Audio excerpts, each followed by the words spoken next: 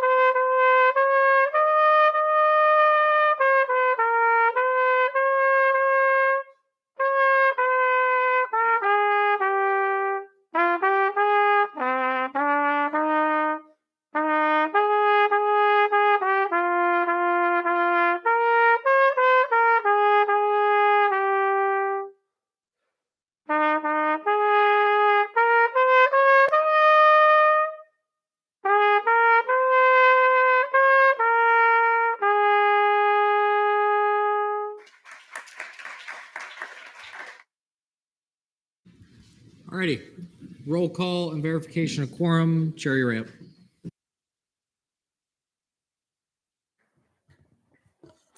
Trainer, Present. Tribble, Here.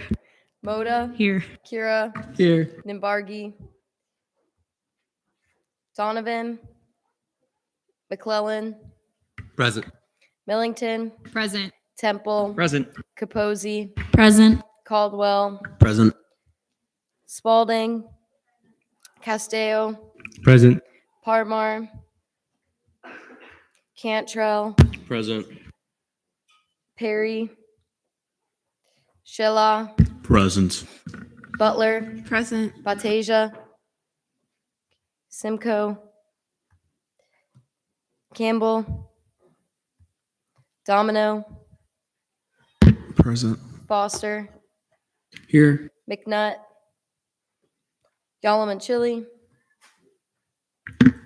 Present. Demarla, Here. Patel, Here. Uchoa, Here. Harrell, Borges, Here. Barrickman, Present. Almanar, Castellan, Present. Holmes, Hall, Here. Costas, Duke, Present. Saucedo, Present. Tache. All right, 27 out of 40, quorum is verified. Alrighty, we're at approval of the minutes. Take a look at last meeting's minutes. If there are anything that need to be changed, let me know. If not, I'll take a motion. Chair Temple. Move to approve last meeting's minutes. Motion to approve last meeting's minutes. Are there any objections? Seeing none, we're now at approval of the agenda. Take a look at the agenda tonight. Are there any questions? If not, Chair Temple. Move to approve tonight's agenda. There's been a motion to approve tonight's agenda. Are there any objections? Seeing none. Alrighty, we're now at open forum. Are there any individuals wishing to speak during open forum? Seeing none. Announcements from the student body president, President Lopez.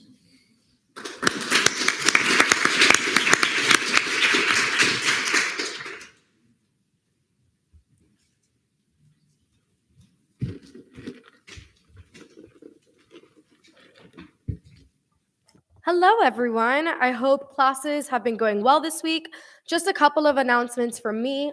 This past Friday, members of the executive cabinet, we went to the downtown campus, spent a whole day there. We met with Downtown Student Life and I guess their version of Shane, and just pretty much spoke to them, found areas that we can collaborate, how we can further support them, and really how we can set up the next administration for success. We want to start having these semester meetings happen in the summer instead of happening in the fall and spring. That way, collaboration just starts a lot sooner and not halfway through the next administration's term. In addition, we also met with 8th graders from the ACE school, which is a really nice opportunity and a really nice experience. We pretty much just talked to them about life in college, student government, and really we're just encouraging them to continue with higher education as a whole. Earlier this week, I met with facilities to discuss how we can improve lighting on campus and specific areas. So I was informed, I didn't know that this was a thing. In 2022, they did a campus light study. So they have every single area on campus where they know lighting needs to be improved. And they asked for us to come up with a priority list of about 5 different areas for this year. So if there's any area in particular or specifically which you would like to see improved, send me an email. If you ever see me, stop me, let me know. Because I'm going to be sending them that list probably Tuesday next week. Some priority areas that we have already in the back of our heads is right in front of the library. So the space between the library and Reflection Pond, the Lake Claire area, and along Greek Park. If there's anywhere else where you really feel lighting needs to be improved, just let me know. And then last thing, our Minority Leadership Summit is tomorrow. APAC's Vigil is also tomorrow. So we did alter the time of the Minority Leadership Summit. We are having it start, I believe, either an hour or 2 hours earlier. So that way it doesn't interfere with the vigil that's going to happen tomorrow night. And we are encouraging everyone, all participants, anyone that comes to the Minority Leadership Summit to then attend the vigil afterwards. And we're all going to just walk over together. But aside from that, those are my announcements. Alrighty. Are there any questions for President Lopez? Vice Chair Castle. Yeah, thank you for the conversation you had with facilities. I just wanted to know, was there like a timeline regarding the campus lighting? So they've been putting aside money for the past 7 years. I don't know how much money they have gathered right now, but they wanted a 5-year plan from us. So every year, just highlighting a couple different areas that we would like to see improved. And it really just, I asked what the time span is. So like once you start a project, how long it takes. They say it takes about 2 months, and that's electrical, putting in light posts and all of that. But it comes down to it's not manufacturing, but it comes down to like the construction companies and the people that they actually hire to do the electrical and all that stuff, which after COVID, everything has just taken a longer time. So I don't have an exact answer, but hopefully they said they would get started before the semester ends. Chair Almoner. President voting. So noted at 7:22 p.m. ELA to Marla. I know Women's Caucus did a safety walk like last month, so we actually have pictures on campus of places that had poor lighting or just felt like unsafe. So Yeah. we can send those over if That would helps. be really helpful. Thank you so much. All right. Are there any questions for President Lopez? Seeing none. Thank you. Oh, no, I'm so sorry. I have one last thing. So sorry, everyone. Just because I've gotten a couple different comments and questions about it, we are currently in the process of planning a vigil for Marjorie Stoneman Douglas. We are going to be having the seal decorated in remembrance of all of the fallen students, but at the same time, we are planning a vigil since I believe it's the 5-year anniversary. So we're currently in that process, working with MSC, Hillel, and Coordinator Collins. Just so you're all aware. Alrighty. Are there any questions for President Lopez? Seeing none, thank you.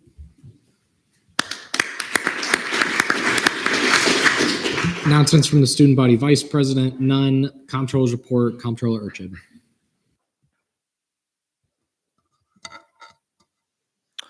The CRT current account balance is $300,681.49, and the reversion rate is 1.05%. The FAO current account balance is $116,611.79, with the reversion rate of 1.21%. Alrighty. Are there any questions for Comptroller Urchin? Seeing none, thank you.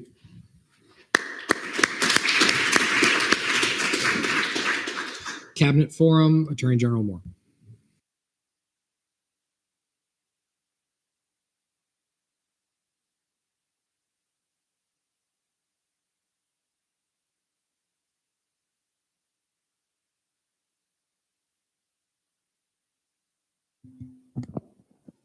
Hi, Senate. So at the end of last week, I was in Tallahassee with other members of admin, and we were lobbying with the Florida Student Association and Strikeout Hunger.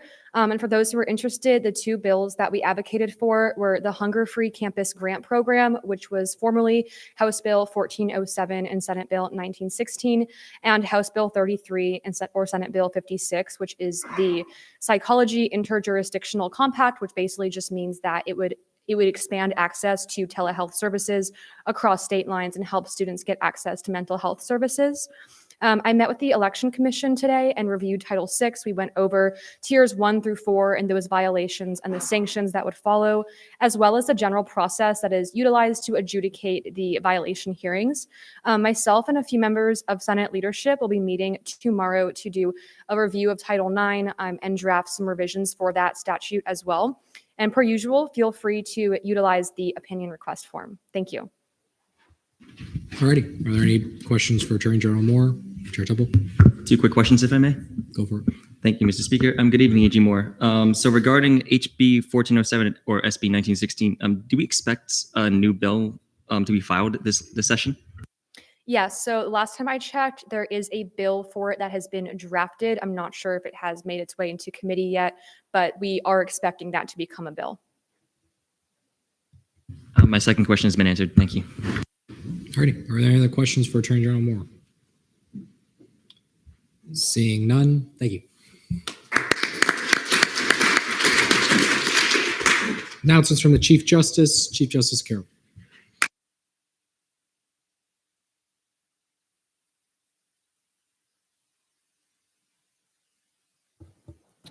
Okay. So first off, our spring retreat for judicial is going to be planned on the 17th of February. It'll be in the conference room. So if you guys want to stop by at any point and say hi, feel free. And then, of course, it's crazy how I'm doing this after how long I've been here. But I just wanted to thank all of you guys for all the opportunities that I've had over the past couple years. This organization's done a great job in making me feel at home despite being an out-of-state student. So I sent the letter a few days ago, but pending the confirmation of Elizabeth tonight, I will be hereby resigning as Chief Justice. Alrighty. Are there any questions for Chief Justice Kerr before Senator Tache? President voting. So noted at 7:27 p.m. Senator Simcoe. President voting. So noted at 7:27 p.m. Vice Chair Spalding. So not a question, but I just want to wish you the best. And I'm so happy for you and congratulations. And I hope that this all works out. And we're so proud of what you've done for us. And we really thank you for being the best Chief Justice that this session has had. Thank you.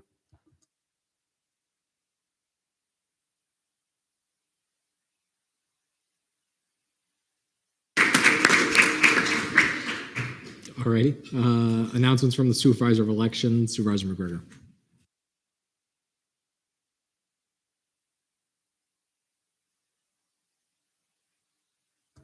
Hello, everybody. I hope everyone had a great week. Just a few announcements from me. I'm going to start off with a reminder that declaration of candidacy does begin next week. So if you're interested in running in student government elections, please make sure you have those application packets in by 5 p.m. next Friday and you attend one of the 4 info sessions I have next week. Again, if you cannot attend one of those info sessions, please just send me an email and I can provide you with the necessary requirement. We had Attorney General Moore come and talk to us today. She brought up a bunch of good information about violations and violation hearings, and I want to give a big thank you to her. And also today, the Election Commission tabled outside of the student union to get people interested in the election. Big shout out to JC for coming out and tabling with us, and that is all from me. Alrighty. Are there any questions for Supervisor McGregor? Seeing none, thank you.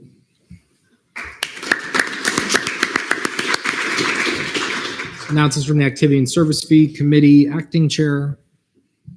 Just do it there. Acting Chair McClellan. Good evening, everybody. Today we met and is everything good? Okay, awesome.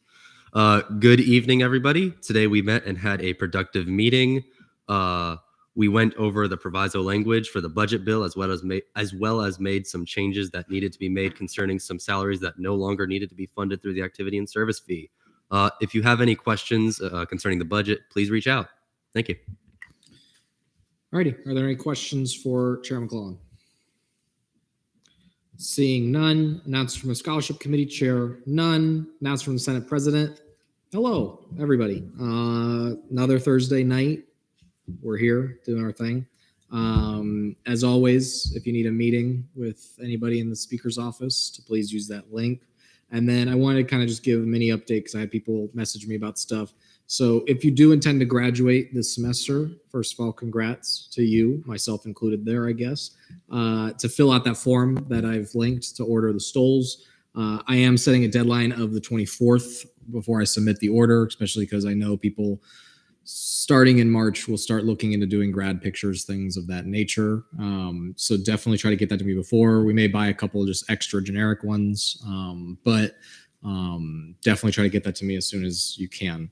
Moving along, if you do need to change committees or caucuses, to speak to me. Haven't gotten a lot this week, but I just want to make sure that if there is anybody that needs to change, that they let me know so that we can add that tonight. And then, yeah, so the first one is acknowledging that February is Black History Month. I think everybody is at least aware that it is Black History Month. But I just wanted to take a moment to just plug, different events coming on to campus throughout the month. To try to attend as many as you can. I kind of put here, our Black Caucus has some great projects that they have planned for later this month. You might have seen it already on the Instagram, as well as other entities like MSC, et cetera, have things going on. So to definitely participate, attend, kind of what we talked about last week. The best way that we can show support in this difficult time is to attend the events that are already existing and to work and collaborate and engage with the people. I would also add that Black history is American history and it deserves to be taught. And a lot of these events are going to allow you to have more insight into things that the state don't want you to know about. Other thing to plug that President Lopez talked about was the Minority Leadership Summit that's happening tomorrow from 4 to 6. I believe I've been thinking about the second one. I meant to put the third. It's going to be in the Live Oak Ballroom. It was kind of time amended to make sure that the vigil that's coming up can be attended. Coordinator Collins has worked really hard on this summit. So definitely an opportunity for you all to come meet some leadership across this campus and engage with people that are on the front lines of the push to maintain diversity, equity, inclusion on this campus.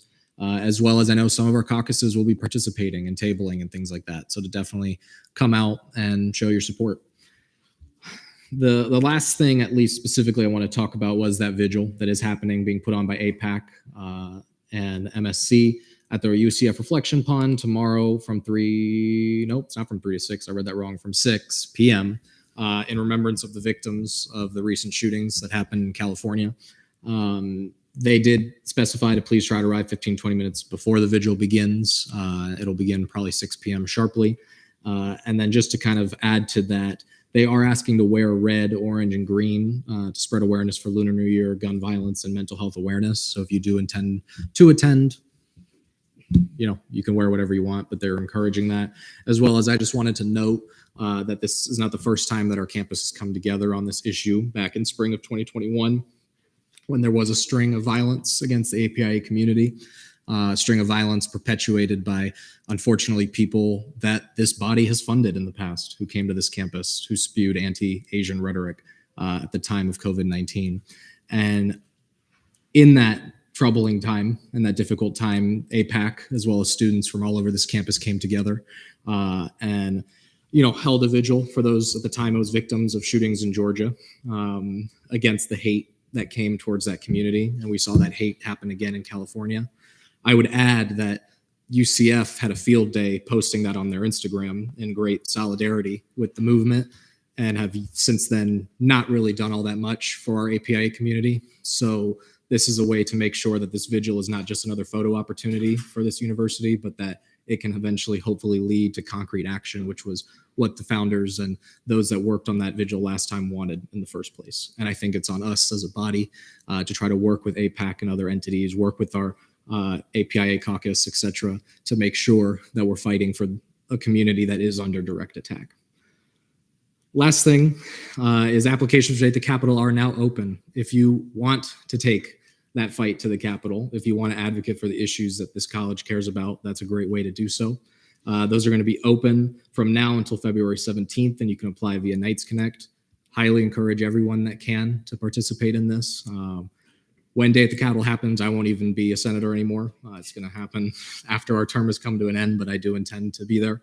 And then it's not on this agenda, but I did want to, on a personal note, just also thank Sage for the work that he's done as Chief Justice. It's been great working with him. It really has. A lot of times people throw a buzzword around about inter-branch relations and things like that because we're trying to get appointed to something or do something, and then nothing ever comes of it. But I've always been able to come to Sage to talk to him when I've needed advice, both about student government and non, and I would like to think he's been able to do the same for me. I've really appreciated that friendship here, and I know that he's left judicial in good hands. But with that, open the floor to any questions that you may have for me. First, Vice Chair Gombardi. President voting. So noted at 7:35 p.m. Chair Campbell. So noted at 7:35 p.m. Senator McNutt. President voting. So noted at 7:35 p.m. Are there any questions for me? Seeing none, Internal Legislative Assistant Report, ILA Yalamachili. Thank you, Mr. Speaker. Thank you to all those who decided to be SLC mentees. Your mentee should be reaching out to you soon, and I have told them that if they struggle contacting y'all, to please reach out to me. And SLC did not meet this week, but we will be meeting next week at 4:30 on Thursday, so a week from now. That is all. Thank you. Alrighty. Are there any questions for ILA Yalamachili? Pro Tem Foster. Have you reserved the chambers yet for SLC? Not yet. That is something I'm working on. Any other questions for ILA Yalamachili? Seeing none, External Legislative System Report, ELA DeMarlo. Hello, I hope you guys all had an amazing week.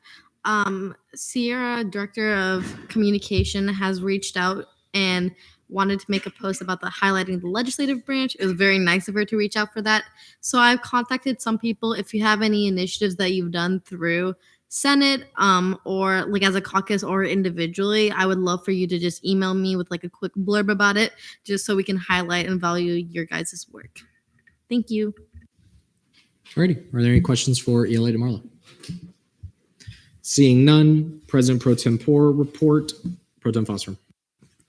Hey guys, happy Thursday. If you want to meet with me or anyone else in the Pro Temp's office, feel free to fill out the form linked in the agenda, or I'm generally here from 11 to 4 every day. So if you're available, you can kind of pull me into a meeting.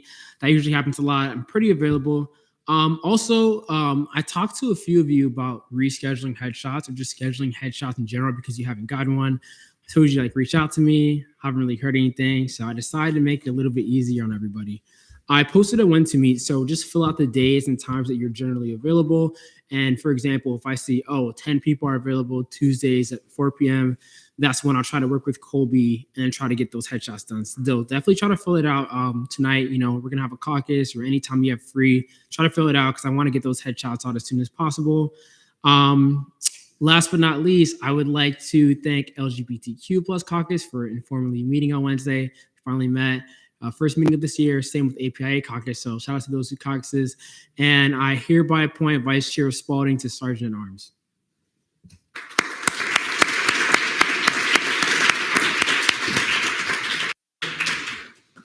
Alrighty. Are there any questions for Pro Tem Foster?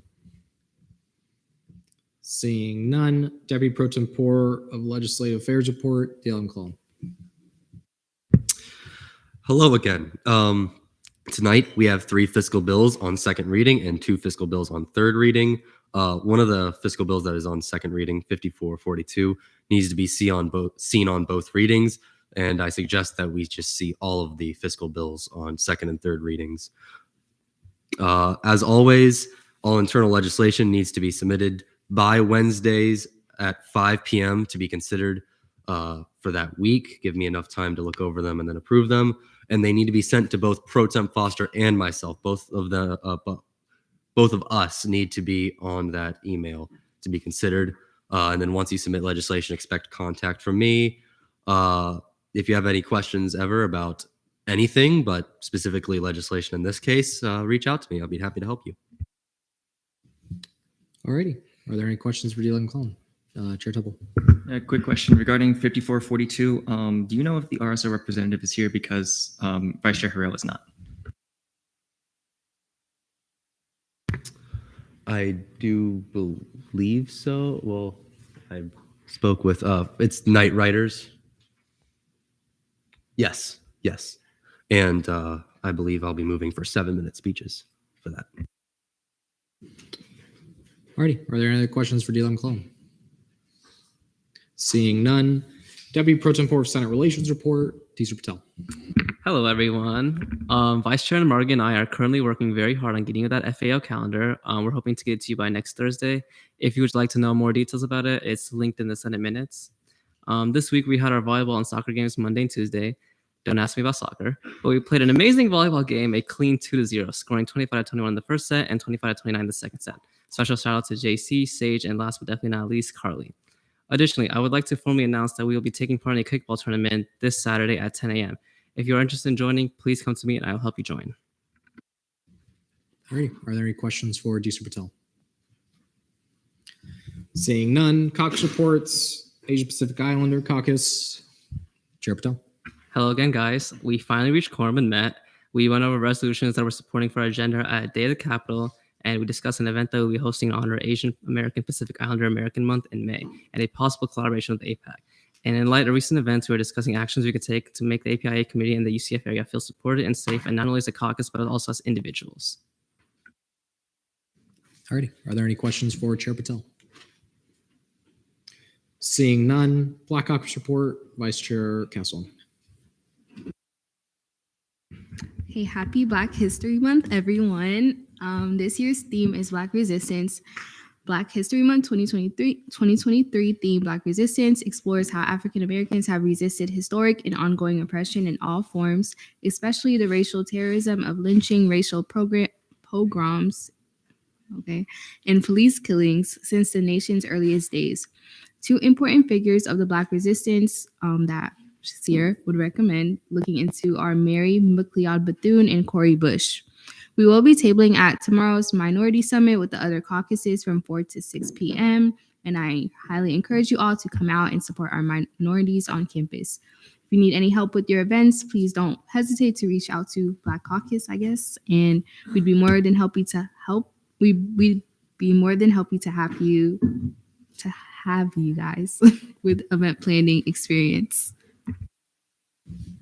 Alrighty. Are there any questions for Vice Chair Castellan? Seeing none. Disability Caucus report, Chair Campbell. Evening, everyone. So we had vice chair elections because our previous vice chair unfortunately had to step down, and the seat is now held by Senator Duke. So congrats to Senator Duke.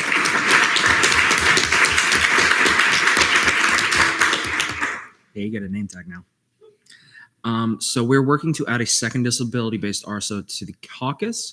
We have curated a list so far, which is part of our minutes. But if anybody has any suggestions or has any that they know of that we might have overlooked, feel free to send them to the Disability Caucus email. We're also attempting to reach out to any staff that was behind or connected to the initial design and development of the Pride Commons here on campus. If anyone knows contact info or knows who would be good for that, please reach out because that would possibly aid us in the development of Disability Commons. And we meet, we do need more members, unfortunately. We meet Wednesdays at 1:30. I'd love for anyone and everyone here to join, and we do not send memes to get new members. All right. Are there any questions for Chair Campbell? I'm so sorry, Chair Borges. Less of a question, more of just an answer to your Pride Commons thing. That's under LGBTQ plus services. And Yeah, so I previously reached out to LGBTQ services, but they couldn't give me anyone in particular. Like I couldn't find any particular staff. So that whatever, most of the people that were there, from my understanding, aren't here anymore. So I'm trying to find anyone that still is. That's what I'm trying to do now.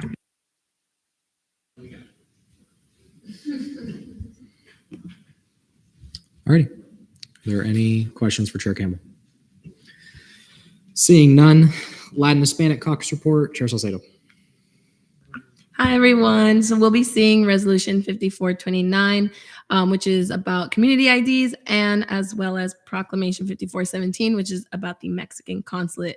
We'll be seeing those on second reading tonight. So please direct your questions to the caucus members as a whole, because everyone worked really hard on them. Secondly, we're hosting our second Afro-Latin Unity Day on February 16th from 12 to 2. I already emailed, Eric actually emailed all our wonderful RSOs already, but please make sure you plug this event to your RSOs as well. And we're meeting tomorrow at 12 p.m. in the conference room. Lastly, I'll also be tabling tomorrow at the Minority Leadership Summit from 4 to 5 on behalf of our wonderful caucus.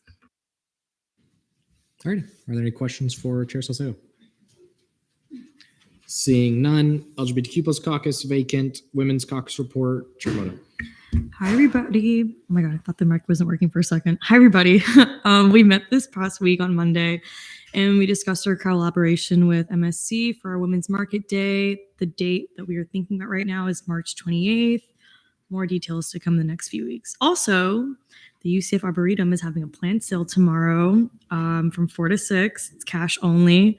And it's at the Arboretum Park next to the greenhouse behind Harris Engineering. So come out. All righty. Are there any questions for Chair Moto? Seeing none, unfinished business, none. Vice Chair Castellan. Sorry, Chair. Motion to see Resolution 5428. There's a motion to see Resolution 5428. The resolution is to state opposition and address implications of the Stop Woke Act in Florida. Are there any objections? Seeing none, is there a motion for speech, questioning, debate? Oh, before we do that, Senator Donovan. President voting. So note at 7:47 p.m. Chair Temple. Move for 5-minute speeches, 5-minute questioning, 5-minute debate. So motion for 5-minute speeches, 5-minute questioning, 5-minute debate. Are there any objections? Seeing none. Vice Chair Castellan. I'd like to yield my time to guest speaker, Professor Castanello.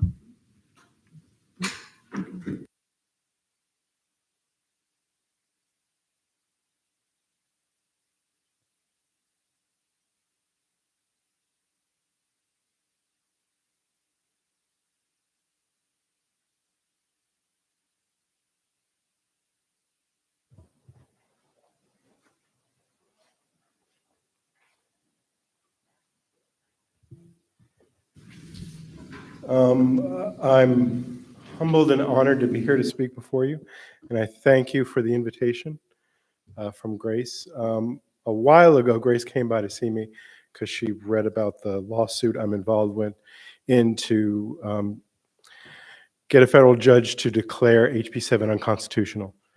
And she had just asked me a simple question: what can I do? And I said, what you can do is tell people how you feel, because in everything I've seen, people have heard from the politicians who have villainized us, who have made us out to be quote unquote indoctrinators.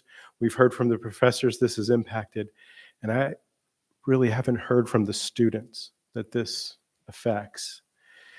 And I think we need to hear from you, because there are lawmakers in Tallahassee who seem to think that you all have fragile minds and you can't think for yourself. And there was a time when I was like yourself. I was an undergraduate in college, and I would have bristled at such an idea. And I'm assuming all of you in here agree with that idea. I'm assuming that's the case because you're now contemplating this resolution. And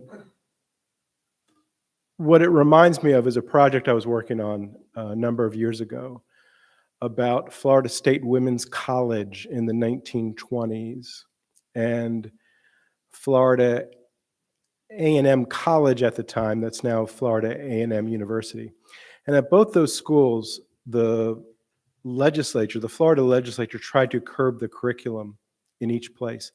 At Florida A&M, the Board of Control, which is effectively what today the Board of Governors is, pulled aside the president of Florida A&M, the historically black college, and said there is no point teaching young black students the liberal arts. There's no point in teaching them science. There's no point in teaching them literature. Their only worth is for manual labor and agricultural labor. And the Board of Control demanded that the president of Florida A&M at the time cut those courses, cut that curriculum, and reduce the curriculum at Florida A&M to only industrial arts and agricultural sciences, meaning farm work. And what the president at the time, Nathan Young, did, he said, no, I'm not going to do that. And so what they did is they fired him, and they hired a president who would do that. And that's basically what they did. And of course, this isn't a great ending per se, but we had a leader, a top leader of a college, take a stand and say, legislature, what you're doing is wrong. At Florida State College for Women, there were local religious activists who had lobbied the legislature to stop the teaching of evolution, George Bernard Shaw, anthropology, sociology, many other subjects. About 100 books from the library they wanted taken out of the library because they didn't want young women reading those books, and they wanted them removed from the library at Florida State College for Women. And there was a professor there, Ray Bellamy, president of Florida State College for Women, Edward Conradi. They said, no, we're not going to do this. And a group of brave students, women students, white women students, got together and passed a resolution, much like you're doing today, saying what the Florida legislature wants to do, what the religious activists want to do is wrong.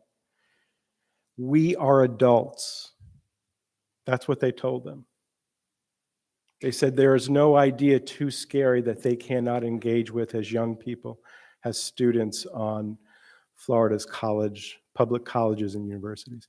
So I stand here today in awe, because you all here in this room, I think, are on the precipice of repeating that history. And if you ever take a class of mine, never say history repeats itself, because I might grade you down on that. But anyway, I thank you all. I'm humbled. Round of applause for yourselves. Thank you.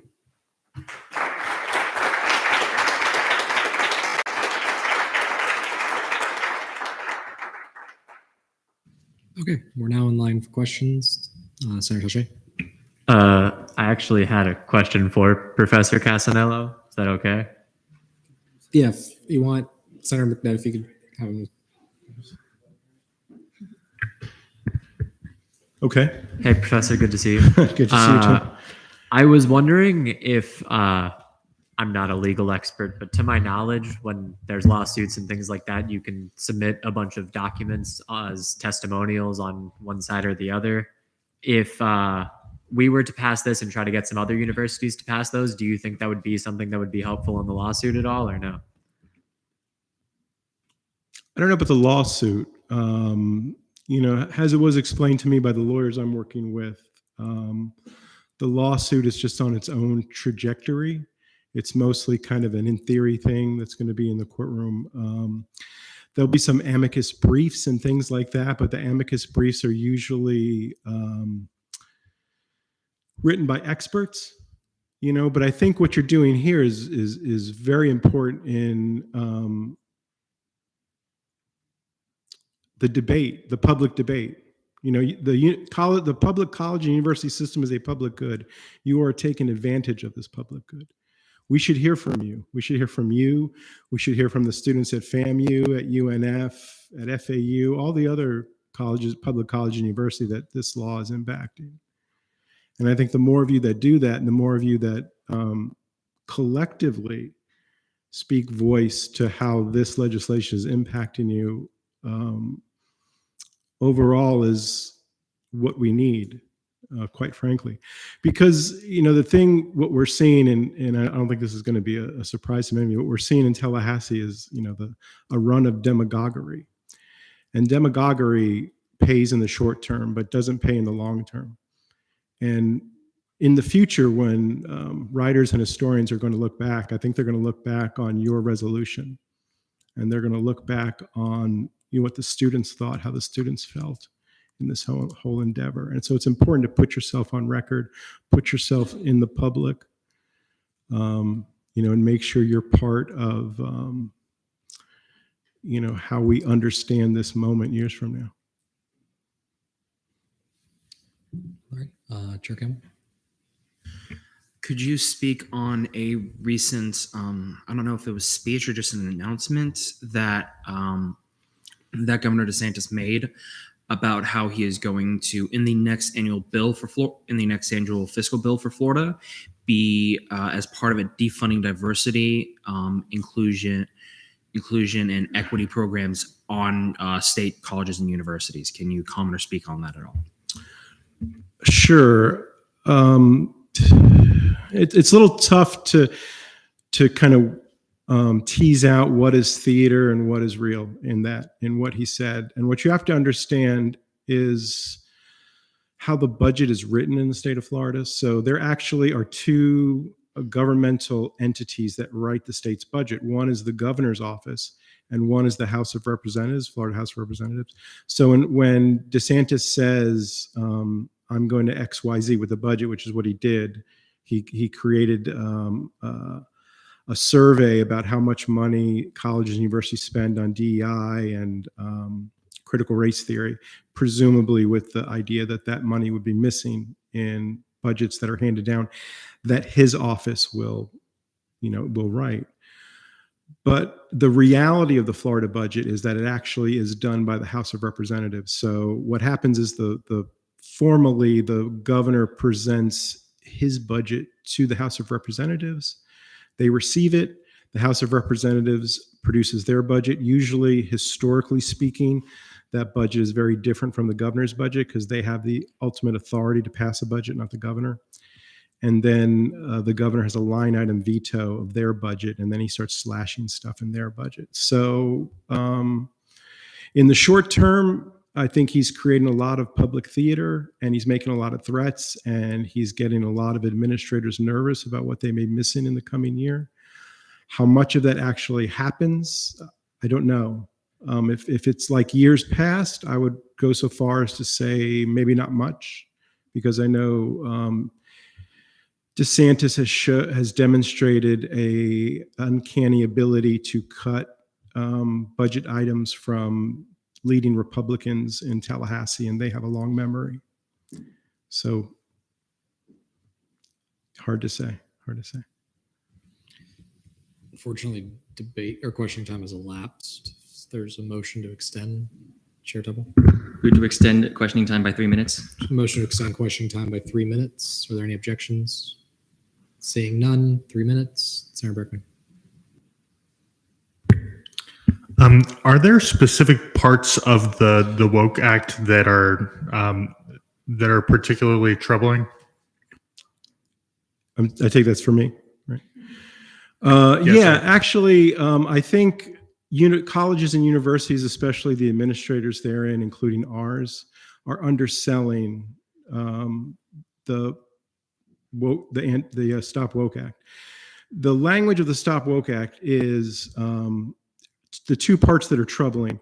One is the employment of the language of indoctrination, which I'm sure you all are familiar with because our provost has spoken about this at great length. What he doesn't mention is in the policy, it is indoctrination or persuasion. Now, I'm a professor of the humanities. So when students take my class, they're not learning formulas, we're not performing experiments, things are not black and white. So when I come in with a theory or I come in with an idea or I come in with an argument, I have to persuade the students. If I'm persuading the students, I'm then violating HB 7, my read of HB 7 and my read of the policy. And this is the thing that we're not hearing from our top leaders. They're focusing on the indoctrination because indoctrination is really absurd, right? I mean, you all know that because you all are convinced you cannot be indoctrinated, I'm sure. But can you be persuaded? Possibly. And I'm a humanities professor. I come in with arguments. I come in with ideas, and I'm going to come with the ideas and I'm going to persuade students. That's the nature of my teaching. And that's what HB 7 is trying to do. They're trying to strip interpretation. They're trying to strip analysis from our teaching. So in that regard, there's a problem. The second problem is in the prohibited concepts. Most of the prohibited concepts are absurd, but there are some prohibited concepts like that of structural racism and institutional racism I cover in my classes quite frequently. And those are clearly prohibited by the language of the law. So if you take those two things, and if I come into a class and I have a lesson on institutional or structural racism, and I'm persuading my students to take it seriously, I am in violation of HB 7. Thank you. Alrighty. Are there any other questions? Seeing none, I'll take a motion. Chair Double. Move to debate. There's a motion to go to debate. Are there any objections? Seeing none, we're now in debate. All those are in debate. Thank you. I'm going to go Chair Temple. Move to see my amendment. So motion to see Chair Temple's amendment. Are there any objections? Seeing none, is there a motion for speech, questioning, and debate? Chair Temple. Move for 2-minute speeches, 3-minute questioning, 3-minute debate. So motion for 2-minute speeches, 3-minute questioning, 3-minute debate. Are there any objections? Seeing none, Chair Temple, 2 minutes. When you're ready. Thank you, Mr. Speaker. So I'm amending this bill to strike the name of Christopher Rufo off this bill. And I know that seems rather counterintuitive given the nature of this piece of legislation, but this was brought to my attention by the director of OSI just today. So for those who don't know, Christopher Rufo is currently one of the new board members, the board of the trustee at New College in Sarasota, Florida. And he is actually he is the reason why this bill exists, not just this piece of Resolution 5428, but also the Stop Woke Act outright. He is the sole reason why this whole phenomenon of CRT and the fear-mongering behind all of this exists. And he is a very outspoken individual, and he will do absolutely anything and everything to spin anything that he takes as a slight against his view or himself as an opportunity to attack individuals. And he will take any opportunity that any schools do in order to improve DEI functions as something that would actually be used. Again, he can use that against the schools. Just today, he has actually called out FSU for their DEI programs that they initiated on Twitter. And this was like 30 minutes after 5:30, if I can recall. No, 17 minutes behind after 5:30. Either which way, it was very, very recent, and it can very well put UCF on the map in a very bad way because he actually has hundreds of thousands of followers, and those hundreds of thousands of followers know exactly what to do once he gives the word for him to basically say anything against DEI and CRT, quote unquote. So for the sake of the university and the fact that this bill already calls him out because we are calling out his ideology. This entire bill exists because of him, and we are calling him out by his ideology. This would be the best way to call him out without actively putting a target on our backs. I yield to questioning. Great. We're now in line for questions. I'm going to go Vice Chair Castellan and then Chair Salcedo.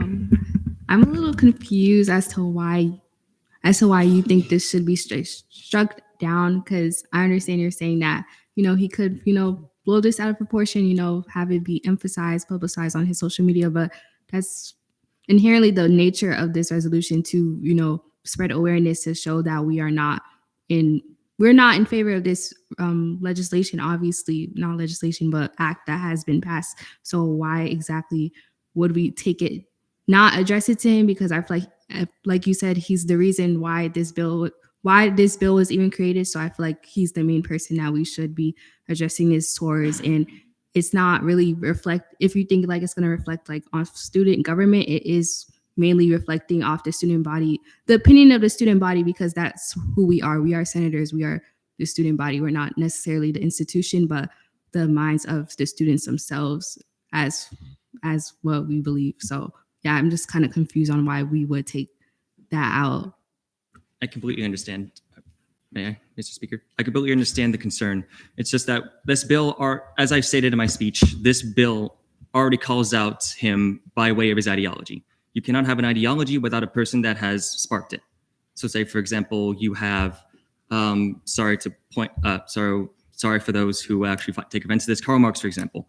If anybody tries to call out communism in any way, shape, or form, they would also be calling out Karl Marx because he was the person that originated it. That's an example. I mean no offense to anybody who does follow that ideology, but nevertheless, we are still nevertheless calling him out, but not by name. If we were to call him out by name, he would actively use that to spin at some weird thread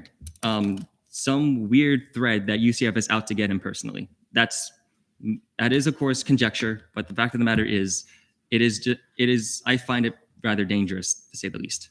I'm not sure if that really helped you out there. Sir Cole. How is this different sending it to Christopher Rufo than sending it to Ron DeSantis, who is also named in the bill? It seems to me that if we have a concern about Rufo, one would also have a concern about DeSantis. And we've sent countless things to DeSantis, which have been all ignored. I don't really think it makes much of a difference, but I'd love to hear why those two are different in your mind. Governor DeSantis is, of course, the governor. He's a political figure that would have to, of course, he cannot strictly call out UCF. Otherwise, he would be painted for targeting a specific university. Rufo does not have that umbrella over him. He can call out anybody and everybody as he pleases, and he would not get any blowback from anybody. I'm so sorry, Chair Salcedo, briefly. So do you know the process by which any person listed in, the clauses where we want to send it to, do you know how they receive the resolution? To my knowledge, we are in charge of sending out these resolutions to those to the individuals in question. It's no different from a proclamation, and I've sent my fair share of legislation out to everybody. Ready. Questioning time has elapsed. We're now in debate. All those wishing to debate. Charles. I will not be supporting this resolution. I feel like it goes against the spirit of the amendment. It goes against the spirit of this resolution. Removing someone because of fear of pushback is the real reason why we have to make a resolution like this. Like if we're afraid we're going to put pushback, we should be doubling down on these efforts, because if some person with 1 million followers wants to make a fool of themselves and attack the second largest public institution in the United States, let them. If they want to go after us, they can. I'm going to go Chair Temple, then Pro Tem Foster, and then Senator Bergman. To clarify, just because I'm removing Mr. Rufo does not make this bill just as less toothless as it would be with him in it. We are as I've stated, he is the sole reason why Stop Woke exists. He's the sole reason why there's this whole shroud of CRT demagoguery to begin with. And we will still be calling him out because we are actively attacking the views, not attacking, my apologies, but we are actively calling him out for the views that he is perpetuating, not just at New College, but also across feasibly the country. So I completely understand where the certain views can lie. I completely understand that. But at the end of the day, there are more subtle ways of going after or opposing certain views beyond just calling them out directly. Pro Tem Foster. Yeah, I agree with Chair Temple on this one. UCF currently has a really big D&I budget, and I don't think you want to put any unnecessary spotlight on UCF, because the difference between this is you send it to Ron DeSantis. He probably won't target the university. You send it to this guy, he probably will target the university. You don't want to lose that budget. So I think it would be kind of counterintuitive to not support the amendment. Senator Beckman. As the president of the Student Veterans of America, we represent the most diverse body on the campus. And as an old soldier, if it's going to cause a problem, I will personally mail it to his house. I don't care. To clarify, though, lack of ideology is not an ideology. I will be voting against this amendment and for this bill. Chair Saucedo, briefly. Yeah, so I'll be voting against this amendment as well. We're passing this, piece of legislation so that something is done about it. And if that means getting a little bit of spotlight, even if it's negative, is going to make sure that we continue to support, diversity, equity, and inclusion, then if that's what it takes, then we should do what it takes. Alrighty, debate time has elapsed on the amendment. Chair Temple. Move to vote. Motion to vote. Any objections? Seeing none, we're now voting on the amendment.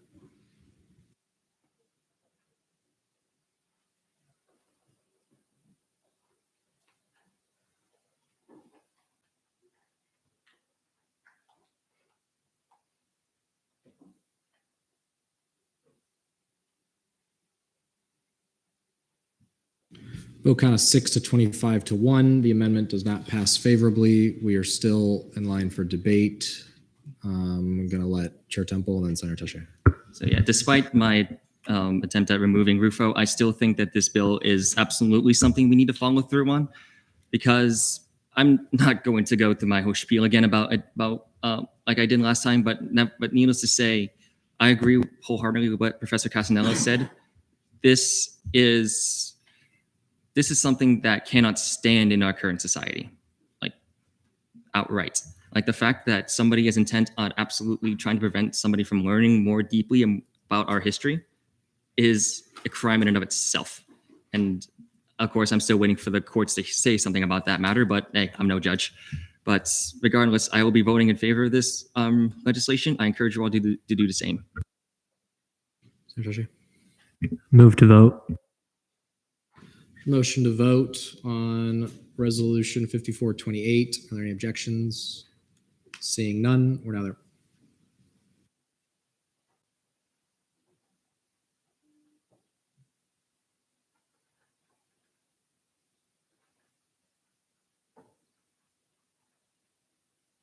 Vote count of 32 to 1 to 0. Resolution 5438 passes favorably on third reading.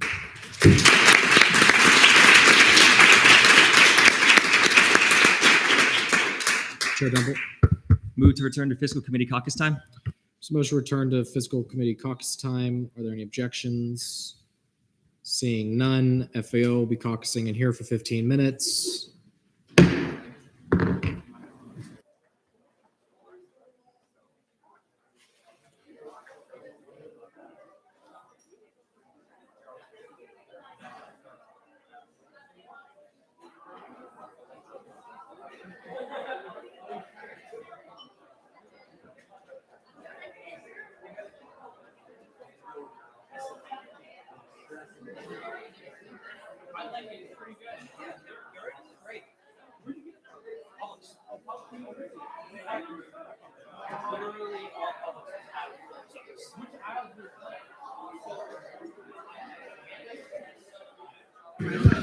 For the sake of FAO's meeting, if you're not an FAO, please exit the chamber. Thank you.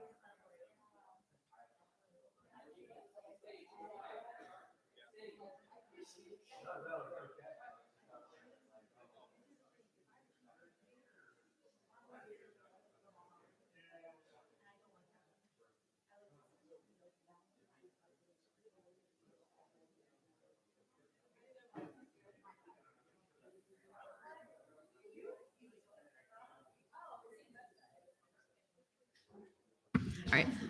I hereby call it meeting to order at 8:15 p.m. Roll call and verification of quorum. Vice Chair Nambargi. Chair Millington. Present. Can your mic be on? My mic be on? Senator Berkman. Present. Senator Butler. Present. Senator Cantrell. Present. Senator Cura. Present. Senator Moda. Present. Senator Parmar. Absent. Okay. Senator Spalding. Present. ORS Committee Representative. Here. Pro Tempore Representative. Present.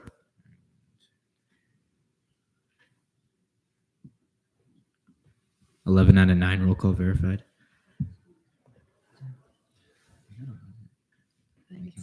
All right, 10 out of 9.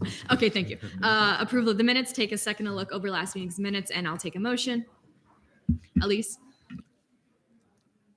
There's been a motion to approve last meeting's minutes. Are there any objections? Seeing none, the minutes stand approved. Approval of the agenda. Take another second to look over today's agenda. Alicia? Move to approve today's agenda. There's been a motion to approve today's agenda. Are there any objections? Seeing none, the agenda stands approved. Announcements from the chair. Not really anything from me. We're seeing 2 allocations, so let's get this done efficiently so we can keep going on with Senate. Are there any questions for me? Tyler? We don't have commenting access.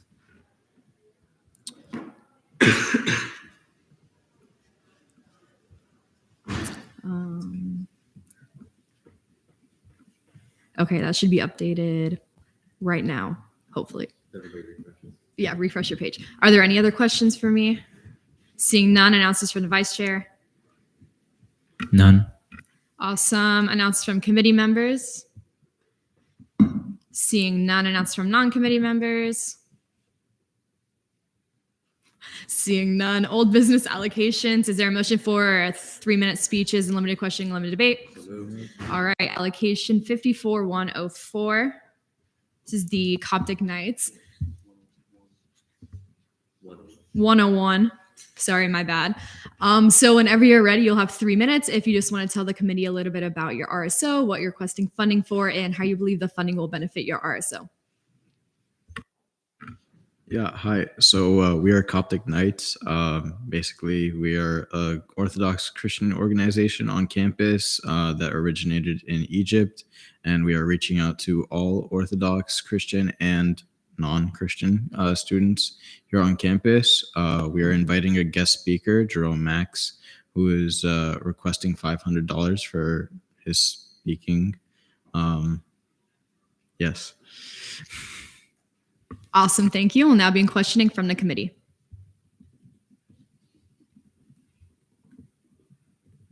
Are there any questions from the committee? Yashika? Yeah, so what exactly does Jerome Max do? So he is a Coptic Orthodox priest, so he is an expert on the matter. He is here to give his talk and answer any questions that students who attend would have. Connor? Yes, all students are welcome and highly encouraged to come. Ryan? How are you advertising this event? We have flyers all over Instagram that we are posting and on the group chats. We would like to reach out through like the student union as well, but we don't know how to do that yet. Dustin? How long will Father Max be speaking? He will be here for 2 hours. Alicia? So I see, sorry, you have to see my back. So I see that you have about 70 members, and then you also have an attendance of 70 approximately. So are the only people coming in your organization, or do you anticipate, have other people from outside of the organization coming to your event? We just listed down how many we could guarantee would show up. We don't know how many would actually show up. Again, all people are welcome. Ryan. How big is the room you are asking for? Like, how many people could you accommodate? Not just these separate. It's in CB2, room 201. So it's a giant lecture hall that's able to hold like 200 people. Yoshika. Move to debate. There's been a motion to go to debate. Are there any objections? Seeing none, we're now in debate. Dustin. Anytime we have the opportunity to bring people together for any cause is a positive at UCF. I fully support this. Thanks. Tyler. Sorry, I have a few questions, but I didn't want to object. May I ask 3 questions? Go ahead. Do you understand the post-funding process? Yes, we are aware. Are you an authorized officer of the RSO? That is correct. I'm the treasurer. Do you have 2 authorized officers? The president is authorized as well. Thank you. Is there any more debate? Yoshika. Move to vote. There's been a motion to vote on allocation 54-101. Sorry, that was the timer for the 3 minutes. Are there any objections? Seeing none, we're now in voting procedures. All those in favor? All those against? All those abstaining? With a vote count of 10 to 0 to 0, congratulations. Allocation 54-101 passes favorably for $500. Great. Thank you so much for your time. Thank you so much. And if you don't have any more questions, you're good to go. Great. Thank you so much. Of course, thank you. All right, bills, none, resolutions, none, new business. Is there a motion for a 3-minute speeches, unlimited questioning, unlimited debate? Awesome. Allocation 54-106. I believe back here, yes. So you can sit in any chair with a microphone.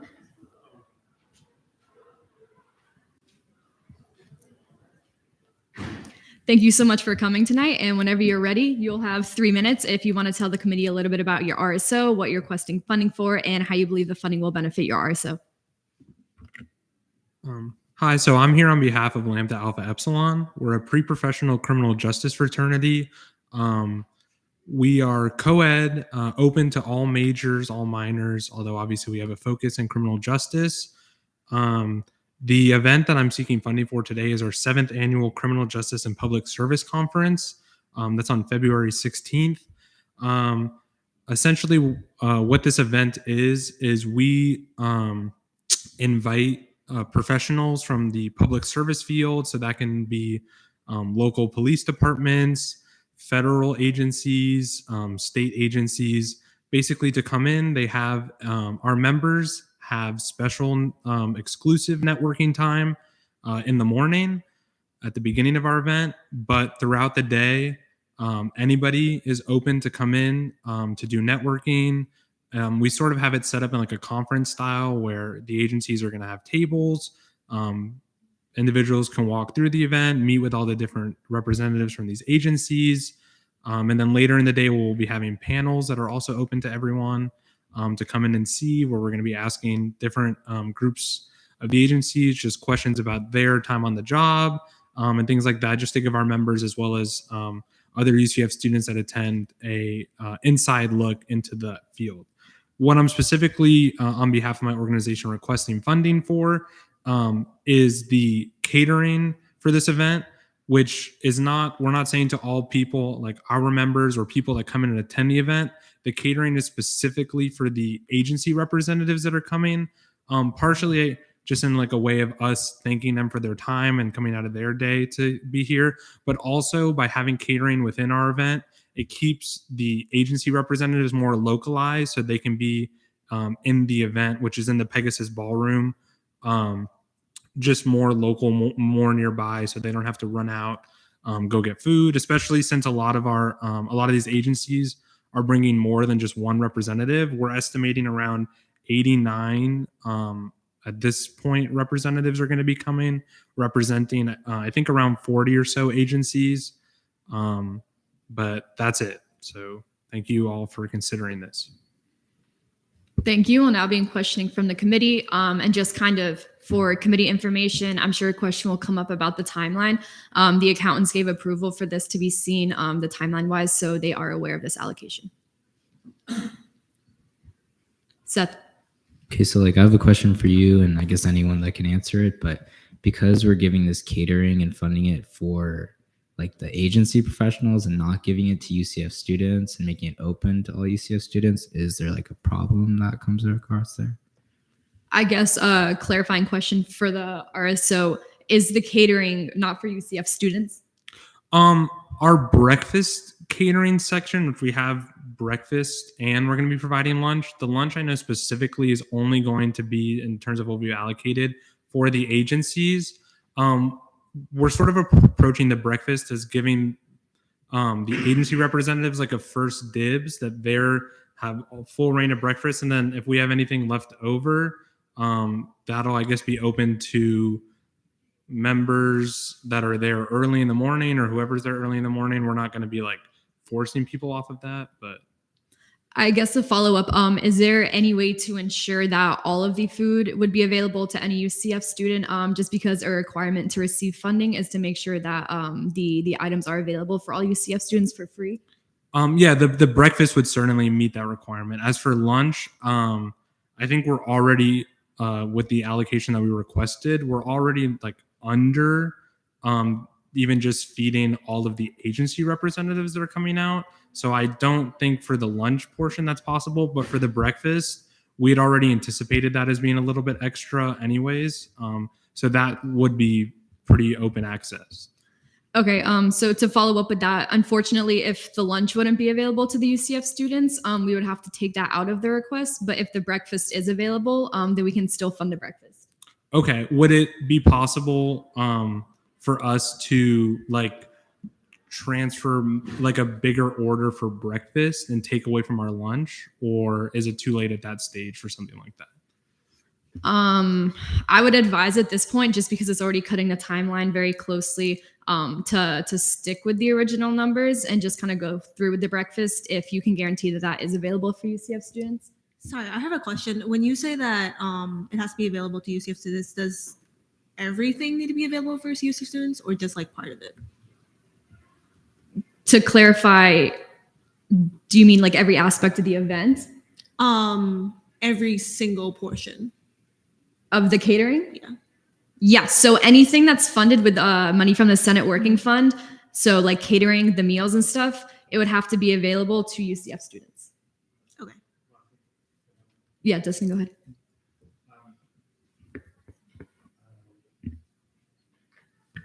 Okay. Is there a way that we can expand the order here so that we can make it accessible to UCF students first, and then also have enough meals for the other folks that'll be there, the agency representatives? Like, can we bring the numbers up on this? So I guess to address the part about making sure there's still food for the agencies, if those aren't UCF students, then that wouldn't be able to be included in the request at all, if that makes sense. But we can fund food for events for participants, like parents, people that don't go to this school, people that are visiting. So if we increase the numbers here and make sure that UCF students have meals available, then, and we're not specifically allocating them out to the agency representatives, then is that possible? In theory, yes, but I think that also goes back to because the numbers would have to be changed as something we would have to discuss on our side, but it's just making sure that the items would be available for UCF students, right?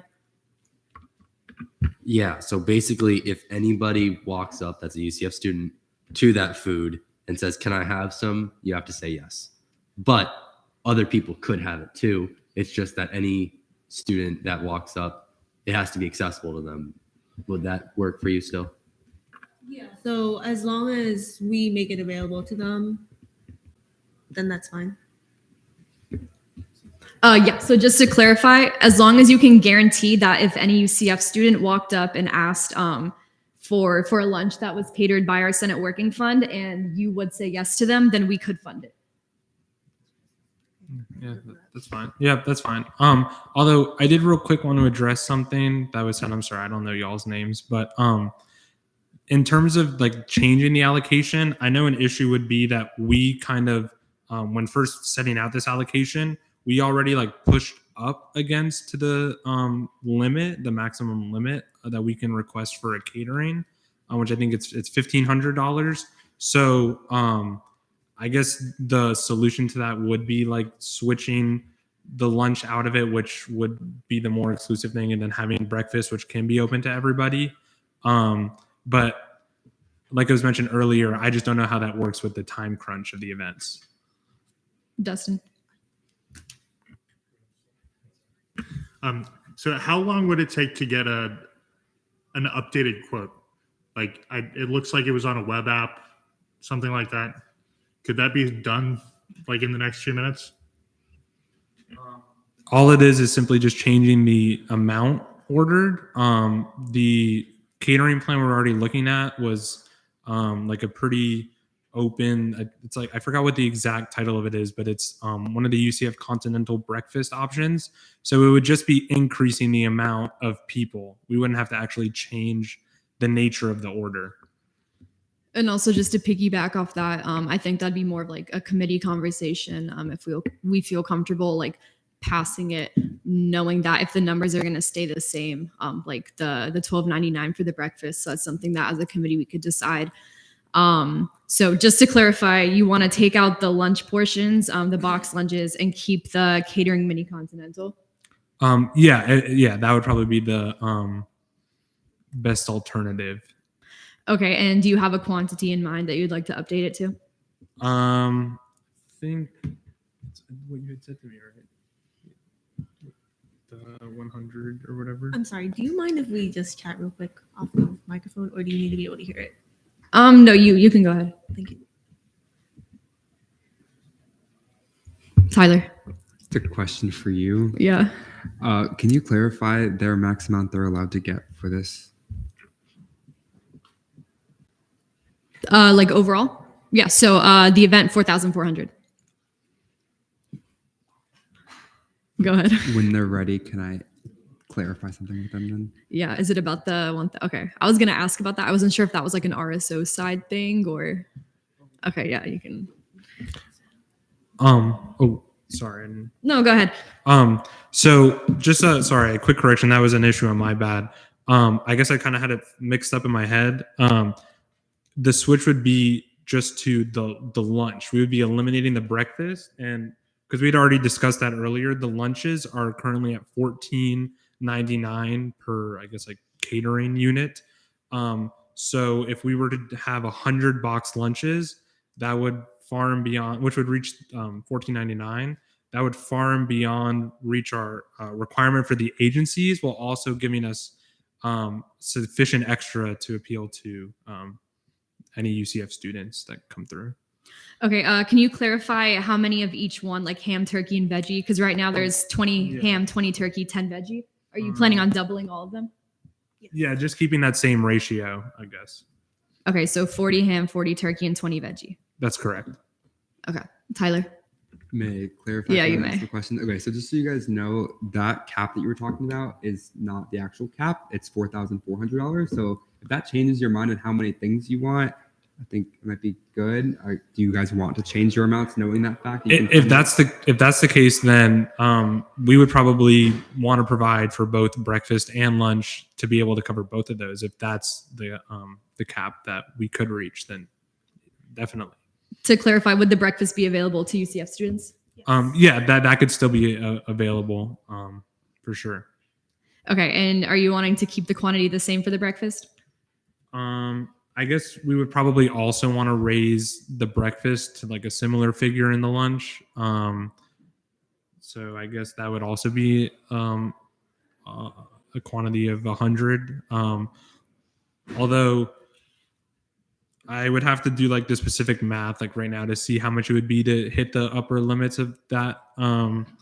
Because that we could obviously, we always, if we're gonna, well, not if, we will have it open to UCF students. So obviously having more lunches and more breakfast is only going to be better in that regard, since we do have a lot of agency representatives.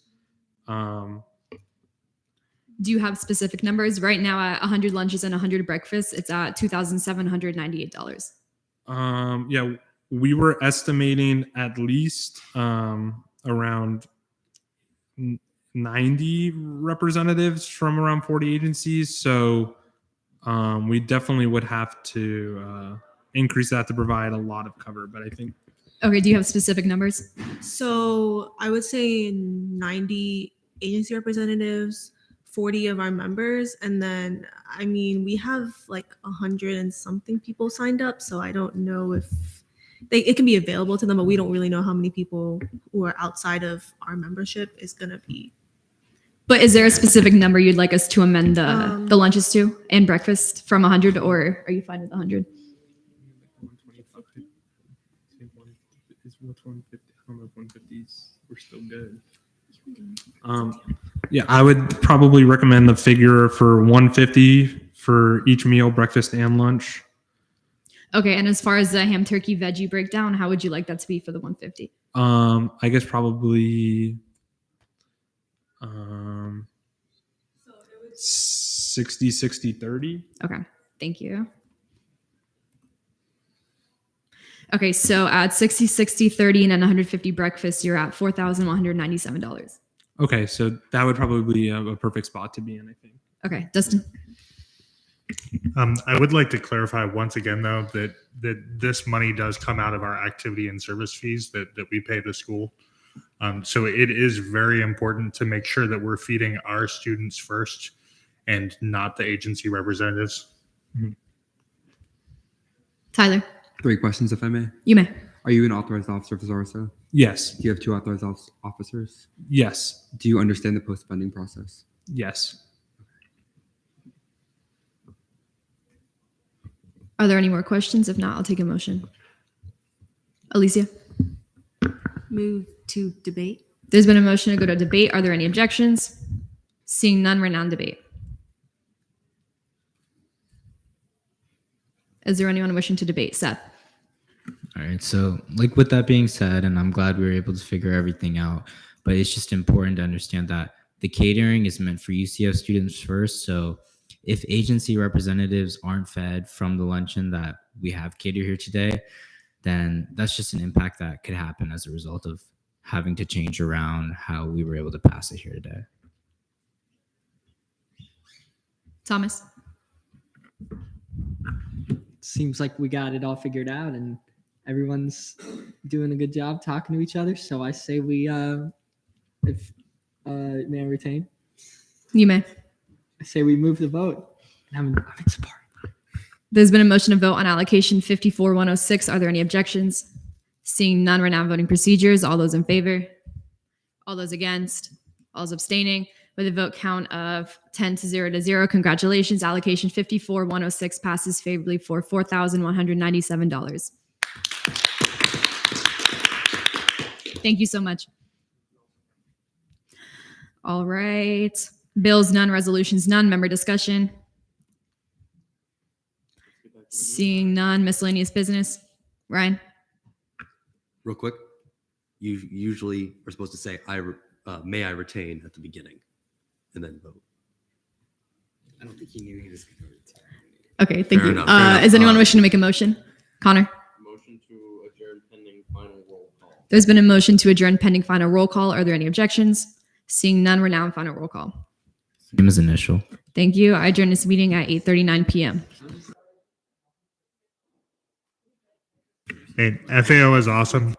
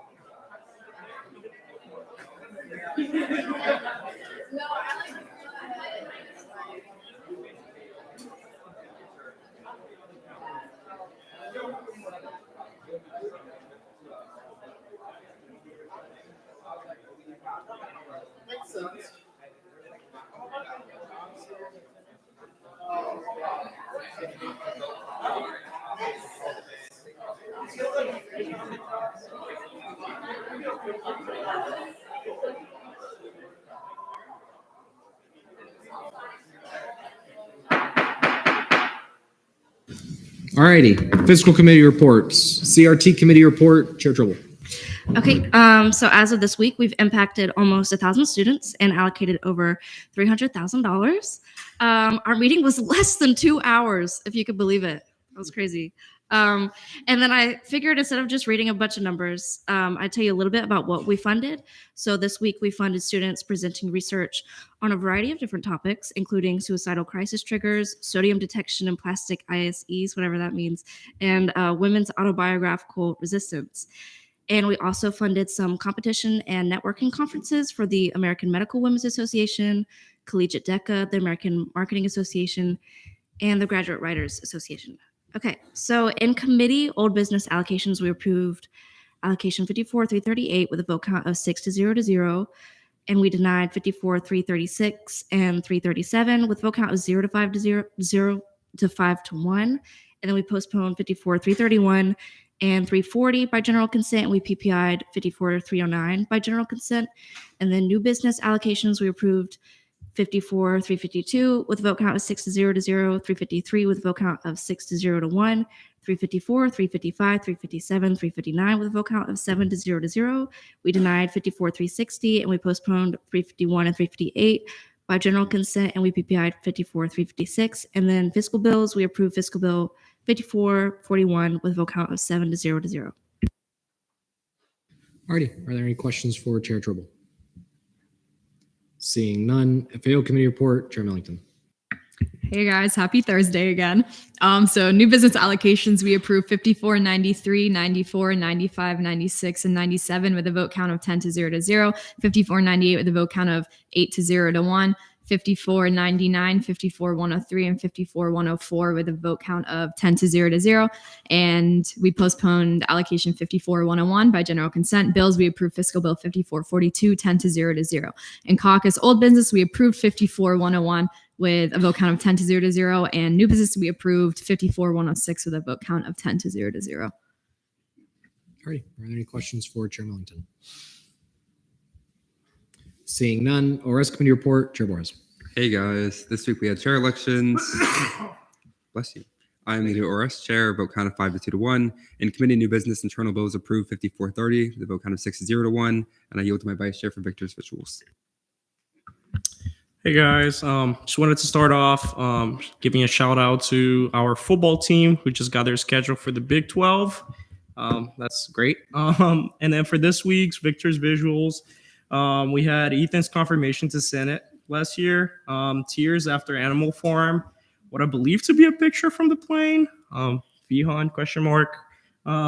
Getting pulled over with a group of friends And our new chair went to a comedy show with his best friend from middle school. Alrighty. Are there any questions for Chair Borges? Seeing none. Fiscal legislation, notice legislation on first reading, none. Notice legislation on third reading. Bills, is there a motion for speech, question, and debate? Chair Temple? Move for 2-minute speeches, 2-minute questioning, 2-minute debate. A motion for 2-minute speeches, 2-minute questioning, 2-minute debate. Are there any objections? Seeing none. Fiscal Bill 5438, funding for 7 members of the UCF Daytona Student Nursing Association, travel to the National Student Nursing Association, Nashville, Tennessee, from April 12th to April 16th. D.L. McClellan, are you representing? I am. Ready. 2 minutes when we're ready.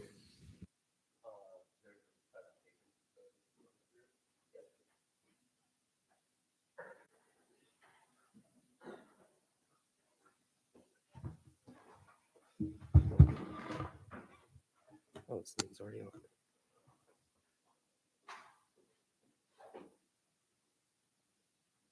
If not, we could just do it.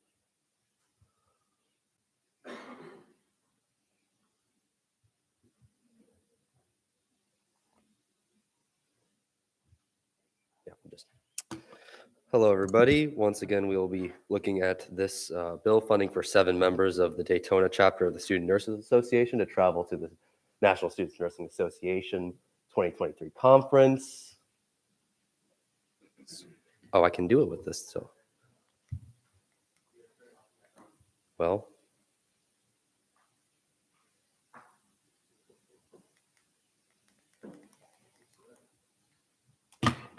So basically, I'm just going to go through a expedited version since we've seen this last week. Nothing much has changed. Purpose of the conference is to prepare the students for initial license as registered nurses. They'll have scheduled events and topics, including the following. They have a lot of educational benefits that the organization will bring back to UCF, like nursing things. SNA UCF Daytona, they have a lot of fundraising, so they will be able to afford the other half of the bill amount. They have some nice pictures of past times. Cost breakdown. Scroll down again, please. Thanks.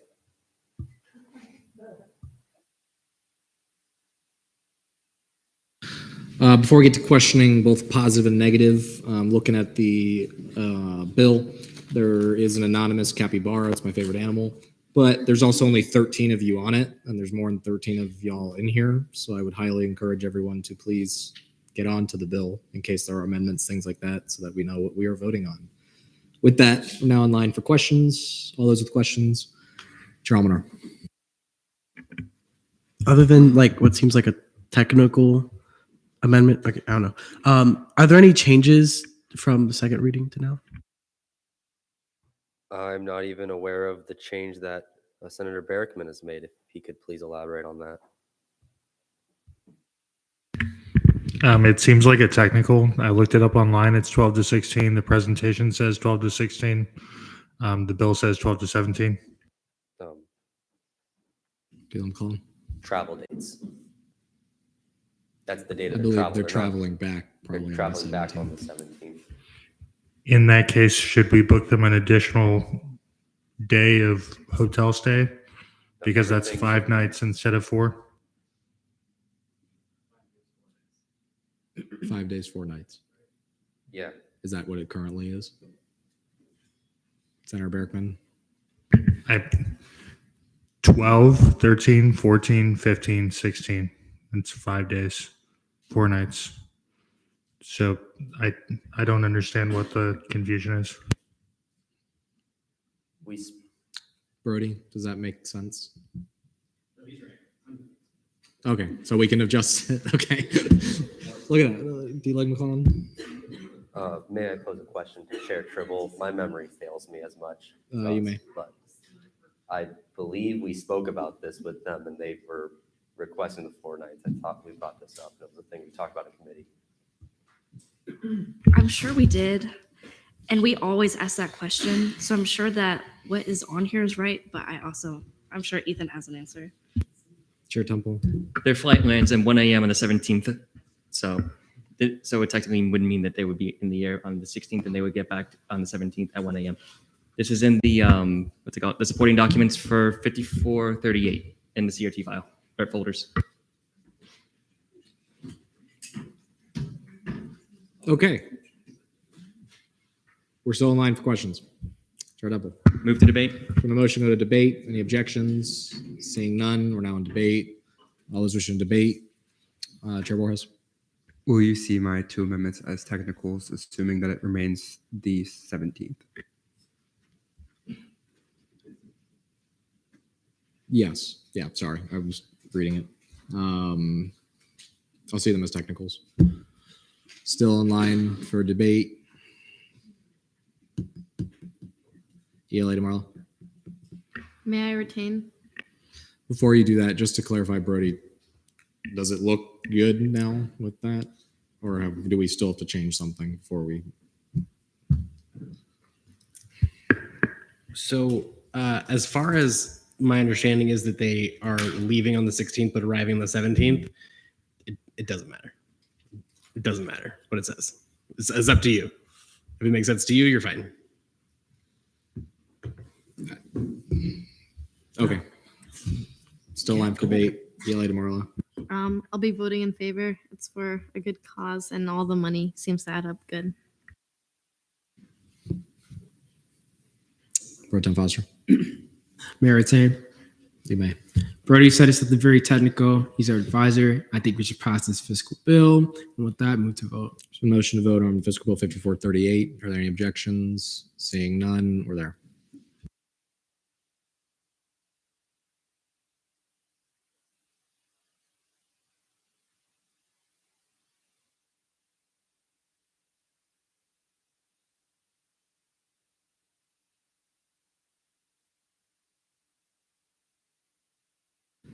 Vote count of 27 to 1 to 0. Fiscal Bill 5438 passes favorably on third reading.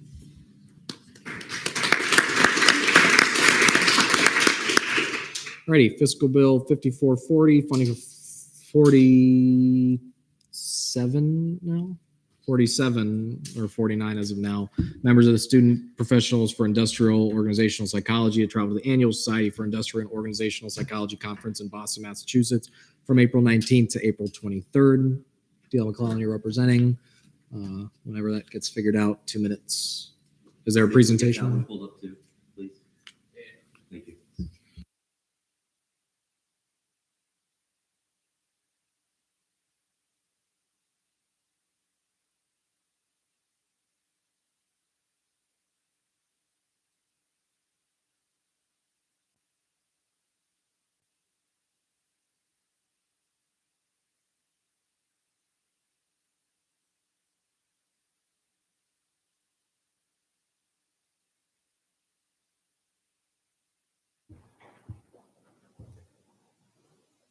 I'm good to go. All right, so here we have the Society for Industrial and Organizational Psychology Annual Conference. It's going to be in Boston, Massachusetts, 19th through the 22nd of April. There's no clicker that works over here still. Let's go through these pictures. There's all of them having fun at previous conferences. This number has changed from last reading. I've been in contact with the RSO as recent as 20 minutes ago. It is now 47 members to have dropped, and with that, the rooms also have changed to 23. But aside from that, this bill stands the same. Next slide, please. Contributions. This is all the research, all the fun research they're presenting. Registration, do that times 47, which is now $8,695. Next slide, please. That number is now $29,247.72. Next slide, please. Oh. Yep. Flights times 47, so that is now 23,500. Next slide, please. The total Senate contribution will now be $30,721.36. The total for it all will be $61,442.72. And then this is an award we got for being cool in Bachelor's Online.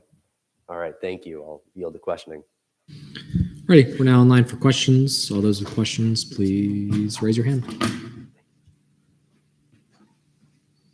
Chair Double. A motion? Move to debate? So motion go to debate. Any objections? Seeing none, we're now in debate. Anyone wishing to debate? Senator Berkman. We need more psychologists and psychiatrists. We're facing a crisis. I'm in support of this. Thanks. Chair Double. Move to see all of DLA McClellan's amendments as a block? Or are these to be technicals? I'll see them as technicals if it was agreed to by the RSO. Were they? Yeah. Yeah. Yeah. Cool. Chair Double. May I retain? You may. I agree with Senator Berrickman. This is absolutely fantastic. I'm still very perplexed as to what industrial organizational psychology is, but I'm very much interested to see it, to see them at work. With that, move to vote on Fiscal Bill 5440. Motion to vote on Fiscal Bill 5440. Any objections? Seeing none, we're now there.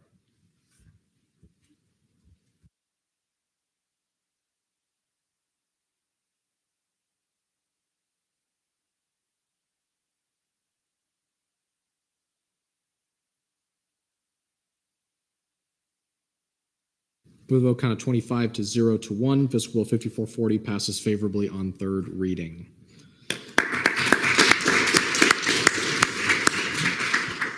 Resolutions none, special acts none, notice legislation on second reading, bills. Is there a motion for speech, questioning, and debate? Chair Temple.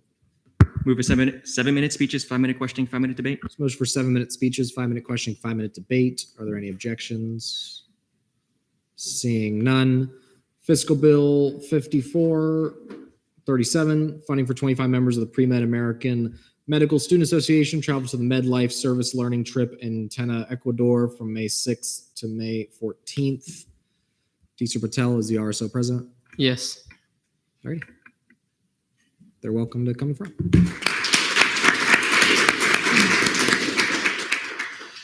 You'll have 7 minutes whenever you're ready.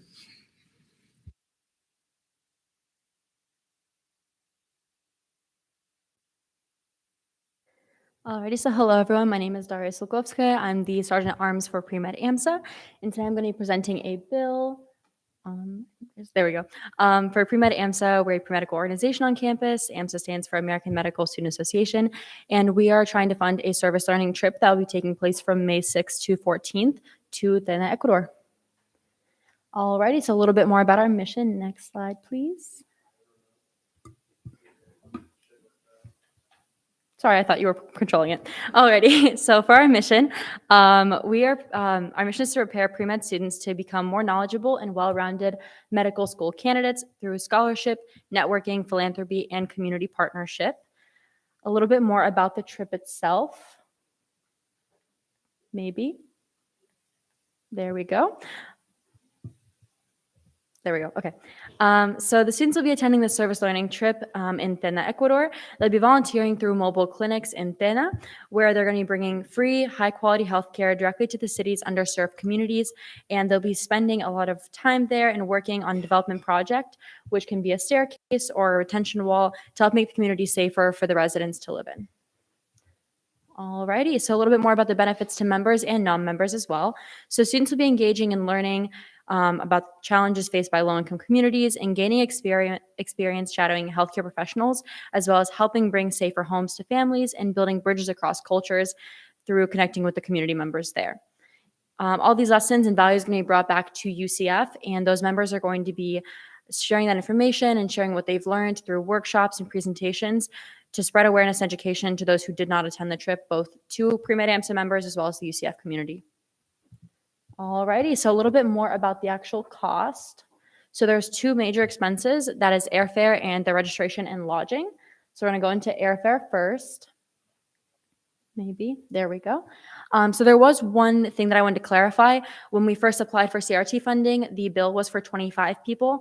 In the past 2 weeks, one person has dropped, so we're now down to 24. The calculations right here for round trip cost and flight cost for 24 people have been updated to reflect 24 instead of 25, with a group travel cost in the table right there. I'm not sure why it's not going down, but if you There's like there we go. Perfect. Thank you. Right there at the bottom, it has the total that was for 25 people, but the base rate is going to be the same. So right there, you can see that it's $763.99 for each person because of the way that the group travel works through this airline, which is Copa Air. The tour conductor, which would be me as I'm leading the trip, has a different rate. It's only $149.99, which brings us to a total of $17,721.76 for the 24 people going on the trip. Alrighty, so moving on to registration costs. We are partnering with an organization called MedLife. They're a very established organization. We actually even have a chapter here at UCF for MedLife. We are just using them through Pre-Med AMSA as well. The cost per person is $1,349. Therefore, the cost for 24 people is going to be $32,376. And what this covers is lodging through their hotel, transportation once we land in Quito, Ecuador, which is where we land, and then they bus us to Tena. And then food, chaperones, and medical supplies as well. Alrighty, so now just to recap, if it goes, there we go, thank you. The total requested, so combination of airfare and registration fees for 24 people is going to be $50,097.76. And then the total requested, which is going to be half of that, is $25,048.88. Thank you. Possibly. Thank you. Alrighty, we're now in line for questions. All those questions, please raise your hand. We'll go ELA DeMarlo first. Hello. So the number you gave at the end for with 25 or 24 people? That's for 24 people. Follow up. Do you mind going back to the slide where you put in the travel cost? For registration or for airfare? I'm assuming airfare, right? For airfare. Yep, there you go. So this, with how the airline works, so we contacted Copa Air for a group travel quote specifically instead of going through and seeing how much it would be if we had 24 people buying tickets individually. And this is what they gave us. So essentially, instead of what you see here with 24 and 1, it would be 23 and 1. So 23 times the 763.99 rate plus the 149.99 rate for the tour conductor, which brings us to the total of $17,721.76. Vice Chair Ochoa. Are you or Samib financially trained, and are you guys aware of the post-money review? Yes, we are. Vice Chair Spalding. I apologize if you said this already, but do you have a plan and a backup plan to cover the other half of the funding? Because $25,000 is a lot, so I just want to make sure. Yep. So we do have, again, 24 people, so it's split amongst a pretty large group of people, but everyone who's going on the trip is aware of the total cost and is all right paying it. In addition to that, we are fundraising on our own, and we're having our own initiatives in our organization, but everyone is aware of the cost and is able to provide the other half. Bergman. Just to clarify, given that this is group travel and potentially a charter, would removing a passenger reduce that? I'm not sure. Oh, there you go. So we did actually put in, I believe last night, a new travel quote to see if it would update. However, the airline does base it off of if it's over 15 people is the policy that they use for the most part for group travel rates. So I do not believe that it would change. We did put in a new quote to see if it would update, that we would be able to supply you probably tomorrow. It's just that when the person dropped, we didn't have enough turnaround time to get it in time for this meeting. But this is what it was for 25 people. And for the most part, they do base it off of if it's over 15 people. So I believe it would stay the same. Is that a follow-up? So given that, I just feel like we wouldn't be subtracting $763 from the air travel. It would just be that total. I'm sorry, do you mean from the 18,000 that's there or the 17? So the 18,000 that's I just wanted to clarify. So in the table that's right there where it says $18,485 $0.75, that's for 25 people. That's what they calculated. However, the 17,000 that we have up there is what we calculated for 24 if you multiply the base rate for each passenger plus the tour conductor. So that the 17,000 is for the 24 people. We subtracted out the 763 that the 25th person was. I'm gonna go Dale that makes McClellan and then sense. Chair Boris. So you're doing 23 times that 700 number plus the 149 Yes. of the. Chair Boris. Yeah, I was wondering if the tour conductor was a UCF student. I'm sorry? Is the tour conductor a UCF student? Yes, that's the person that's heading the group travel. Yep, that would be me. Chair Double. A complete shot in the dark, but did you by chance pay a deposit in advance for this? No. Okay, thank This you. is just a quote that we requested from the airline. Thank you. Senator Domino. You had mentioned that you put in a new quote when the person dropped. So will you guys, I'm assuming you guys will be closely monitoring that until May, because May is, like about 2.5-ish months away. So you guys will be closely monitoring any dramatic changes in pricing between now and the actual funding process, right? Yes. Okay. Alrighty, still in line for questions? Oh, sorry, Josie. Do you anticipate anybody else dropping from the trip, or do you believe that at this point everybody that's in is going to be in? So I have had everyone on the trip confirm. The one person they already confirmed. However, we do have 2 people who were interested in the trip who at that point we had cut off the number of people we're taking. So we do have people who we can go to afterwards if anyone else drops who'd be able to join us on the trip still. Chair Boris. Yeah, I was just wondering what security and safety measures have you done to make sure that everyone is safe on the trip? Yeah, so the trip act itself does come with insurance, and MedLift as itself is an international organization that we have partnered with in the past already. Last year we went with them as well, and the trip was safe. In addition to that, they are fully responsible for us once we set foot in Quito, and we work with them. They work with other universities across the United States as well as other countries, so they're a very renowned organization. Alrighty, question time has elapsed. We're now in debate. Chair Temple. Move to see all amendments on the document as a block. Just motion to see all the amendments as a block. Any objections? Seeing none, is there a motion for speech, questioning, debate? Move for 2-minute speeches, 2-minute questioning, 2-minute debate. Let's move for 2-minute speeches, 2-minute questioning, 2-minute debate. Are there any objections? Seeing none, Chair Temple, 2 minutes. All right. So thank you, Mr. Speaker. These are basically just to adjust all the costs given what the RSO had specified, as well as the addition of the tour conductor. And yeah, that's pretty much it. Didn't expect to use less than a minute. I'll yield to questions. Alrighty, we're now in line for questions. All those questions, Senator Berkman. Can I just ask that, like, the people that have like wrong amendments on here to get rid of them?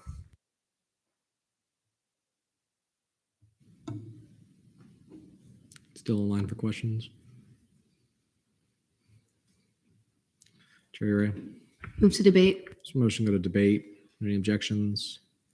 Seeing none, we're now in debate. All those debating the amendments, Ayala Almanjili. Move to vote.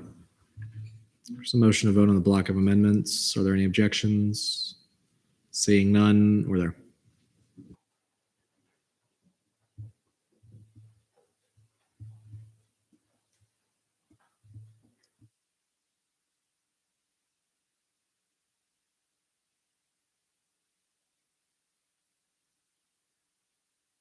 Vote count of 27 to 1 to 2. The block of amendments passed favorably. We're still in debate. Vice Chair Ochoa. So last year, I actually had the privilege of being the global health director for Pre-Med AMSA, and I was one of the people that actually planned the trip last year when we went to Peru. This trip is fantastic. What these people are able to do, they're able to go to small towns and help all kinds of people in need, and at the same time, they're able to put UCF's name out there and learn, because as a pre-med student, shadowing, volunteering is very tough sometimes. And this trip is great for that. You know, it's great for the students, great for UCF, and it's great for the people this year in Ecuador. So I'll be voting in favor. Chair Tubble.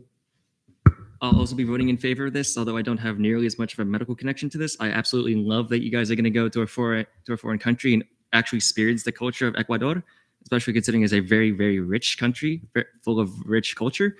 And yeah, honestly, I'm quite jealous, and this is almost wanting me to become a pre-med major just so I can go on this trip. But not going to do that, but I will be voting in favor of this. Ayala Almanjili. So pre-med AMSA is really cool.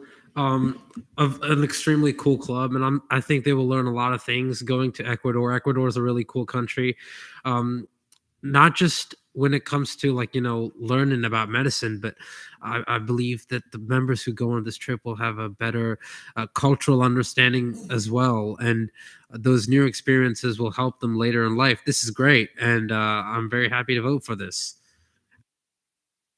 Alrighty, we've heard 3 speeches in affirmation. Any speeches in negation? Chair Temple. Move to vote on fiscal bill 5437. There's been a motion to vote on fiscal bill 54. Oh, I'm on the wrong one. I'm so sorry. Fiscal bill 5437. Are there any objections? Seeing none, we're there.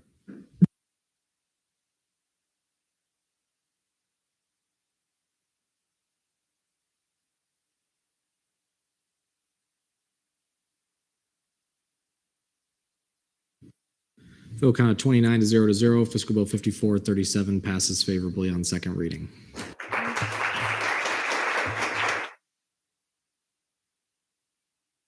Alrighty, fiscal bill 5441, funding for 12 members of the Society of Physics students to travel to the APS April in Minneapolis, Minnesota from April 14th to April 19th. Vice Chair Castillo, is the RSO present?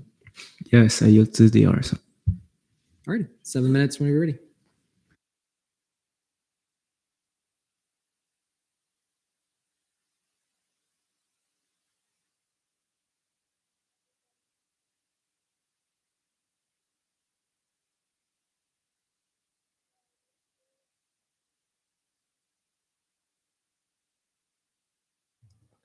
Yeah.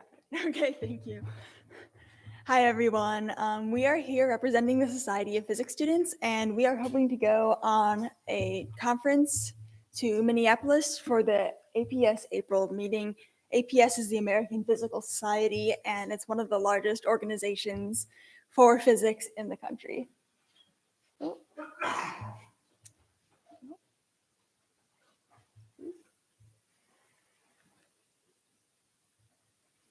So a little bit about us in general. We do exactly what you would expect. We do what we can to represent the physics students and help our undergraduate physics population get the best experience they can, get the most out of their undergrad, and we work with the department to make sure that things go well.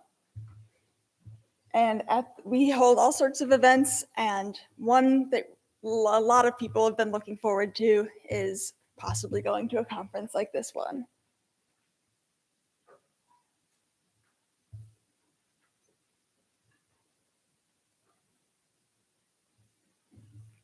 So the APS April conference takes place from April 15th to the 18th. So we would actually be leaving Orlando on the 14th and returning on the 19th.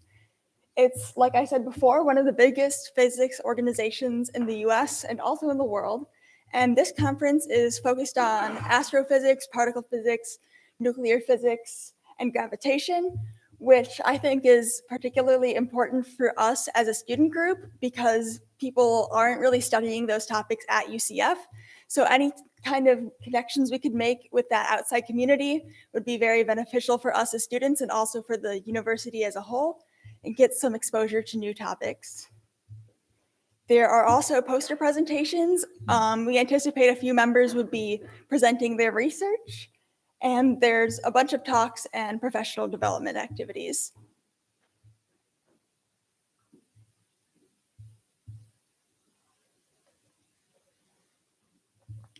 So here is our budget. We would hypothetically have 12 attendees. The cost of travel we got is $398, coming out to a total of $4,776.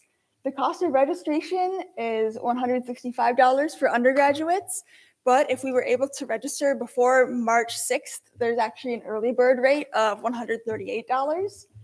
And with the cost of the hotel, everything comes out to $13,371.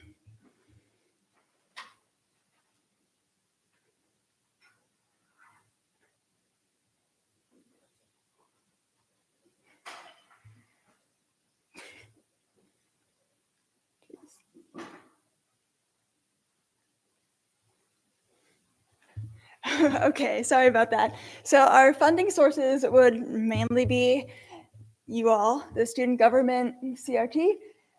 We can also apply for some grants through the National Society of Physics students that could help us out a bit, and we intend to do that as well. The American Physical Society has some grants on a competitive basis too to help attendance, and we also plan on asking our Department of Physics to see if they can support us.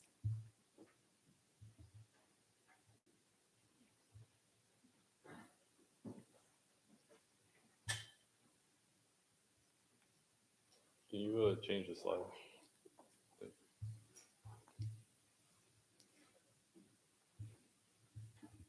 Oh, just kidding, at the end. So I'd be happy to take any questions or explain anything further. Alrighty, now online for questions. Chair Dumble. Thank you, Mr. Speaker. Good evening. Can you please refer to your budget lines, please? Yes. So I noticed that the number of rooms you had is 7 on there, but according to the bill, you had 6 rooms. I think the DLEG would actually, I wanted to answer that. I would yield to the DLEG. Yes, so I think the 6 rooms would be correct. I believe that was revised during the meeting yesterday. So we would have to update that cost, but we did not have time to do that between the meetings.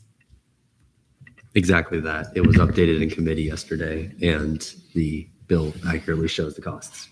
The cost is $5,670 for your information, if you wanted to know. Vice Chair Spalding. Mayor Retain. You may. How do you guys plan to fund the other 50% of what you need to go on the trip? So like I said, it's mostly those other sources. We can apply, each individual student can apply for up to $300 from the National Society of Physics Students to support travel. We also hope that the department can fund us a bit. And there's a few other like miscellaneous grants. There's lots of money out there in small pools. So our goal is to be able to apply to enough that we can cover the rest. Okay, move to debate. Motion go to debate. Any objections? Seeing none, now in debate. Senator Berkman. A question, if I may. You may. Are you planning on traveling on the 14th and the 19th? Is that what the extra days are for? Yes. Thank you. Chair Dumble. A quick question and then debate. Go for it. Are you guys aware of the post-funding procedures? No, not entirely. Yeah. I'll be very brief. So regarding fiscal bills, you have 3 thresholds to complete. You need to first spend upward, contribute roughly 95% or more of your half of the bill.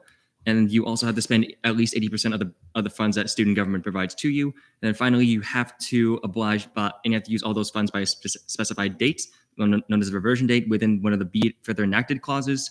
That is the first clause you see there. And then finally, there is a requirement that you must submit a verification of purchases form by a specified date within the bill. This one being the 26th of May, 2023. Okay, thank you. Quick debate. So, not a physics nerd, but I love this. This is amazing, and I very much enjoy seeing people pursue their passions in all sorts of fields. So, I'm rooting for you guys when you go out to Minneapolis, and I'll be voting in favor of this bill. I'd encourage you all to do the same. Still in debate. Chair Dumble. Motion. Go for it. Move to vote on fiscal bill 5441. Motion to vote on fiscal 5441. Are there any objections? Seeing none, we're there.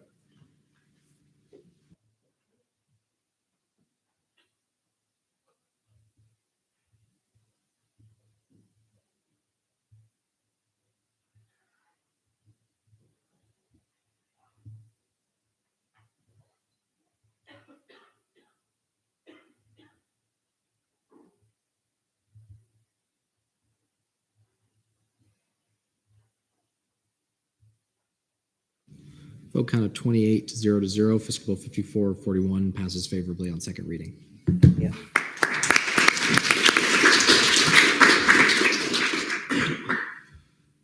Alrighty, Fiscal Bill 5442. Funding for Night Riders Motorcycle Club to host the Night Riders Easter track Wednesday on April 8th to April 9th. Vice Chair is not here, but the RSO is present. And y'all will have 7 minutes whenever you're ready.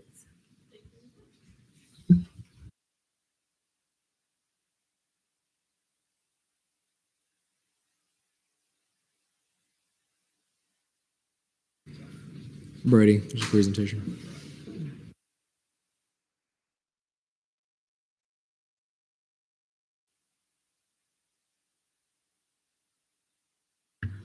I don't know that I have yours, Ryan. It should be actually in the FA. Is it in the FAO folder? Night Riders? I believe we. Yes. It should be located in the FAO folder. And then, may I amend speech time to 7 minutes? It's already 7. Okay, good. I just want to make sure. Thank you. Chair Millington. For Brody, it's in the January 31st folder.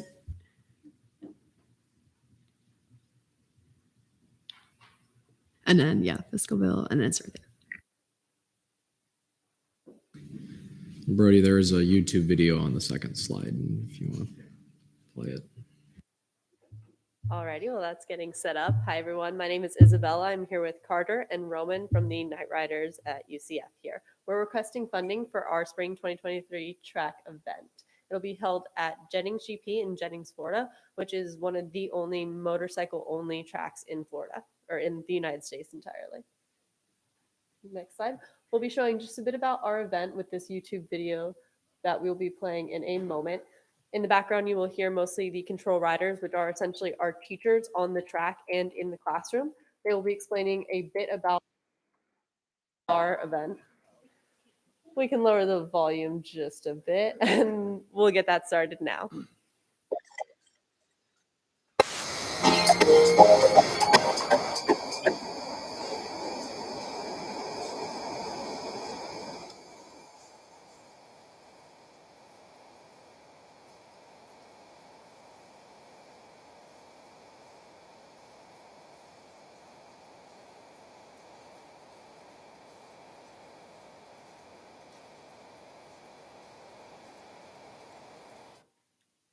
Alrighty, so as you can tell, that was fun.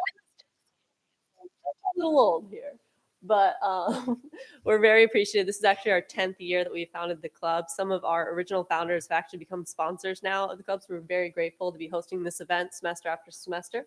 So the purpose is mainly to improve the riding skills of our riders here, not only at UCF, but we do also work with other communities such as USF. Embry-Riddle does have their Riddle Riders Club, and we do FSU PD as well.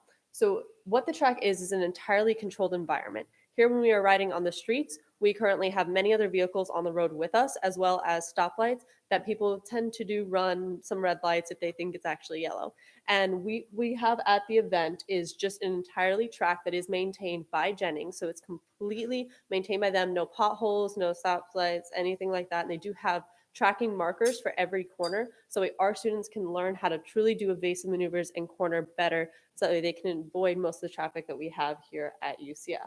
So we're actually taking the race mentality out of it. We don't do time trials. We do not do races by any means. That is specifically what Jennings does not allow during our track weekend, and we don't even do any of that stuff. I'll move on to Carter to talk a bit more about our track. If you go to the next slide, please. It's a little bit more about the track. I know Isabella had mentioned like there's the markers you can kind of see there. That is a very like curvy technical track. It's not so much of a, hey, let me just go fast for fun. No, it's very much a learning facility. Then like the coaches are there for such that our newer riders, it's almost like a 1-to-2 ratio of coaches to students. So it's like a really good like opportunity for students to really like learn a lot. It's argued by a lot of our attendees that they learn more in that one weekend than they do in like 2 or even 3 years of street riding. I know it was true for myself. Next slide, please.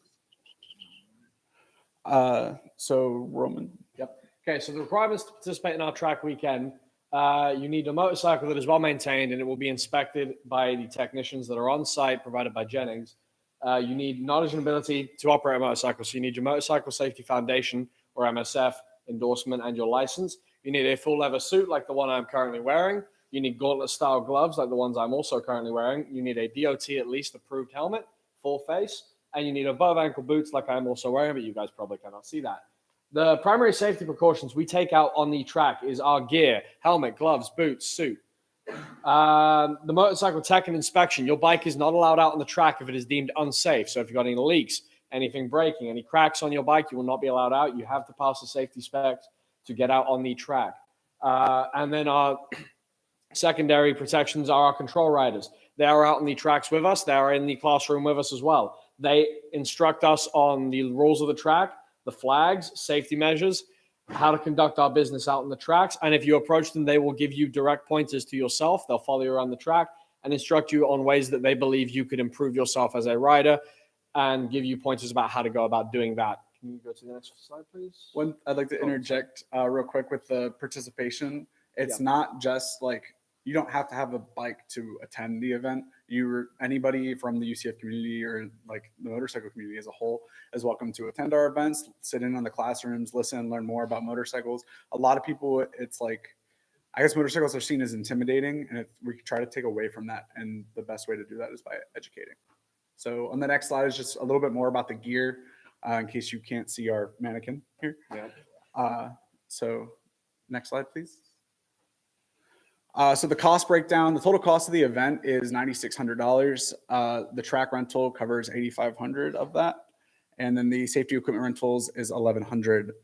The $1,100 comes from the whole weekend rental. We're renting 5 like suits and 5 boots. So like pairs of boots and suit. For 5 first come, first serve basis for just UCF students. This kind of helps take away even more of the like cost of like trying to learn and get more comfortable. And it can be very, I guess, I don't want to say addicting, but it can very quickly be something that you want to do more and more. But this helps students kind of not have to make like a large deposit on that. Like, is this something that I want to do or not? Most of the time they do, but. The reason why we asked for the 5 student boots is everything that he has on probably costs about $1,500.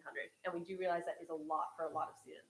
So that's why the student boot rental is actually pretty cheap at Jennings already, but we do want to give 5 people the opportunity. And even if they only need boots or they only need suits, it even helps out that we can give out more. So we try to do as much as possible with our budget.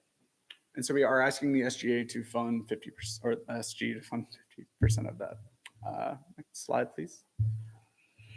COVID-19 precautions. COVID-19 is still very much a thing. It's kind of going back around right now. I know I had it over winter break. It was not fun. All the pits are socially distanced. It's a completely outdoor event minus the classroom, but there is options like masks are provided upon request, and hand sanitizer is throughout the insides of the buildings, and it's totally possible to social distance. Any questions? Or I guess that's the end of our presentation. Alrighty, we're now in line for questions. Mr. Temple. 2 questions, if I may. Go for it. So to the R. So how far? First off, welcome. Also, amazing suit. I love it. But on a more technical note, how far away is this track from UCF? So that is something that I didn't cover. Jennings, Florida is the last exit on I-75 heading north. But Jennings, Florida is only one of 2 tracks in Florida that this is allowed, like that this is possible at. The next one being Homestead, Miami. We have done this with Jennings for many, many years. And they have kind of respected that in the sense of being flexible with us through like the school's funding process. And also the price is not like, if anybody here today were to ask for a weekend like rental price, it would be much more. And then to the FAO chair, Chair Arlington, have you discussed with FAO the overturning of spending policy because of how close this Jennings roadway is? Yeah, well, my apology.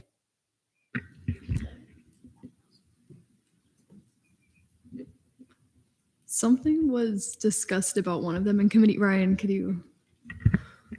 So we discussed that because this is the closest place that can actually accommodate their needs. it is a justifiable reason to break that policy. That was what I was getting at. Thank you. Pro Tem Foster. Did you guys go to this event last year? We did. We are working on like more footage. Unfortunately, some of it was corrupted on an SD drive. So between upcoming weekends that some of our members, like, they do get into it. They do get, like, it's very happy. It's very addicting. So we're going to be filming at that event and at this event as well to have hopefully a little more of an updated promo video for you guys. Chair Gamble.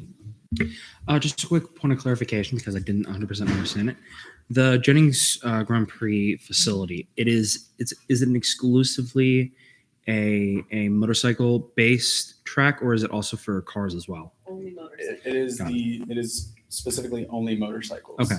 No cars are allowed on the track due to wear and tear. Got it. Are there any other facilities in Florida that accommodate both, or is Homestead in Miami, Homestead Speedway. Okay. But the Jennings, like I said, we've had a much longer relationship with, and it's a way more technical course instead of like Homestead is. I don't know if anybody here is familiar with Homestead International, or I think it's International Speedway. But it's a lot of, from even what our control riders have told us, like our coaches, it's kind of like point, go, as opposed to Jennings is a lot more like learning your turns and a lot more like the skills translate a lot better to. yeah, like single corners and then long straights? I'm sorry? Like single corners and long straights? Correct. Okay. Chair Borges. This is a question for either D-Lug McClellan or our fellow Chair Millington. Is that okay? Okay. Will either of you be making the motion, or were you guys just not going to have the motion at all to overturn the spending policy?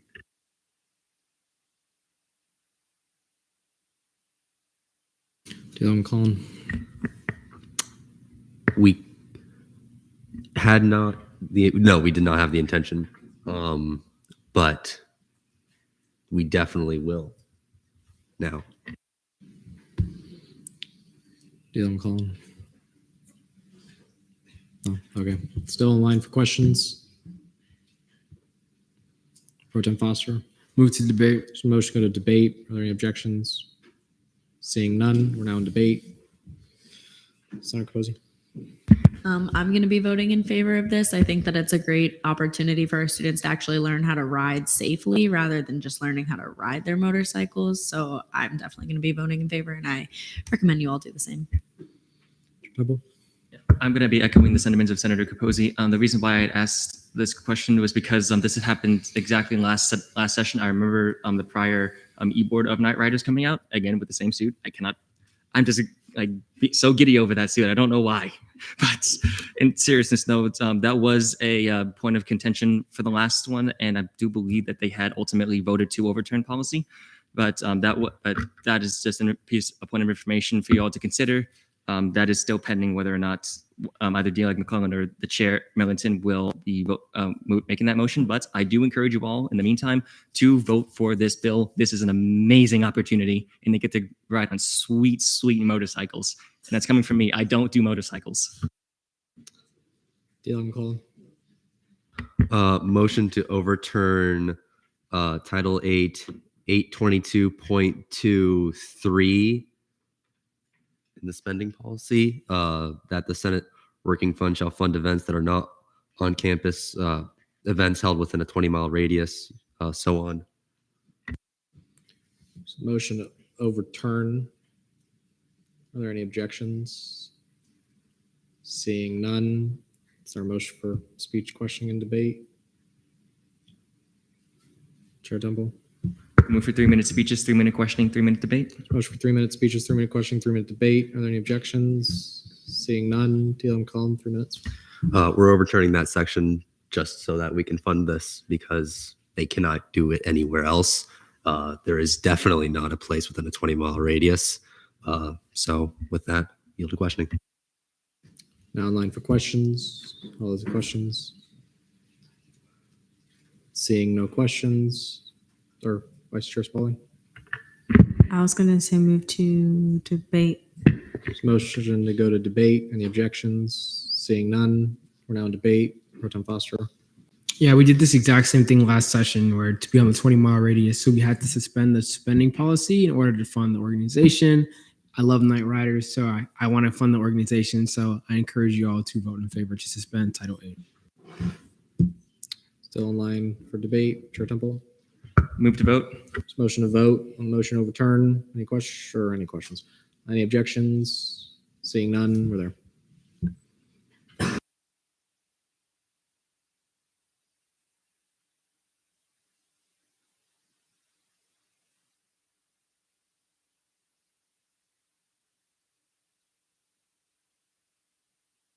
With a vote count of 29 to 0, the motion to overturn is approved. We're still in line for debate. Chair Juarez. Yeah, I saw them when they requested funding last year. They always do great with their funding. They always spend it all. I think we should send them. I'll be voting in favor. Chair Dummel. A motion? Go for it. Move to vote on fiscal bill 5442. There's a motion to vote on fiscal bill 5442. Are there any objections? Seeing none, we're there.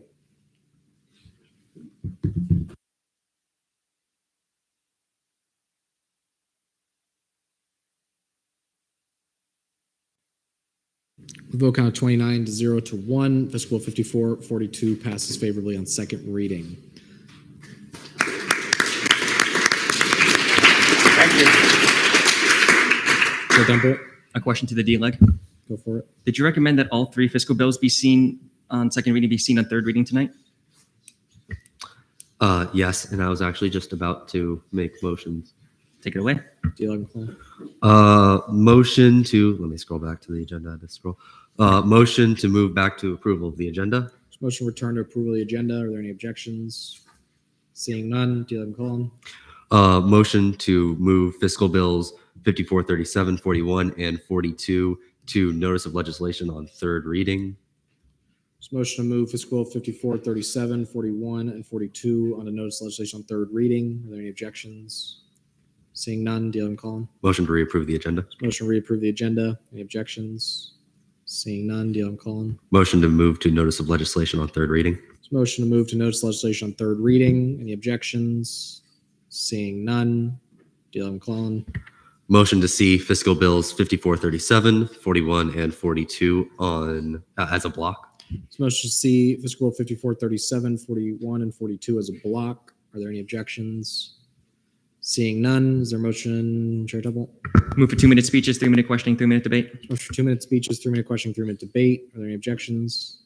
Seeing none, D11 Cullen, 2 minutes. Hello, everybody. I feel that it is in our best interest to see these all again, get them out of the way, get them being able to be funded. Some of them do need, one of them does need to be passed on third reading regardless, but we might as well see them all. This could only help students. With that, yield to questioning. Now in line for questions. Anyone with questions, please raise your hand. Chair Temple. I thought Chair Uri was going to ask a question, but move to debate. Motion going to debate. Any objections? Is that an objection? We're now in debate. All those wishing to debate, please raise your hand. Senator Berkman. I feel like this is cool and they all like play into each other. Like you need physics to ride a bike, and if you get hurt on a bike, you need the doctor people. So I'm fully in support. Chair Temple. I did not think of that, actually. That is awesome. But in any case, move to vote on the motion. Sorry. Move to vote on the block of fiscal bills, including 37, 41, and 42. Motion to vote on the block of bills. Any objections? Seeing none, we're there.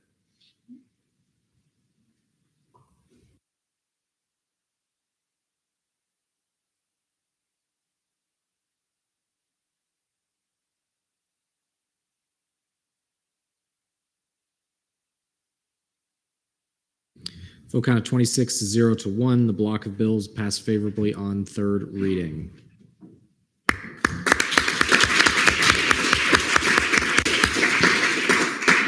Alrighty.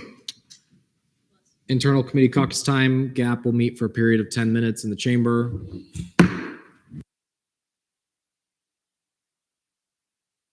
All those in GAP, you can come to the center table here.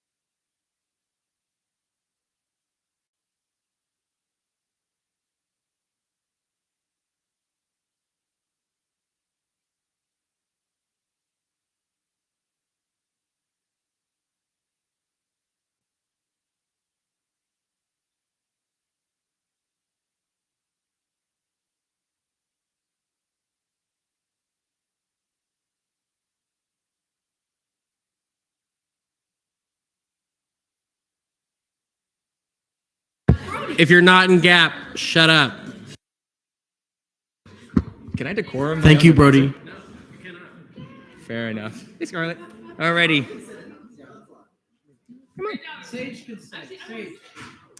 Hey. All right. I hereby call this meeting to order at 9:41 p.m. Roll call and verification of quorum. Pro Tem Foster. Chair Temple. Present. Wait, I don't have editing access to that. I can call it out though. Vice Chair vacant, Senator Almanar. Present. Senator Caldwell. Present. Senator Castellan.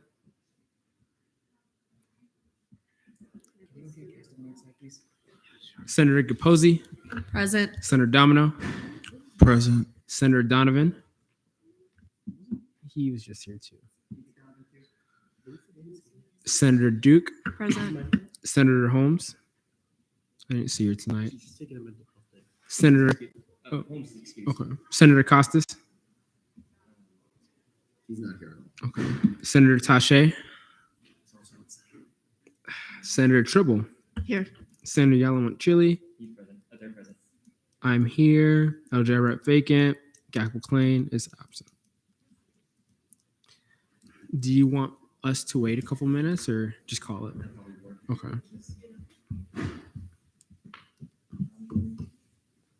This is not my fault.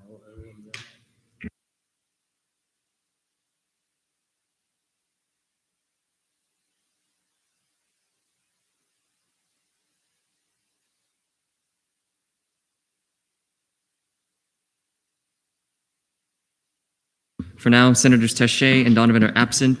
Yalamanchili, you are counted as present and voting.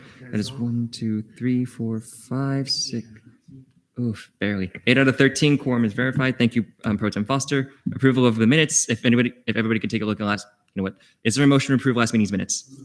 All right. Seeing no objections, they stand approved by general consent. Approval of the agenda. Is there a motion to approve tonight's agenda? All right. Without objection, this agenda is approved. Good evening, everybody. So we caucus today specifically so we can hold vice chair elections. I hope somebody is going to run tonight. I have not heard anything from anybody. I gave him time. I don't think I can rely on my advisor for vice chairing, although I would love to. But regardless, I want to stress the importance of the vice chair, as it is just beyond that of a minute taker. They are somebody that I will need to rely on moving forward because the work of the GAP committee will explode after the resolutions are seen and heard, because we will be compiling a lot more information than we had just done. And of course, my on to stay fact, you guys can read it. And for the record, it is pronounced Lex Romana Visegatorum. Pro Tem Foster. If nobody runs, AJ will be here every meeting. He'll be taking minutes and stuff like that. So don't worry about it. Thank you. Almanar? Are we nominated people?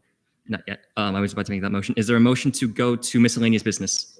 So moved. All right. Seeing no objection, we are there. Vice chair elections. Is there a motion to open nominations for vice chair? So moved. All right. The nominations are now open.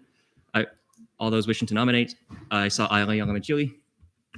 I nominate Vice Chair Duke. Vice Chair Duke, do you accept? I accept. All right. Foster. I nominate Capozzi and Caldwell. Senators Capozzi. I cannot accept. I'm sorry. All right. Senator Caldwell. Using the same microphone, I also cannot accept. Chair Almanar. I nominate Senator Domino and Castellan. Before I continue with that, Senator Castellan. President voting. So noted at 9:45 p.m. Thank you. I'll go with Domino first. Senator Domino, do you accept the nomination for vice chair? Respectfully decline. Senator Castellan. I respectfully decline. All right. Caldwell. I'll nominate Triple. Senator Tribble. I also respectfully decline. I'm so sorry. Foster. Move to close nomination. Do you object? All right. Awesome. So there's been a motion to close nominations. Are there any objections? Seeing none, nominations are now closed. Is there a motion for speech, questioning, and debate? Foster. Move for 5-minute speeches, 5-minute questioning, 5-minute debate. There's been a motion for a 5-5-5. Are there any objections? Donovan, do you object? Sorry, not Donovan. Domino, do you object? We only have 15 minutes to caucus, so that would be all 15 minutes. So maybe can I make an amendment to your thing? How about 3, 3, and 3? All right, there's been a motion for a 3-3-3. Are there any objections? Seeing none, the motion stands approved. Vice Chair Duke, you have 3 minutes whenever you're ready. Wait a minute. I'm not ready. The most minute of details, apparently. All right, Senator Duke. I got it. You're ready? Okay. Yeah, I'll make this pretty quick. I'm the only person who didn't respectfully decline. I've been taking minutes for Disability Caucus like before I got nominated for vice chair, so I have some experience in that. And I'm pretty new, but I'm willing to help you out, Ethan, if you need me for anything. And same thing for anything on the GAP committee. I yield the rest of my time. Thank you. We are now in line for questioning. All those will make. Okay, I saw a hand shoot up. Ayala Yalamanchili. Are you good at typing? I'm not the greatest, but I can definitely improve. And I'm pretty good at taking notes and all that. Before I proceed, Senator Taché. President voting. So noted at 9:47 p.m. Senator Caldwell, do you have a question? Yeah. How will you fit this into your schedule? To my understanding, like vice chair, I know that Ethan already said that coursework or work is going to explode right after we do everything tonight. I'm not too concerned about it at the moment. Outside of that, the vice chair load isn't too much. It's mostly just taking minutes and all that, which I already am going to have to do for another caucus. So I'm not overly concerned about it at the moment. Right. I should note before we move forward, the vice chair for GAP is going to have work contained within the committee time alone. So I'm not going to ask you too much of it. So what I'm going to have you do instead is you're going to be leading your own group of senators during the committee. So, right. Okay. Are there any further questions for the candidate? Seeing none, is there a motion? Domino. Move to debate. There's been a motion to go to debate. Are there any objections? Seeing none, we are now in debates. I will go Almanar, Caldwell, then Foster. I think this is a great person to succeed me in this role. I'll vote yes. Okay, Caldwell. Duke has been good at literally everything they've done so far. My only regret is I can't get them to do as much YDSA stuff now because they will have more work to do. Foster. Duke is amazing. I knew ever since, we had our orientation, Duke was asking questions, really inquisitive, and understood everything that I was explaining. And she caught on very quickly to Senate, what we do, how we conduct certain procedures and stuff like that. I even heard from Chair Campbell that Duke stepped up one day and helped take minutes for Disability Caucus, even though they weren't vice chair. So this is somebody that I would love to see in this role, and I'll be voting in favor. Yalamanchili, and then Domino. Let's have our next vice chair squared. Could you please clarify? So a vice chair squared is when you're the vice chair of two things in Senate, and that used to be JC. He used to be a very cool vice chair squared because he was vice chair of GAP and something else. I'm sorry, JC, I don't remember what it was. Decorum. ENA. Right. But yes, you get my point. All right. Then I saw Domino, then Taché. Oh, Taché? Point of information. Vice chair squared is that's not a thing. It's not an official thing. I don't know what you're talking about. That's not real. So I don't know why you're spreading misinformation. I will rule that dilatory. It is real. All right, Domino. Move to vote. There's been a motion to vote on this election. Are there any objections? Seeing none, all those in favor of electing Senator Duke to the position of GAP Vice Chair, raise your hand now.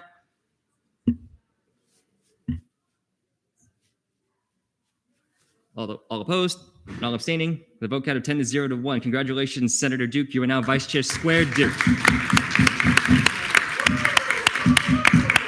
Now I'll square you away once meeting is done, probably on Monday, because I'm exhausted. Almanar. Motion to adjourn pending final roll call. There's been a motion to adjourn pending final roll call. Are there any objections? Seeing none. Foster. Temple. Present. Vice Chair Duke. Almanar. Present. Caldwell. Present. Castellan. Capozzi. Present.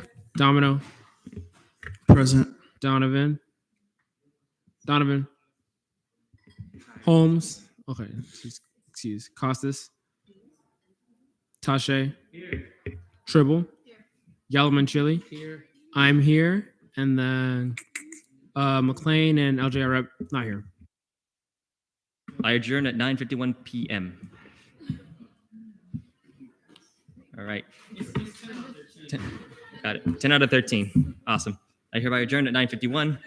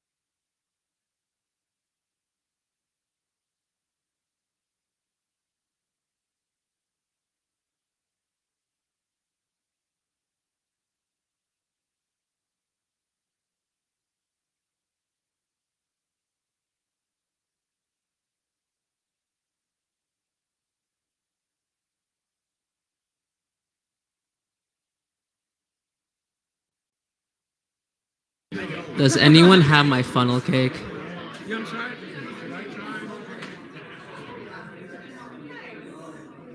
Who stole my cake, bro? It tastes like 10 medicine. Does anyone have my cake?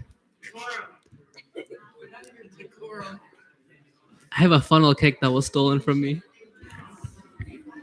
Boo-hoo, AJ. What? Boo-hoo.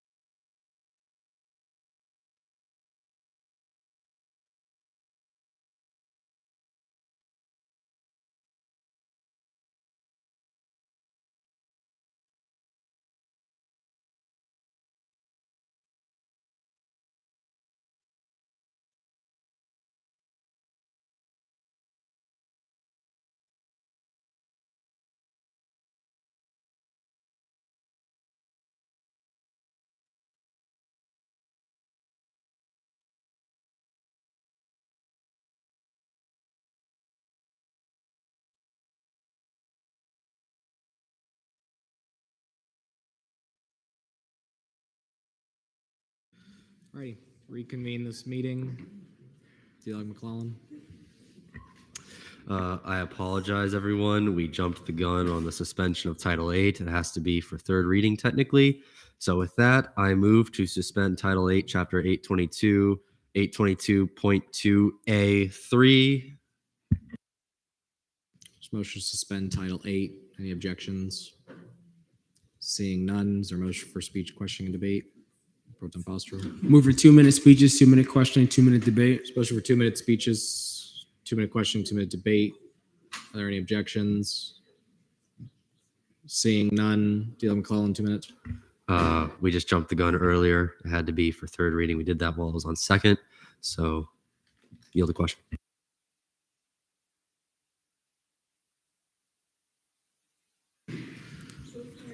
All right, we're in. Something is beeping. We're now in line for questioning. All those questions. Vice Chair Cottrell. Move to debate. Motion to go to debate. Any objections? Seeing none, we're now in debate. Vice Chair Cottrell. Move to vote. Motion to vote. Any objections? Seeing none, we're there.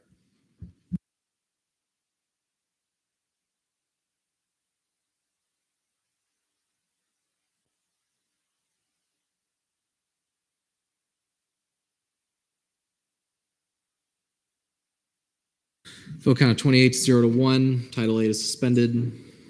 Tomorrow committee reports. CNA committee. Chair Almanar. Chair Almanar.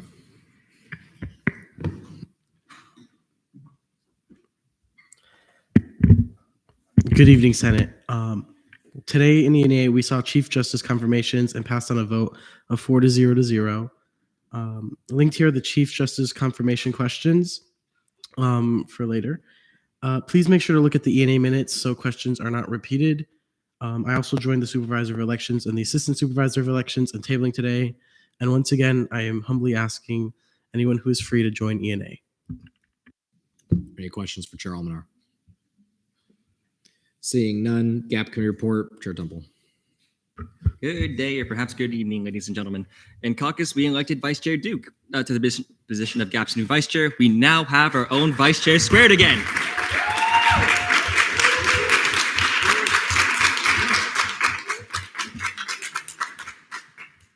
Did not expect that response, but alrighty then. So over the course of this week, GAP has finalized the Day of the Capitol resolutions, and finally, we will be and have submitted them for readings on Tuesday. They will be heard on first reading tonight, and they'll be reviewed in greater detail on Monday.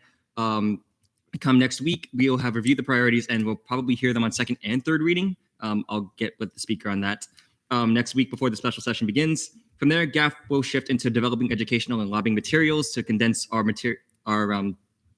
Day at the Capitol priorities for students interested in going to Day at the Capitol. Note, applications are still open. Sign up now, but before the 17th of February. And if you're at all interested in sitting in on GAP at this juncture, or even better, helping with them, you're more than welcome to attend GAP at 1:30 p.m. and not just because we're legally required to. And then, of course, you can hear what I have to read what I have to say about the recent shootings and the planned vigils planned by APAC and MSC. That I'm going to hold off on that for now, but needless to say, things have to change. And I do intend to utilize Day at the Capitol and further actions in the near future in order to make sure that this does not happen again. I yield my time. Now in line for questions, Vice Chair Cottrell. So I was looking on Night Connect for the application for Day at the Capitol, and I could not find it. It should be under the executive branches. Is it specifically on Night Connect? Because I'm like right here under events, and I searched it, and it's not coming up. Do I have to sign in? Yes. Okay. That'll do it. Still in line for questions. Seeing none, LJR committee report. Chair Ritt. Hey, Senate. This week in LJR, we had 9 absence requests and we approved 8 and denied 1. As well, we had an icebreaker discussing our least favorite jobs we've had. And I'm meeting with the Pro Temp's office tomorrow to discuss some internal bills. All right. Are there any questions for Chair Ritt? Seeing none, SBA committee report. Chair Trainer. Good evening, everybody. So last Friday, we had a very, very full committee meeting, which was a surprise to be sure, but a welcome one. In committee, we saw 2 proclamations that we'll be seeing tonight, not included on the announcements, but just some things that have been going on with me. We've been working to get online educational resources added to the student government website, as well as added to freshman orientation, which I think is pretty exciting. So shout out Wiki Nights. And other than that, we meet at 2 p.m. on Fridays. So if you'd like to stop by and say hey, feel free to do so. Alrighty. Are there any questions for Chair Trainer? Chair Tupple. Not a question, but I can see where you're coming from with that Chair Palpatine. Someone thought that was very funny. Alrighty. We're still in line for questions. Anyone have questions? DLM Club. How have your efforts been getting flyers and pamphlets for the SBA Concern Forum around campus? Well, we just recently got back word from housing for dropping off 150 forms. I still haven't done that, but I dropped off 100 pamphlets about the legislative internal branch to the Duke Welcome Center. So that's something, but I still do need to do that. So. Alrighty. Are there any more questions for Chair Trainer? Seeing none, moving right along to confirmations. Is there a motion for speech, question, debate? Chair Tupple. Move for 5-minute speeches, 5-minute questioning, 5-minute debate. There's a motion for 5-minute speeches, 5-minute questioning, 5-minute debate. Are there any objections? I object. Do withdrawal. Yes. Oops. Chair Almanar. 7-minute speeches, 10-minute questioning, 10-minute debate. So for 7-minute speeches, 10-minute questioning, 10-minute debate. Any objections? Seeing none. Chair Almanar. We're now seeing the confirmation for Elizabeth Silva for Chief Justice.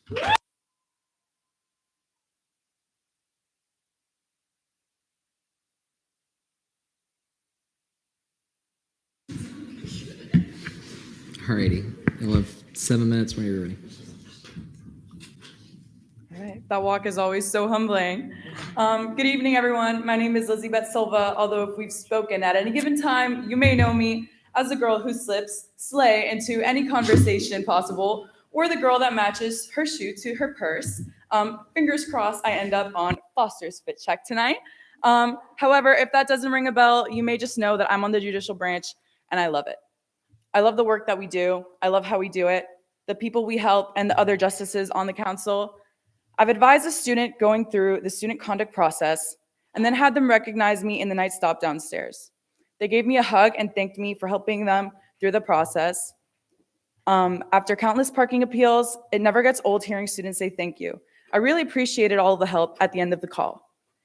The surprised look on people's faces when they find out at outreach events such as Java, Jewelry, and Juice with the Justices that they can appeal their parking citation and have help with a grade appeal. The look is priceless. And on Wednesday afternoons, there's nowhere I'd rather be than in the conference room, surrounded by the justices, discussing our highs and lows, and Brody cracking a joke in the corner. This branch and student government in general has blessed me with endless lessons and opportunities, and I'm indelibly thankful for them. The work is honest and it's also rewarding, and that's why I'm here. I can't wait to answer all of your very important questions you have for me, and I thank you for being here tonight. I yield my time. Alrighty, we're now in line for questions. Chair Tupple. Thank you, Mr. Speaker. Good evening, Ms. Silva. It is amazing to see you again. 2 questions, if I may. Thank you. My first question regards one of your statements you made in the ENA minutes. You said you had a very special way of tackling problems. Can you please clarify that? I feel like I said it, I don't forget for what question, but I think that the way that I tackle problems is obviously like diagnosing where the problem is coming from, but also going about it with like grace. I don't like to look at something and make assumptions of different sides of the party. I try to get a good understanding of where everyone's coming from and tackle the problem from there. So I think that that's something that nowadays it's very important to remember, although I don't think it's something that's unique. I think, yeah, it's just something that I try to use in all of my inner workings is I work with 13 other people all the time. So yeah. And then my second question is regarding the fiscal appeals. Given how, let's just say, more prevalent they've gotten in the Yeah, past session. it's a hot topic. Indeed it is. How do you intend to work with the ORS chair moving forward? Right. So I intend to have the ORS chair, CRT, and FAO all at our fiscal retreat, which is happening on the 17th. I really just want to make fiscal appeals something that happens more efficiently, and I'd like to see them more often. I want it to be almost like parking appeals. So, and that's just making sure that our justices are informed about the process and just making sure that it's an open communication with Senate. I think that's very important. Thank you, Ms. Silva. Vice Chair Cho. Senator Temple kind of asked what I was going to ask, but in the same regards, would you be open to maybe come to a few ORS meetings just to familiarize yourself with how we sanction the RSOs and how we run our meetings? Of course, yeah. I actually today in ENA, I told DLEG that I would love to be not only in the conversation when it comes to ORS, FAO, and CRT because it has to do with fiscal appeals, but I'd also like to be like in your group chats, and I want to like to be friends with you guys, if that makes sense, because I think that that's why the justices are so close, because at the end of the day, when we have our JEC events, that's what helps keeps us close and as humans, and I think that's why we work so well together. So I think if we can form like a similar relationship in that sense, that's kind of what I'm aiming for. Sorry, I keep hitting this in my hand. Chair Boris. What is your opinion on having open, like, to the public, your judicial sessions, like your private ones? Such a like when you guys have your executive sessions to speak about things and then vote on it? I think that if there's nothing that we speak about in there, that I don't think that should be to the public. So I think that's perfect. I don't know. I don't necessarily have like a prior opinion to that. I think that that's perfect. I think that what we talk about in there should be able to be spoken anywhere, essentially, because what we talk about in there is stuff that pertains to everyone. So yeah. Dylan McCollum. Earlier, it was mentioned how the judicial's retreat for the spring is coming up soon.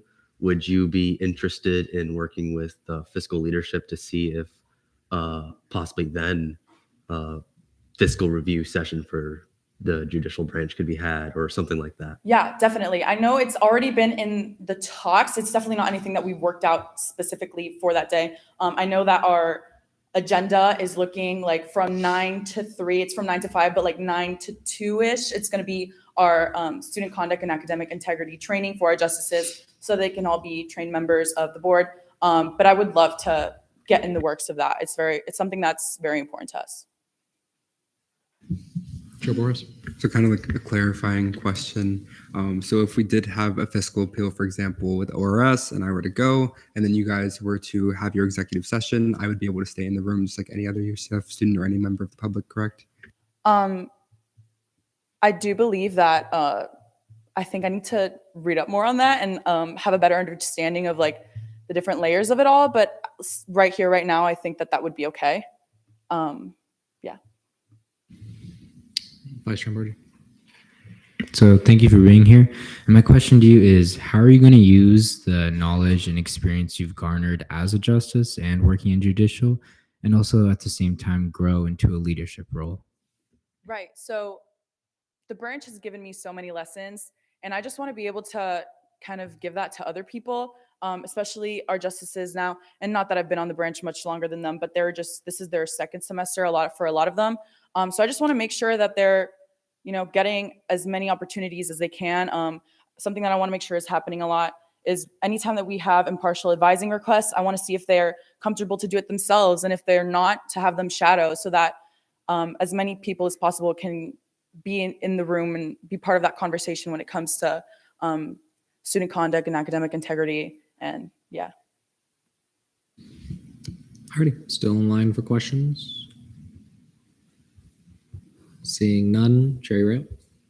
Move to debate. Motion go to debate. Are there any objections? Seeing none, we're now in debate.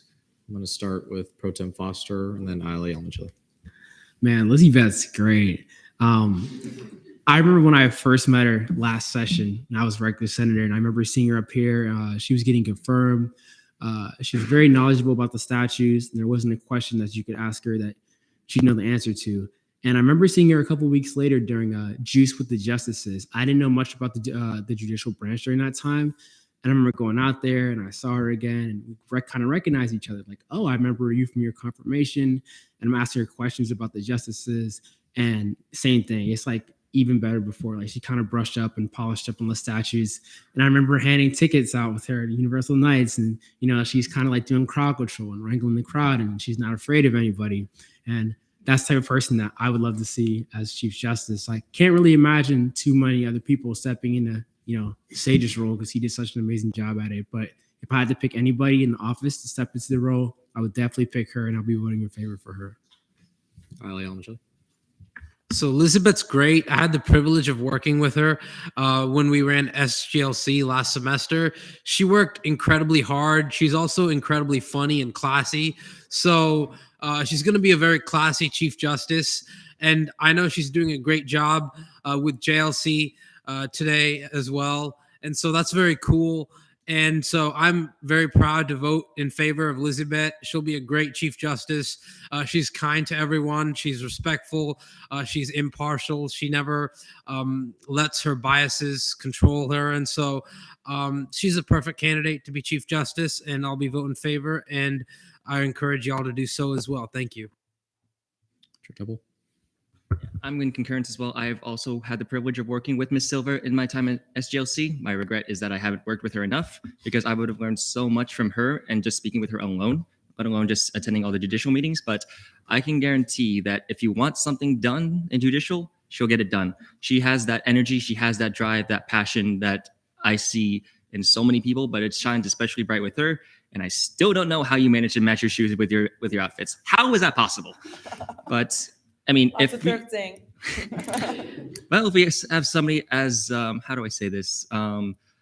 As thrifty and as versatile as her. That's the wrong word, but I'm gonna roll with it.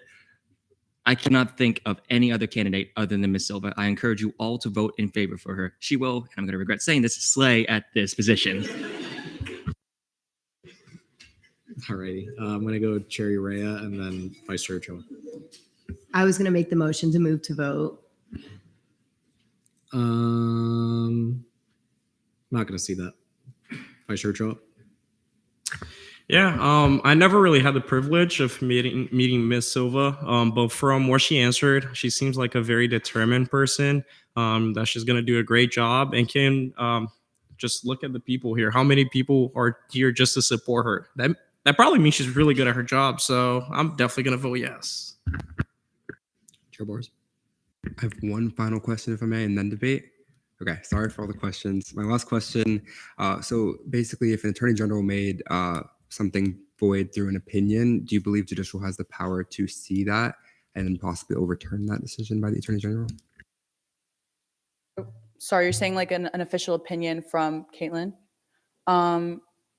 I believe like through statutes, the judicial branch does have power of judicial review. However, I'm not sure exactly how that applies or like the nuances of it all. But that's my answer right here, right now. Yeah, sorry if that's not what you were looking for. You're good. Can I debate now? Okay, awesome. I will be voting in favor. I think she answered all my questions really, really well. Any like past issues I had with anything with judicial like processes have been answered really well by Ms. Silva here. And I am really confident in her ability to make sure the judicial branch does great, as it always does. So. Bergman? I'd like to second the motion to vote. See, the issue here is that y'all can't do that. So, Chair Almanar. Only I can make this motion. Move to vote. There's been a motion to vote on the confirmation of Elizabeth Silva as Chief Justice. Are there any objections? Seeing none, we're now there.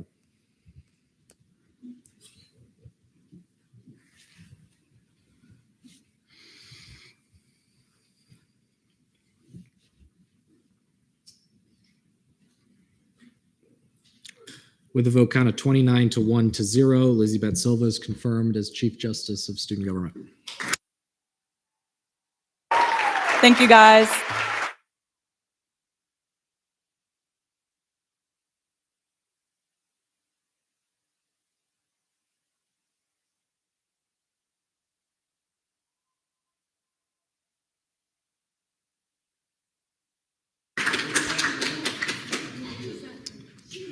Cool. Yeah. Awesome. Alrighty. All right. Internal legislation, notice legislation on first reading, constitutional amendments, none, bills, none, resolutions. I hereby remand resolution 5430, 31, 32, 33, 34, and 35 to GAP. Proclamations, none. Special acts, none. Notice legislation on third reading, constitutional amendments, none. Bills, none. Resolutions. Is there a motion for speech, questioning, and debate? Chair Temple. Move for 5-minute speeches, 5-minute questioning, 5-minute debate. Motion for 5-minute speeches, 5-minute questioning, 5-minute debate. Are there any objections? Seeing none.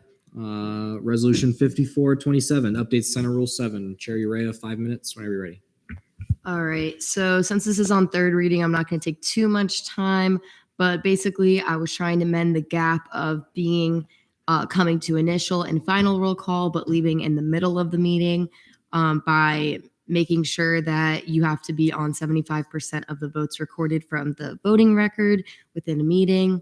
And yeah, and you'll have a half absence if you miss that percentage of the voting records, and then you can go in and apply just as you would with any absence to LJR, and we would review it. Yeah, I'll yield to questioning. Alrighty, we're now in line for questions. Senator Berkman. Will this be a burden on LJR to calculate and enforce? Would it perhaps be easier just to do like a mid-session roll call? Yes, I think obviously it's going to be another responsibility for the chair or whoever to calculate that. But with planning this bill, I spoke to Brody in the pro temp's office, and we kind of weighed out all of the different ways to do it, just like what you said. And unfortunately, there was just too many gaps. And I think this was the best way to have an official voting record that you can look back at and actually have like evidence in front of you, just in case people are applying for absences, and there's much less confusion about it, I think, personally. Brody. I'll add to that it shouldn't be overly complicated for me / actually Allo to like just pull that data quickly and send it to the LJR chair each week. Pro Tem Foster. I just wanted to quickly add on to your questions, like kind of answer for you. So I think it'd be easier to do this rather than do like a mid-session roll call, because like what if like you just stepped out to go to the bathroom for like 2 minutes and then you just like missed a roll call?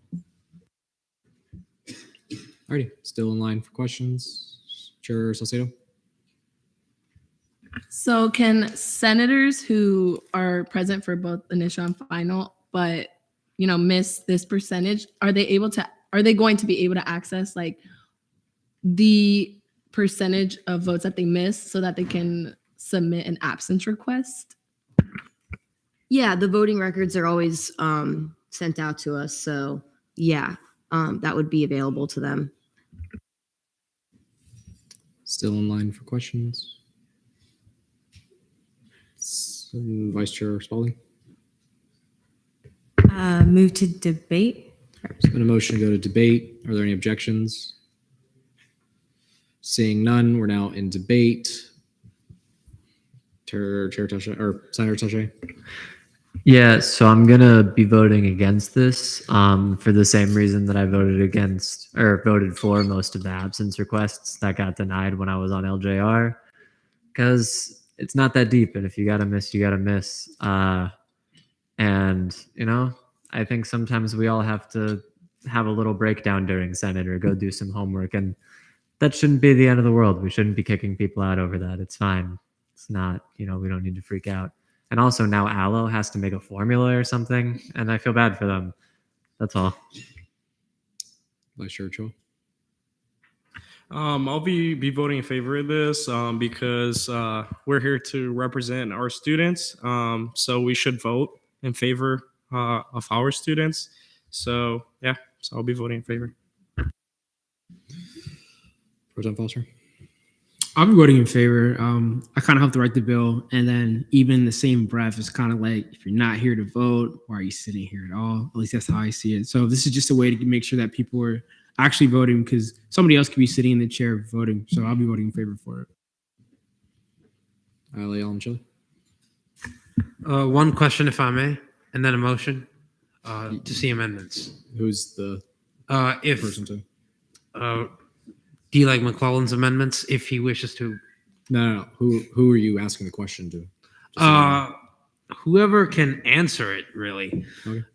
So, in the scenario that somebody does not vote on at least 25% of the votes, then they would have half an absence taken off. And assuming that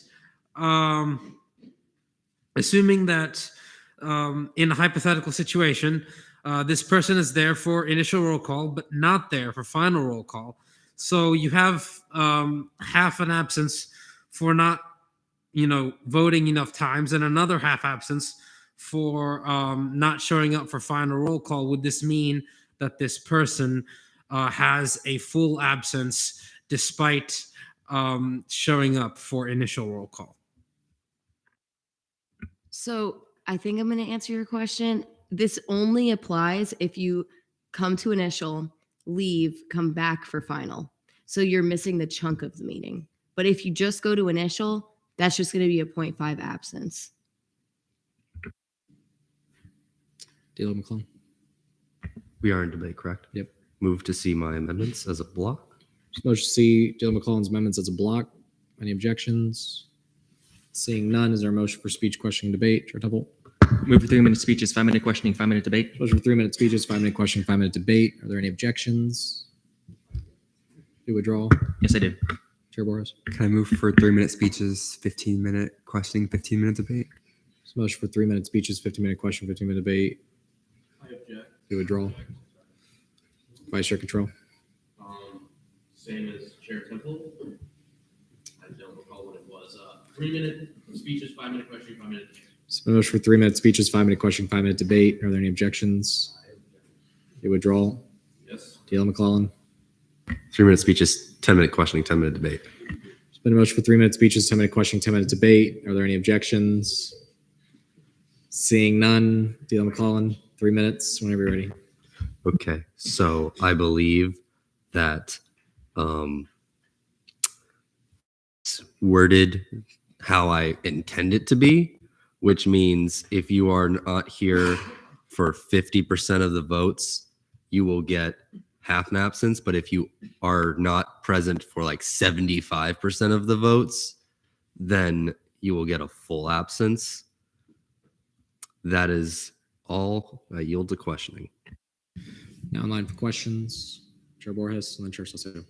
Yeah, so I'm just trying to think of like different types of meetings, like special sessions and like the first meeting of the session where we only vote on speaker and pro temp.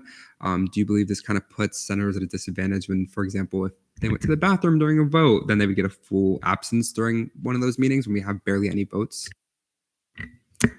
So I have thought of that, and I think that the people in LGR are smart and can realize that. Now, obviously, I would say try your best to time when you have to go, but at the same time, sometimes things are unavoidable. So LGR would probably, I would sure hope so, excuse that, or that shouldn't be a problem. Things like that, where the votes are few in the meeting, I believe there's a lot of understanding. But if there is times where we have like 10 pieces of legislation, then if you're not here for like 4 of them, that's kind of a long time. That's kind of a lot. Is that a follow-up? Okay. Jerry Ray. I'll also kind of answer that and say that this would, let's say that does happen, that would then, you couldn't submit a request to LJR just as you would with any other absence. And we've never denied anything like that before. And I don't think we ever would. You can literally just say that you were in the bathroom and there's a video stream, there's voting records, like it's pretty obvious. So I don't really think that would ever be an issue. Vice Chair Spalding. I just want confirmation just to make sure that the math is right in my head. If you don't vote 75% of the time, that's one full absence. And if you don't vote 50% of the time, that's half an absence. Am I understanding that right? For anyone who can answer. Yes, that's correct. I was kind of nodding my head. I don't know if you're looking at me. Chair Salcedo. So similar to what Spalding asked, aren't those contradicting each other? Because if I'm understanding correctly, you're missing 50%, but then also if you're missing 25%, one of them's half, one of them's one. So they're but they're contradicting each other, aren't they? Or am I misunderstanding? Brody. So I'm not perfect, but so correct me if this is not the way that you all would agree, but my interpretation would be that if you fail to vote in 25%, meaning you only voted in 24%, then you get a full absence. If you fail to participate in 50%, such as 49, 48, etc., then you would get the half absence. If you participate in 51% of the votes, you're fine. That is how I would read this. Chair. Move to debate. I'm going to not see that just because there's still questions. Chair Boris.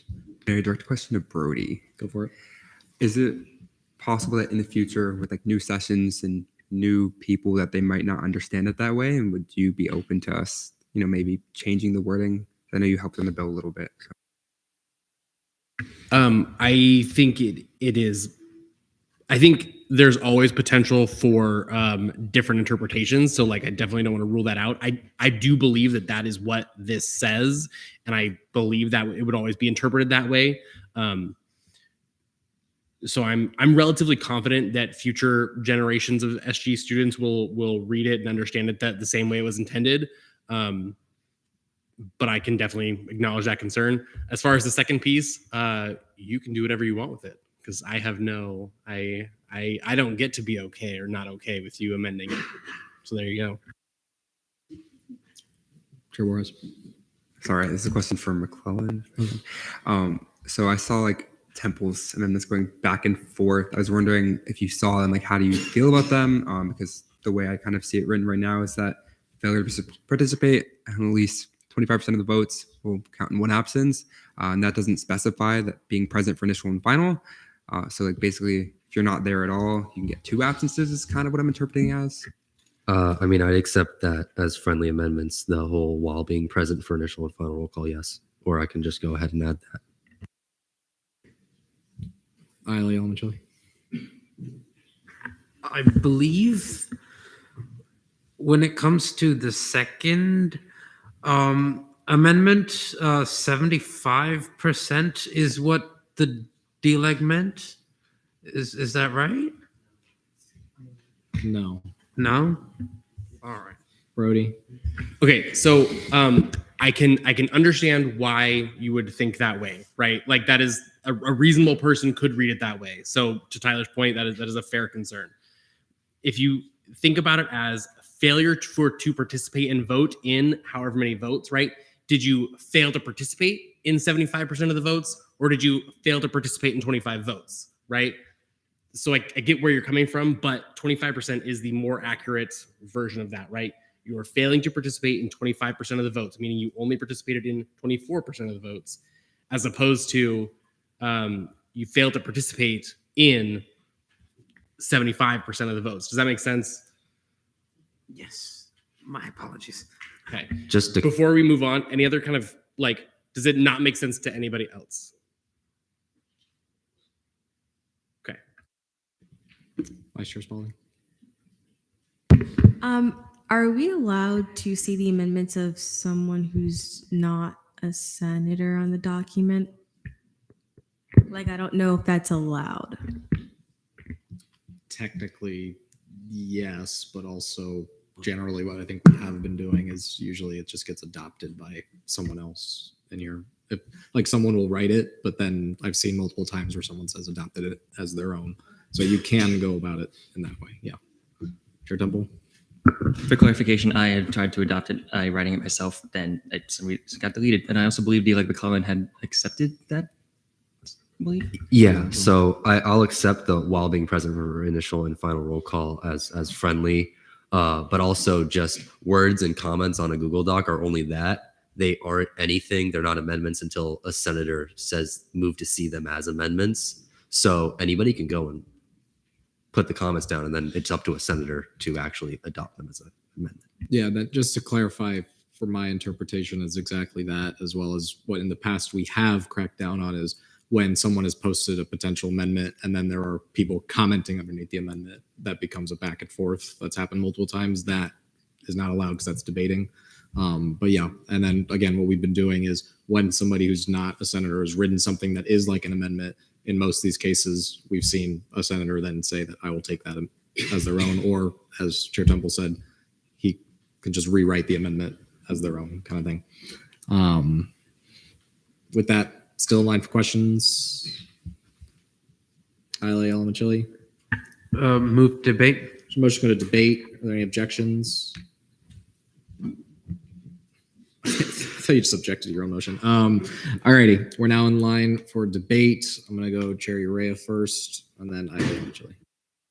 All right. So I'm going to be voting against the amendments only because I think for the first round of changes and adding this participation, I think that the 50% is too aggressive and I think is too much of a switch. And I think the 75 is a great start.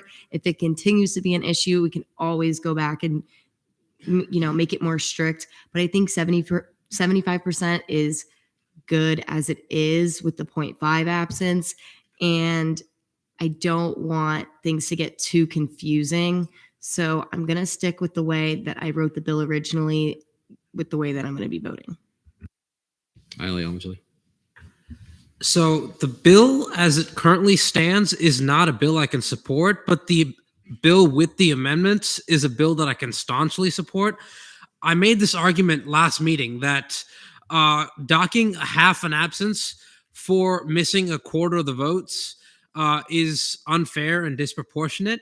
So I very much agree with the idea that to have half an absence, you need to miss half the votes instead of just a quarter. It's a proportionate punishment.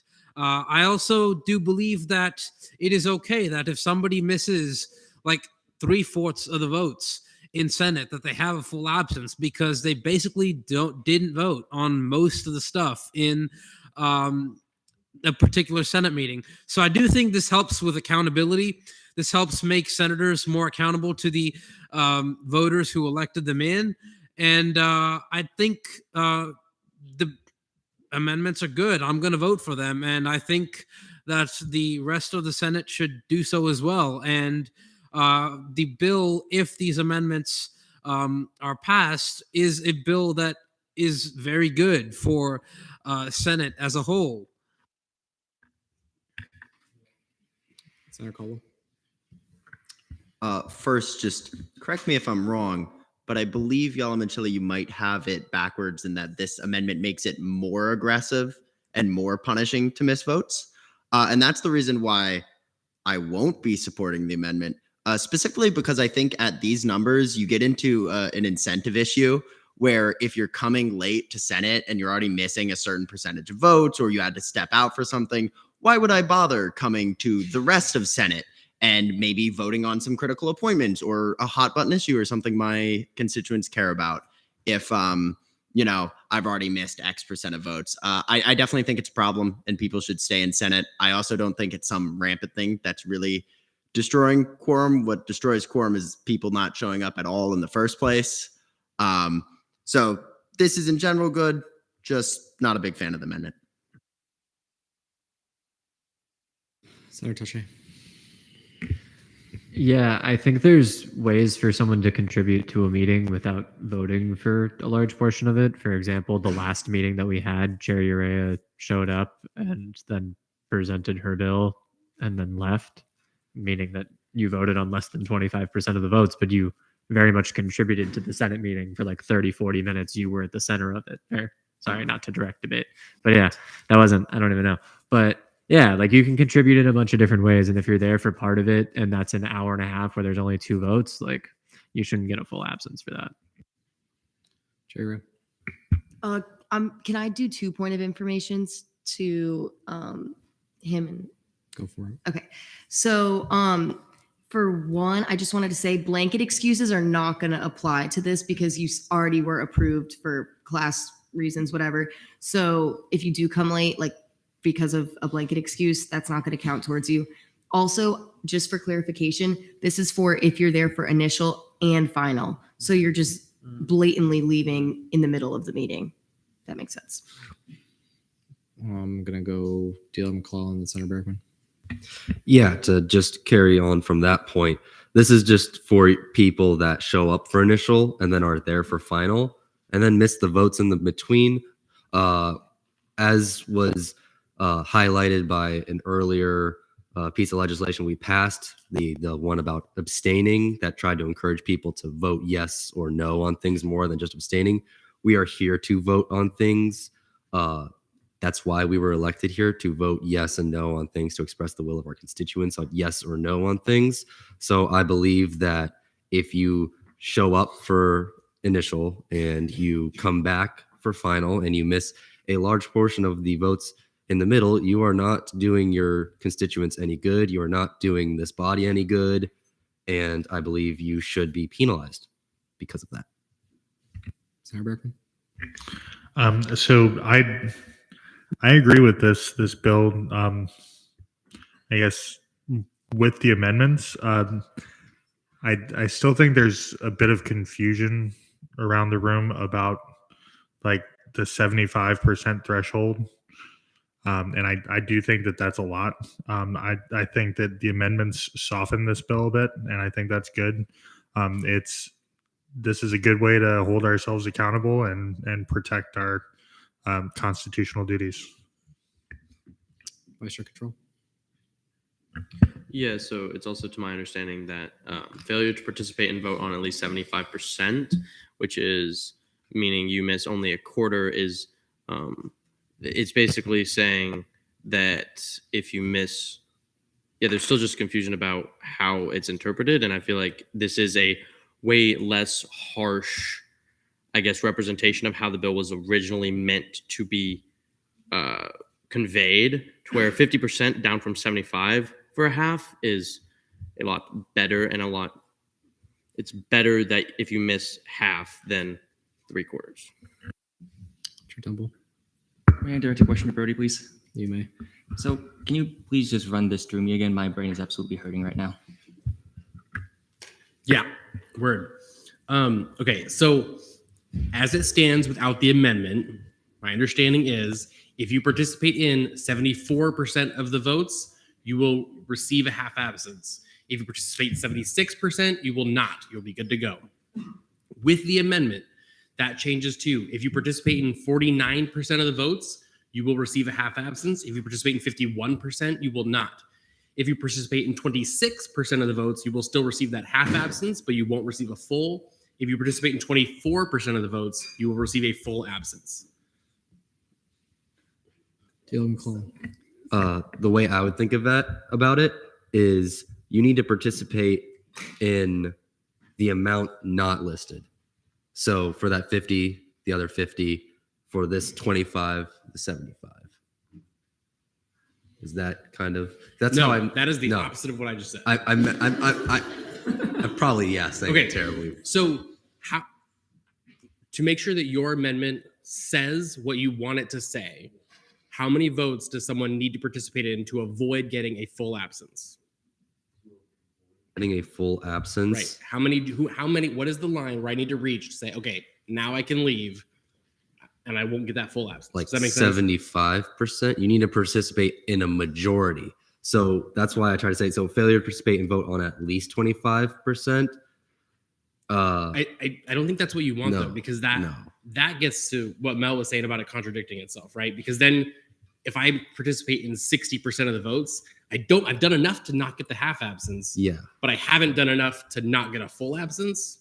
See what I mean? No, so when you were explaining it 5 seconds ago before I chimed in, it sounded good.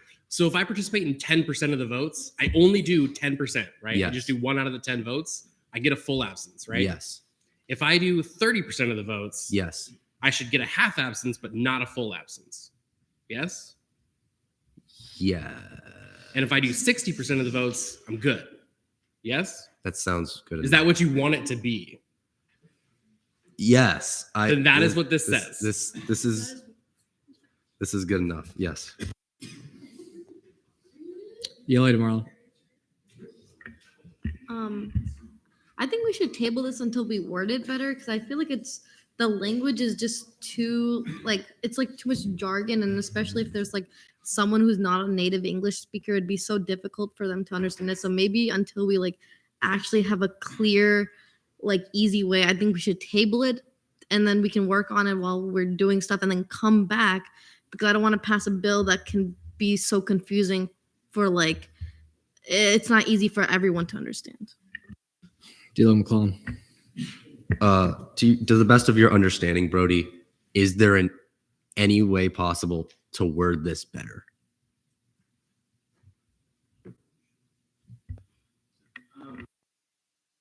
So the answer to that's I'm gonna say probably yes. I don't know what it is, but I bet we can find it. I to some extent, if you all are interested in tabling it and taking a second, and if there are those specifically who are like, yes, I know how to make this better, maybe take that second to like go back to the office and like write it and make it the better. If that's something you all are interested in doing. Debate time has elapsed.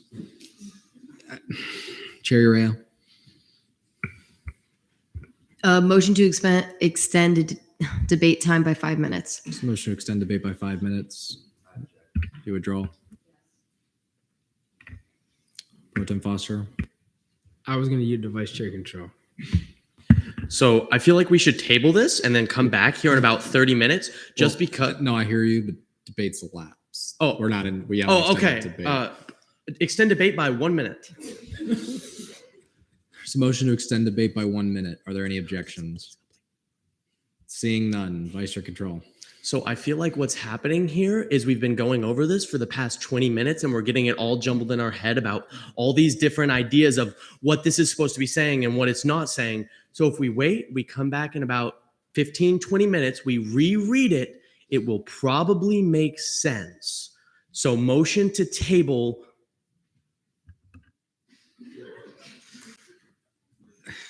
Well, we're debating the amendment, right? There's a motion to table. I object. Withdrawal. I think she had it. Okay. Decorum, guys. Come Y'all, on. Let's get. Come on. Thank you. All right. We're going to pro con it. So pro the objections, Urea. Con is Cantrell. Urea, a minute. The way I have the bill originally written is not confusing. The amendment is what is confusing it. If you want it to be a softer and not as hard approach, then you would vote against the amendment. If you want it to be more strict, you're going to vote for the amendment. So the way that I have it written is a softer approach and it's not confusing. So I do think we should just go ahead and vote on the amendment and then vote on the bill.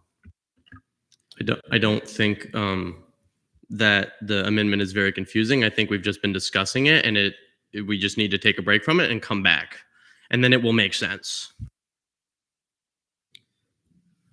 Alrighty, we're now in voting procedures. There's no pro. The objection is vote.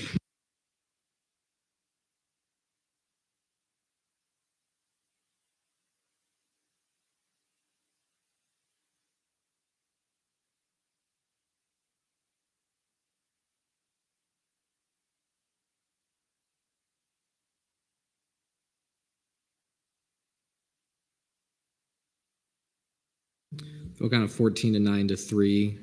The objection carries. Cherry Rea. Move to vote on the amendment. Motion to vote on the amendments. Are there any objections? You would object, Senator Berkman? Yes. Do you withdraw, Cherry Rea? Sure. Senator Berkman. So just to clarify, the bill as it stands says we must vote in 75%. Yes. We're now in voting procedures.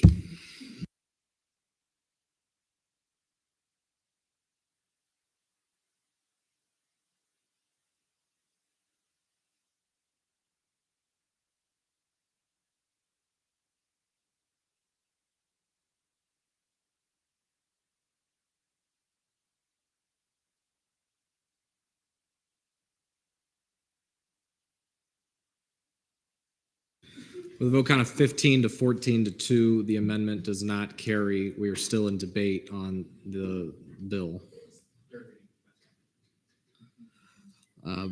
Senator Berkman.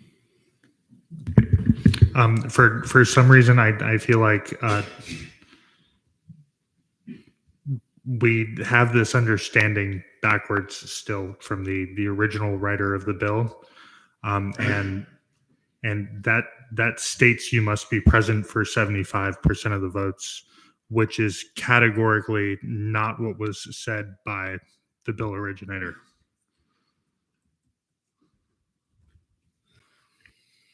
Aile Almachili. So, one question. We're now in debate, right? For the entire bill, right? We are. Okay, so I'm going to be voting against this bill because I think that punishing someone with half an absence for potentially 74% of the votes is way too harsh. I've made this argument before that different periods of time in Senate have different numbers of votes. Senate will have more votes later in the meeting and less votes earlier in the meeting. And that is the case because we tend to see a lot of bills at 10 o'clock, 11 o'clock. We do not tend to see a lot of bills from 7 p.m. to 8 p.m. So if somebody is here in Senate, is not here in Senate for a period of 1 hour, and that is in the latter part of the Senate meeting, there is potential that they missed only, say, a fifth of the meeting in terms of time, but they were not able to vote on at least 75% of things. Say they missed a quarter of the votes because there were a lot of votes in that 1 hour time period. I don't think that is fair. I think it's a very tricky issue between time and the numbers of votes. I value people's presence in Senate as contributing members more than I do the actual numbers of votes they vote in. And as it stands, I think the bill is too harsh. And I don't think we should be adopting this bill in such a hasty manner. So I'm going to be voting against it. And I encourage y'all to do the same. Senator Capozzi.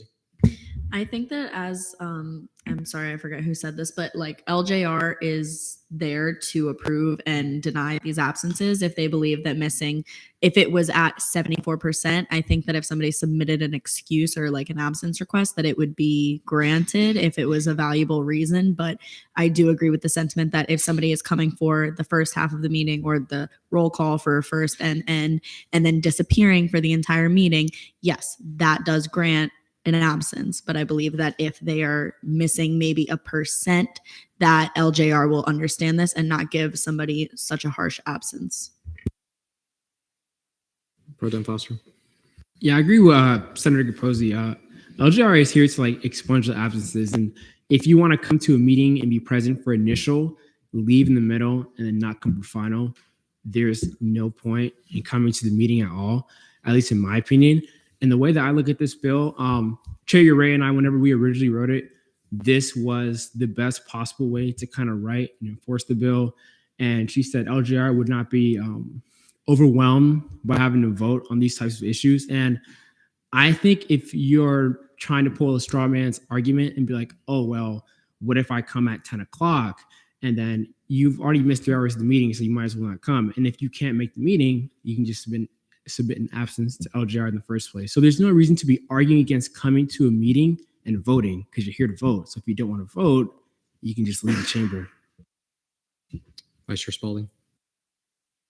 Yeah, I think this bill is simple. I think we've overthought it and over debated it. I think it makes sense the way that Chair Uray wrote it.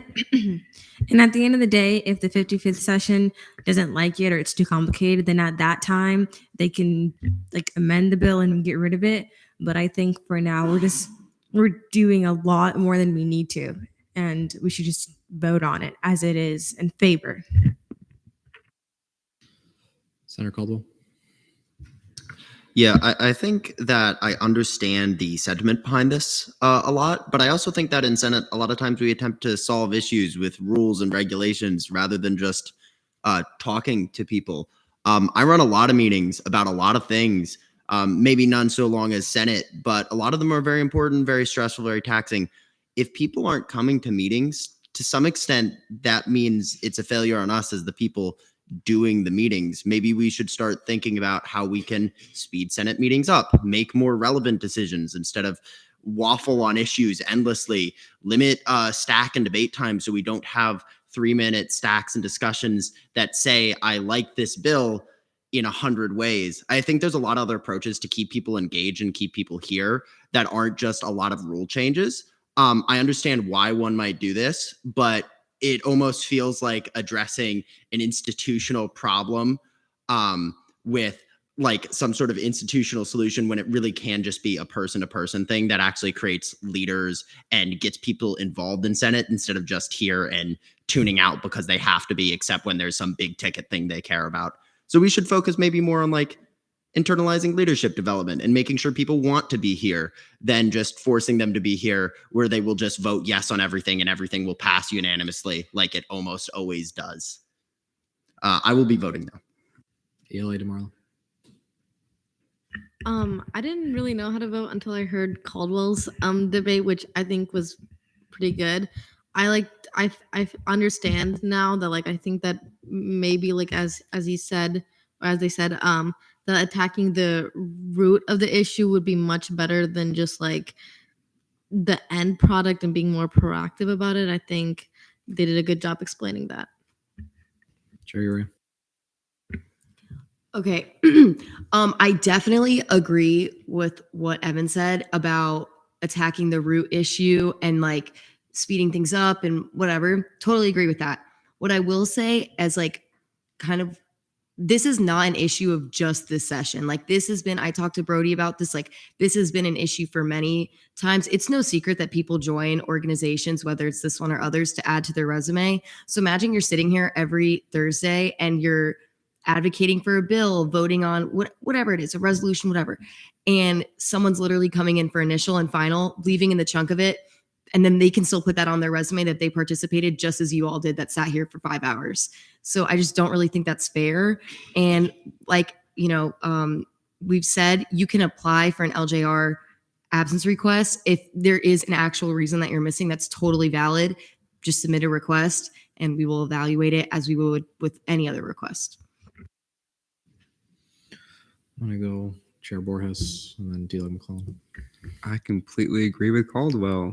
Everything they said makes sense. I will be voting no. And if you guys think I should vote yes, maybe consider my amendment, which makes it easier for senators. Dealer McClellan. I just wanted to start by saying all of the amendments that, like, maybe we shouldn't vote on any more amendments on this bill today, seeing as how it is just a mess when we try to. So I'm going to be saying, let's just vote on the bill as it is. And I'm going to argue in favor of the bill as it is. Basically, everything that I had said before, just about accountability. We're here to vote. LJR is here for a reason, and it's stated in this bill that they can be expunged, and that this is only for people that show up for initial and final and not in the middle. So the amount of times this will be relevant is probably very few, and the times that this will come up, it'll probably be excused because somebody went to the bathroom, somebody had an emergency, somebody had a justifiable excuse. So I think that this is a step in the right direction, and we can always come back later and amend it. I don't know if it'll even be necessary, but I'm in favor of this. Debate time has elapsed. Is there a motion to extend debate? Iley Almachili. Motion to extend debate time by 3 minutes. I object. You withdraw. I do not. All right. Pro the objection. I heard Foster. So Foster, you'll have a minute, then Almachili. I feel like we already heard all the points of the debate. Whether you agreed or not, I think Senator Caldwell made some good points. Chair Ray has made some good points. Dealer McClellan has made some good points. I think it's just time to vote on the bill. And if you don't like it, we can amend it in the future or change it. But it's just accountability. And if you don't agree with it, you can get it expunged by LJR like you do for every other absence. Ali Almachili. I do believe there are multiple senators that were still waiting to speak and debate. And I do believe that their perspectives have value to the conversation as well. There are perspectives we haven't heard. Not every senator has gotten to speak, who's wanted to speak in this debate has gotten to speak. And so I think that on a bill that is as heated as this, there needs to be more time for debate, and the senators who wanted to speak on it should be able to do so. Hence why I propose the motion to extend debate time by 3 minutes. Thank you. Alrighty, we're now on voting procedures. Pro the objection is Foster to move to voting. Con is Yalom to extend debate by 3 minutes.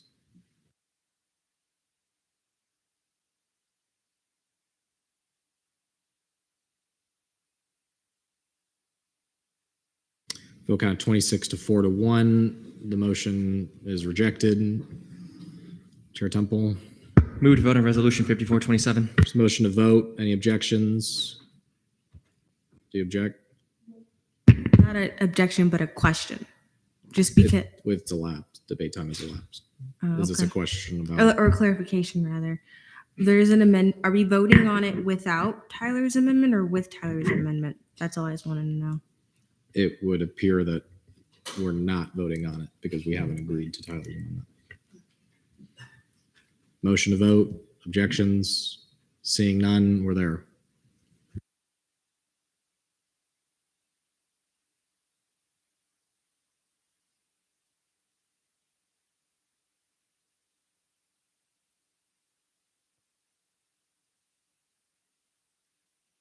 Voted 19 to 12 to 1. Resolution 5427 passes favorably on third reading. Alrighty, moving right along. Special acts, none. Notice of legislation on second reading. Constitutional amendments, none. Bills, is there a motion for speech, questioning, and debate? Chair Temple. Move for 5-minute speeches, 5-minute questioning, 5-minute debate. So motion for 5-minute speeches, 5-minute questioning, 5-minute debate. Are there any objections? Seeing none, we are at Internal Bill 5430, updates to Title 8. Deal McClellan, 5 minutes, whenever you're ready.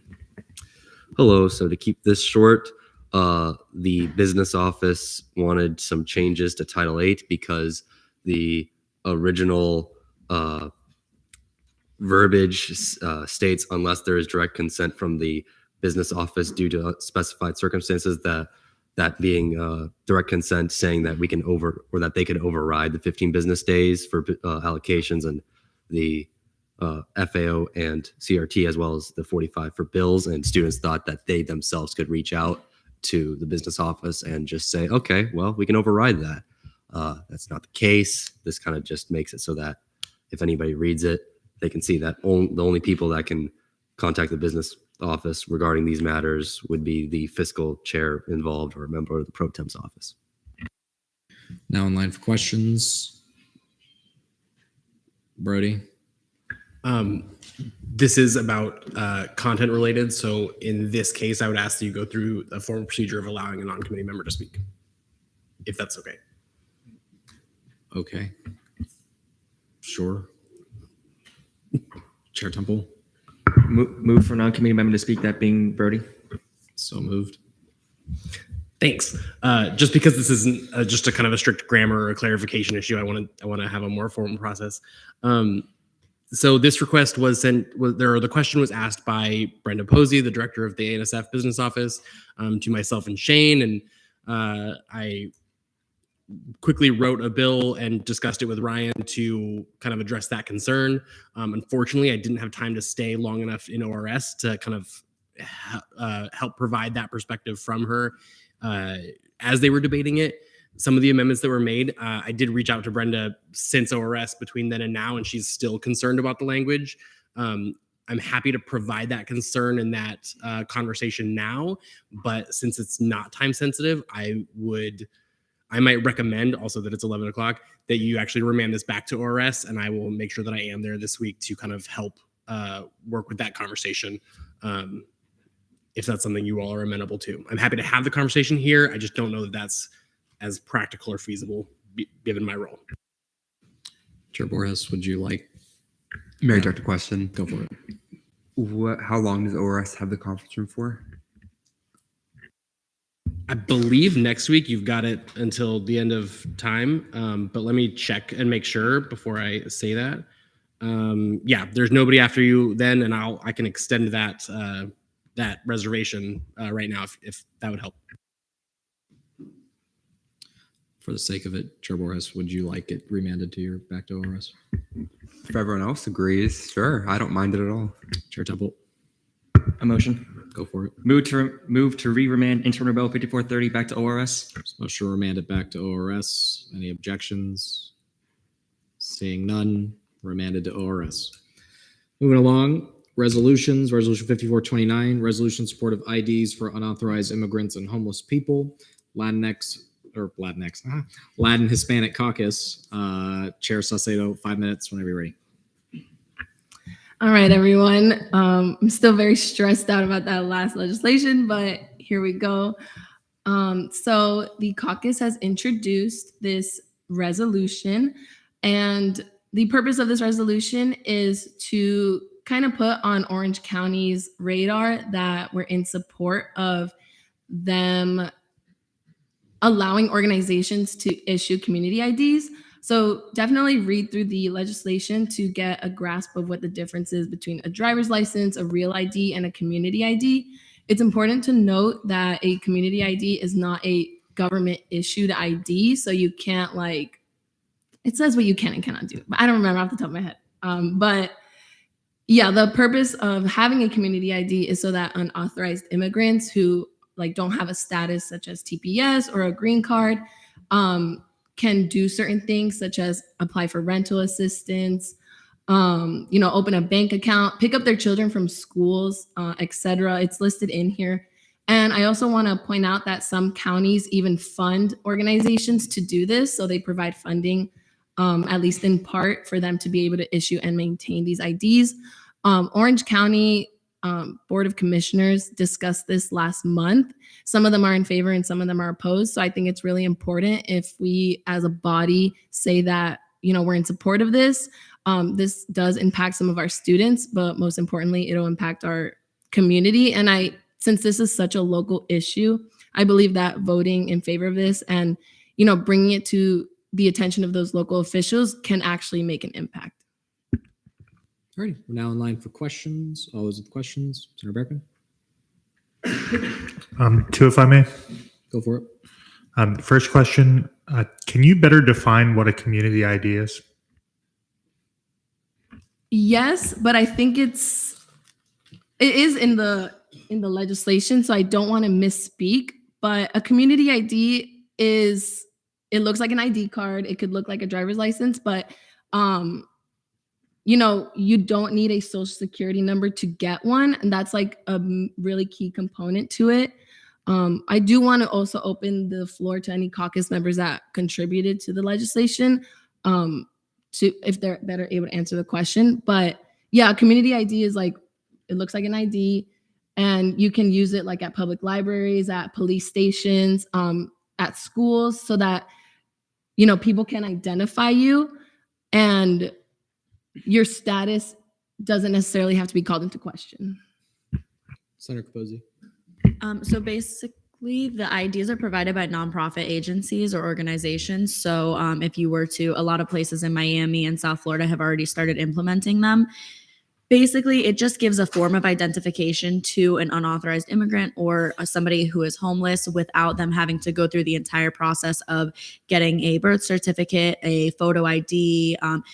For a lot of different issues, this can be obviously an issue for especially unauthorized immigrants, but also for the homeless class. If you're out of state, it's a lot harder to get an ID, a birth certificate, and all of these things.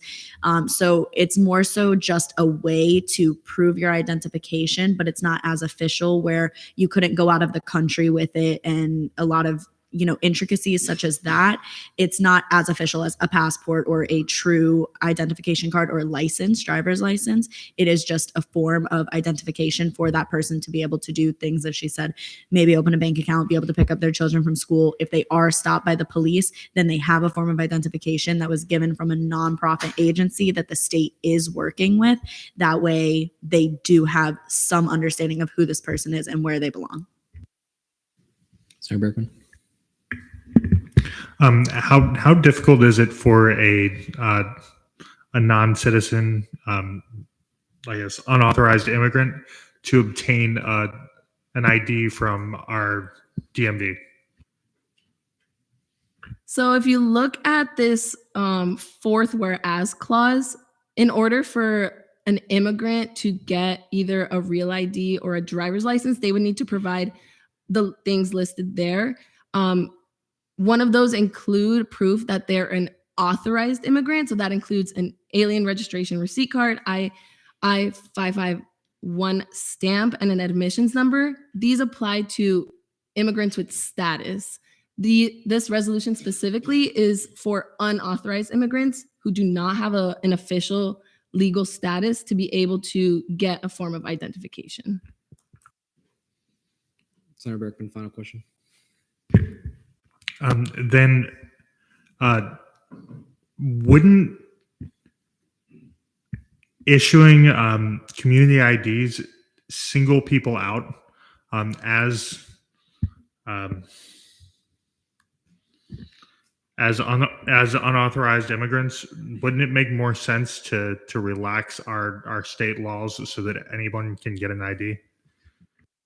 That would be awesome if we could relax our state laws. But this is a very, in my opinion, like practical solution. I can see your concern about, singling people out, but it's also used by homeless people. It's also used by transgender people, and it lists who else could benefit from a community ID. Vice Chair Cottrell. So, what difference, if any, is there between an unauthorized immigrant and an illegal immigrant? There is no difference. Unauthorized just sounds nicer. Tisha Patel. Wouldn't giving these IDs out give the government the ability to know their existence and assist their efforts, deport them if they wanted to?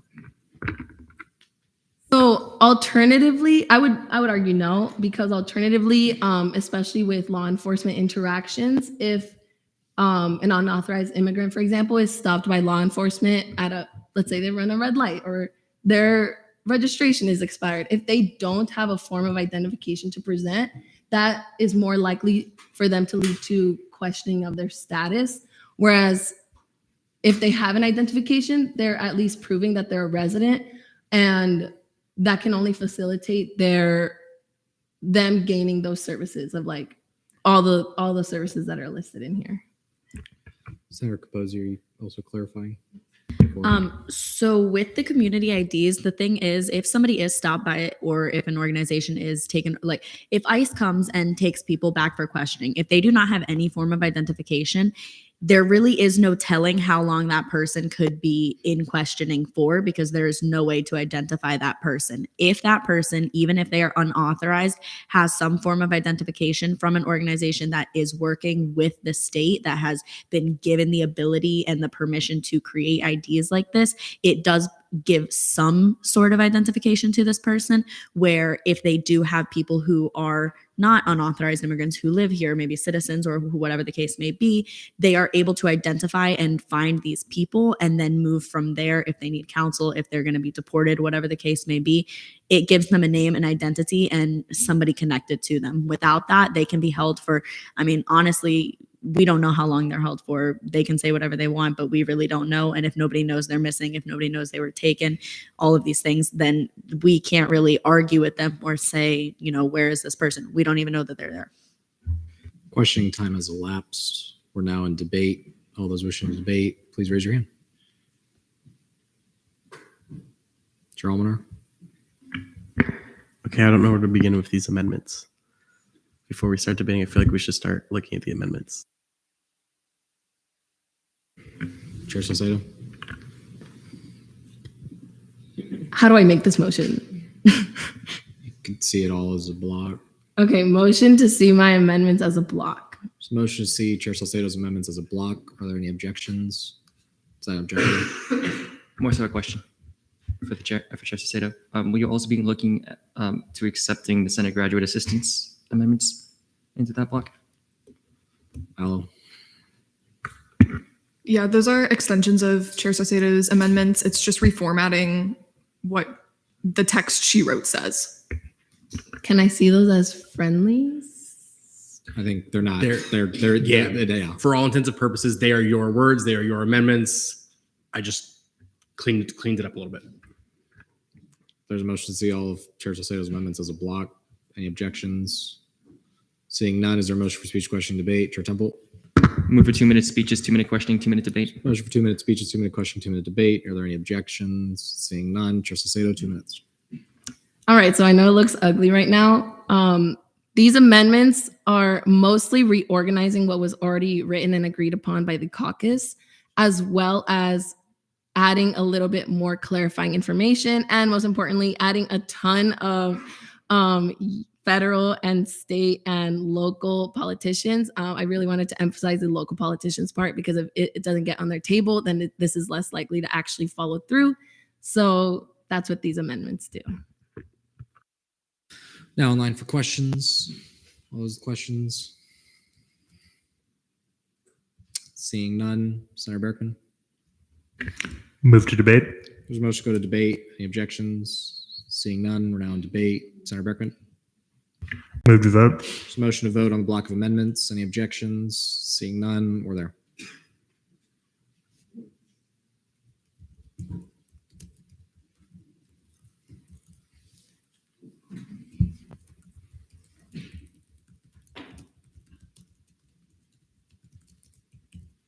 Vote count of 30 to 1 to 1. The amendments pass favorably. We're still in debate on the resolution.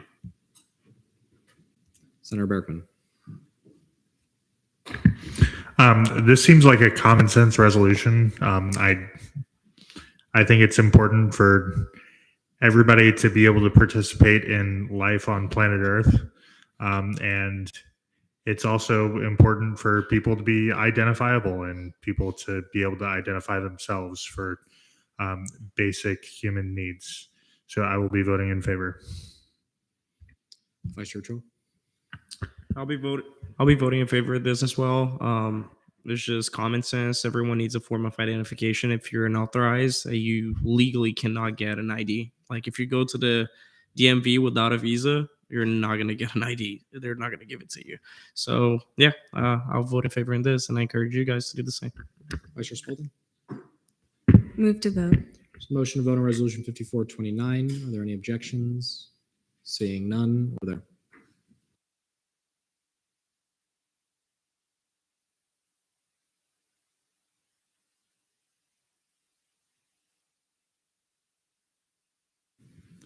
The vote count of 28 to 2. Resolution 5429 passes favorably on second reading.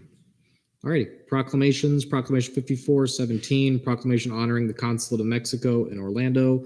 Latin Hispanic Caucus. Chair Saucedo, 5 minutes whenever you're ready. All right, so another legislation on behalf of the caucus.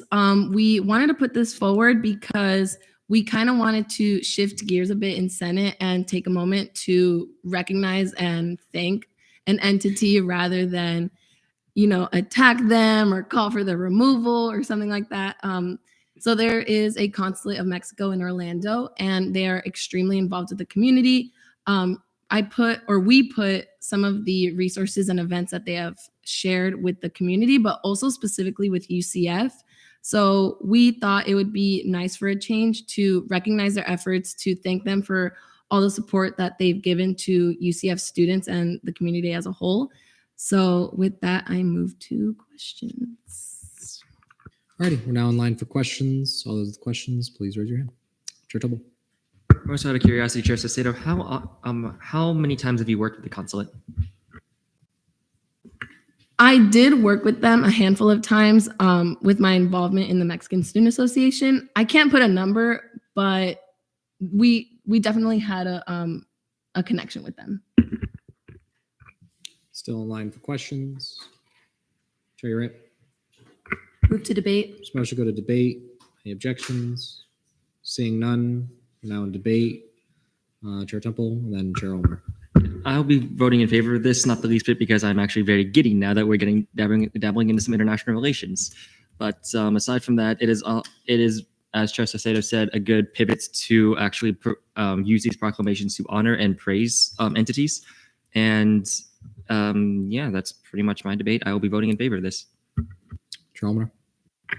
I will be voting in favor of this proclamation. Not only have they done the consulate has done its responsibilities to Mexican Americans within the United States, it's also gone above and beyond by hosting cultural events and inviting things like MEXA and other organizations to attend these events. So I think it's a great thing that we're going to be supporting them.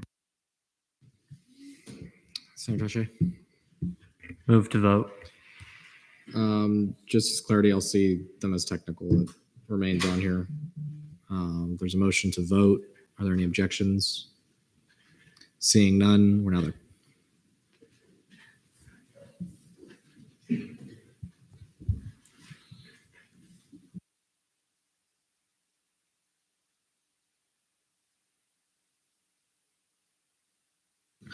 Vote count of 28 to 1 Proclamation 5417 passes favorably on second reading. Alrighty.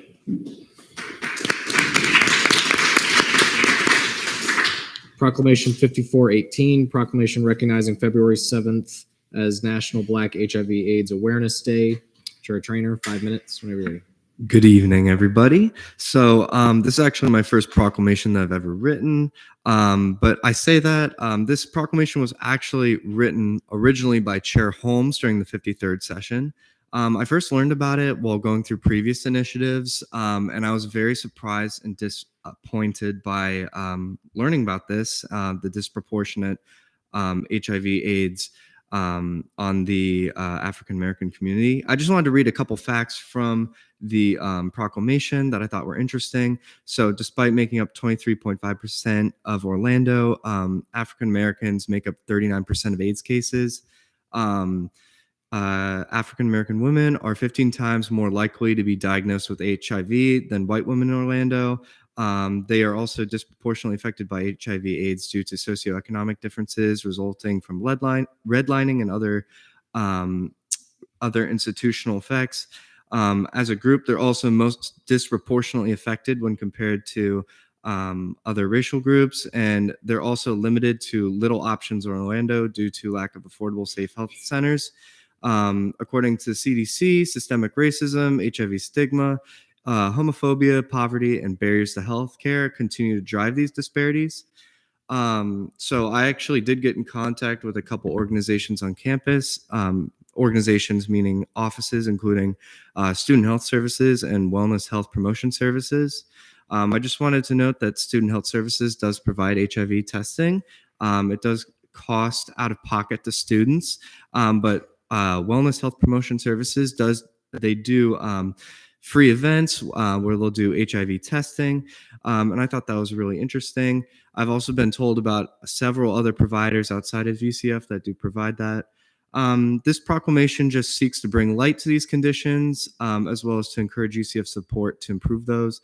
And just as a personal note, that I will be approaching Turner from executive to get this posted on the student government Instagram, just to help students learn more about what we have on campus and what issues are being affected by African Americans. I yield my time. Alrighty, we're now in line for questions. All those questions, please raise your hand. Senator Taché. If there were any organizations that were doing events that like followed this value, would I'm forgetting, do committees have a budget? And if so, no, they don't. Do they not have a budget? Weird. Caucuses have a budget. Anyway, never mind. Alrighty, we're still in line for questions. Senator Berkman. Move to debate. Motion to go to debate. Any objections? Seeing none, we're now in debate. Chair Temple. Yeah, I'll be voting in favor of this bill as well, not the least bit, because this is a very, very important subject and one that is so nuanced that it's unfortunate that not many Americans know of this information. And it is both very distressing, yet also very fascinating to learn of this information too, which helps us all the more so in like understanding the issues within this community. So I hope that this information is put to good use, and I will be voting in favor of this. I do hope the rest of the Senate will do the same. I'm going to see the amendments as technicals. Senator Domino. Yeah, I was just going to say I'm voting in favor of this as well. I had spoke with Chair Trainer earlier today that speaking from the queer community as well as the Black community, this is very taboo of a conversation. We don't have it. We don't acknowledge it. We don't speak on it. So this health issue is very prevalent. It's a real thing. And obviously that we know is, for those of you who don't know, HIV comes before AIDS. It's like the premise, if you will. And then that's where the killer part starts to come in there. One is treatable, and that's using it very loosely, and the other one's maintainable to a certain extent. So bringing this to light, with the proclamation, it's amazing.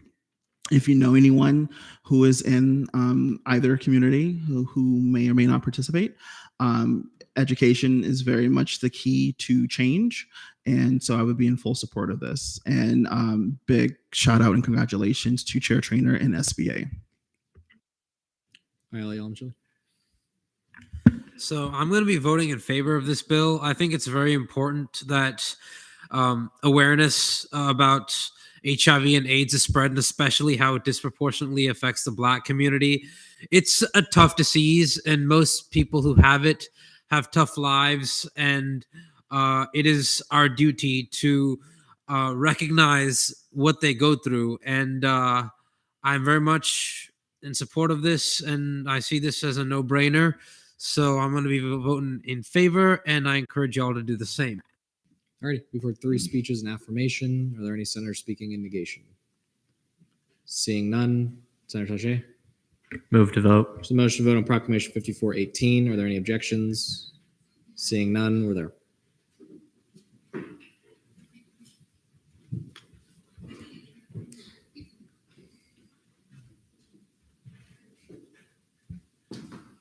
We vote count of 31 to 0 to 1. Proclamation 5418 passes favorably on second reading.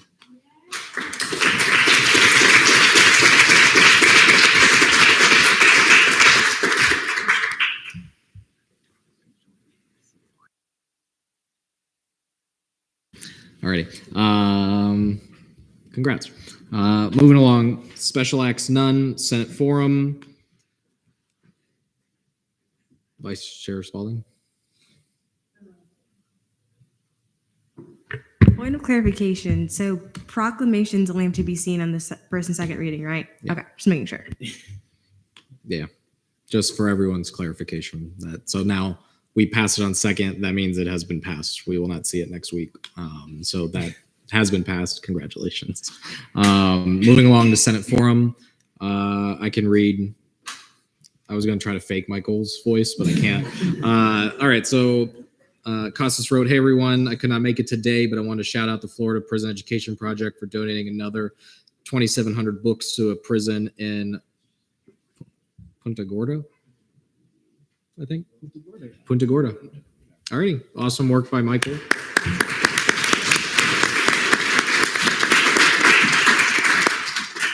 Senator Taché. Yeah, I just wanted to say that if any of you have any friends or anyone you know who's interested in helping, the fight against HB7, especially any queer people who are interested in that, I'm trying to do some organizing around that. And so if you know anyone who you'd want to plug into that, just text me and let me know. Also, shout out Allo for all the sick work they're doing around that. But yeah, what was that gesture? Was that a middle finger? Oh, it was a heart. Okay, thank you. That's all. Alrighty. Are there any other senators wishing to speak during Senate forum? Seeing none, Senate deliberations. Any senators wishing to deliberate? Seeing none. Advisors report. Brody. All right. Hello, everyone. I do have a few things, and I did put them in the agenda strictly so Allo wouldn't try to fire me.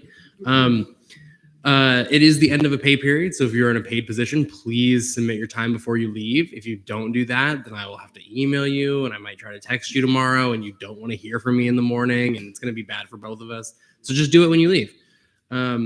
Okay, Yes, please focus on your academics. Midterms are coming up. Those are going to be happening soon. I don't want to lose any more senators because of eligibility. If you are in a position where you need support, or you're acknowledging that, like, hey, this semester might not be going the way I was hoping it would go, or I need help, but I'm not sure where to get it, please let me know. That is a big part of my job. The Office of Student Involvement has had several conversations over the last few weeks about how we can do a better job of supporting our students, right? And a lot of that is on me. It's part of my job is to see you all and interact with you and notice when you might be struggling and say, hey, it seems like you might be overly stressed out, or hey, how's everything going, right? But there's a lot of you and I can't do that well. So if you are having trouble or you need support, let me know, and I have lots of resources to help you. Okay, the student government advisor from Florida Polytechnic University reached out to me and sent me a nice little flyer inviting you all to an event they're having, PolyCon. And there's a nice little promo code to get a discount on that. So do that, I guess. Yeah, and you don't have a ton of time left, so keep up the good work, finish strong. Yeah, Jason. I hate to be that guy. Can we not do senator shout outs?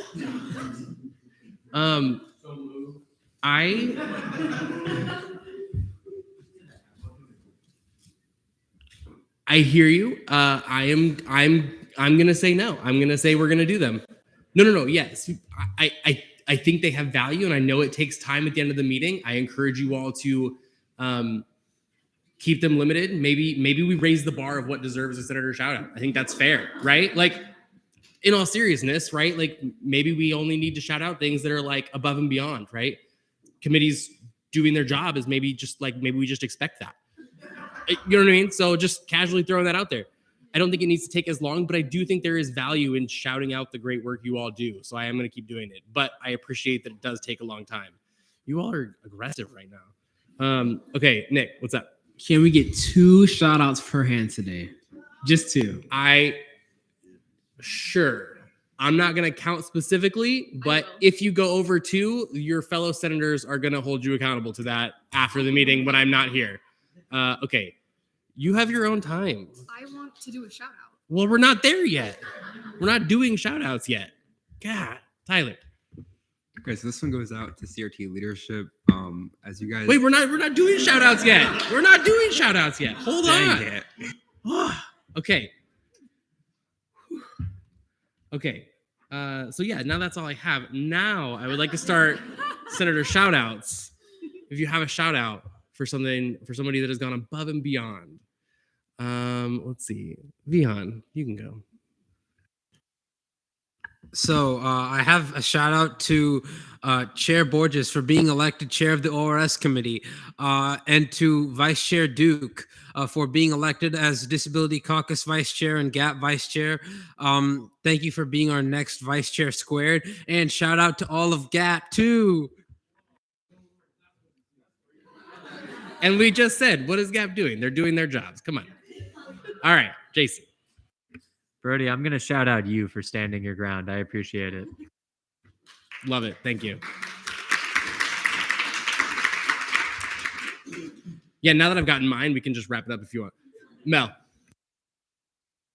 So I want to shout out Kaposi and Simcoe for going above and beyond on the legislation. So I think they did a phenomenal job. All right, we'll come over here. Spalding. So I just have one, and it's for Chair Urea for a couple of reasons, actually. So that's still just one. So first, for wanting to be part of the LGBTQ plus caucus, because you recognize they are in need and you want to assist, and that's amazing. And then also for the legislation that we passed today, that was crazy in and of itself. All right, like that. For Trainer for that super awesome, much needed proclamation that I'm so glad we finally got out. All right, Kaposi. Well, I was going to give one to both my chairs, Salcedo and Trainer, both for just the awesome legislation that they're putting out that is really important to the community. Love that. All right, Boris. I didn't get to finish last time, so shout out to CRT leadership, not just because they're doing their jobs, but because they might be the first CRT leadership in many years to run out of funding, which is, I think, really important. I think that's commendable. I'm glad I left it in great hands. You guys are doing great. I'm gonna let you finish, but no. All right, Ala. I want to shout out AJ because he thought someone stole his cake earlier, and I'm a really depressed person. I have not laughed that hard in a very long time. So thanks for that. That made my night. All right, here I am. On that note, AJ went above and beyond and brought an entire cake for dinner. So shout out to him. We question the health choices, but props to you for living your life. All right, you jump. Yeah, another shout out to AJ. I stole his cake, but then I gave it back, and he still gave me a piece. So it was a win-win situation for me. All right, Ryan. Now, I know this is a little frowned upon, but I'm going to do an anti-shout out. I got no cake. So I anti-shout out Patel. No. This is a positive. This is a positive experience. We're lifting each other up. All right. Any other, JC? I'm gonna shout out D-Leg McCullen for getting my anti-permitless carry resolution in for today. Thank you, D-Leg. All right. My first shout out is to Chair Salcedo. She does so much. I didn't even realize until I talked to her. But like even on the Senate floor and outside of Senate, it's actually crazy how much she really cares about this community. It's just amazing, like knowing all that she does. And then my second one is for McClellan because he knows everything. It's crazy, actually. All right, Berkman. Move to Netta. That is not how this works. Try again. All right, Jason. No. Oh, okay. All right. Good. All right. Anybody else? Ethan, I know you're dying. All right. Since no one else has said it, I gotta shout out Jason. The amount of work that Jason is doing around HB7, like I know he was underselling it earlier, but like working with tons of RSOs, really trying to do like bottom up organizing to get like grassroots students involved instead of planning something and hoping people come to it, actually getting like feedback and trying to make it more of a movement instead of just an event has been really inspiring and something I really try to do and often fail to do. So it's really cool to see him succeed. That. Ethan, go ahead. I swear, I want to get all 9 out right now, but I'm only limited to 2. But so, screw it. Fine. I'm going to shout out Gap because they had absolutely destroyed it with those resolutions. What?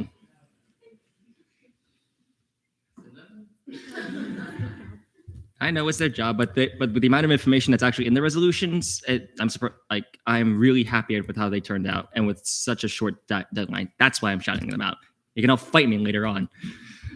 And I don't need any banter from the peanut gallery. Thank you very much. Then of course I'm going to shout out my new vice chair, Senator Duke. Congratulations once more.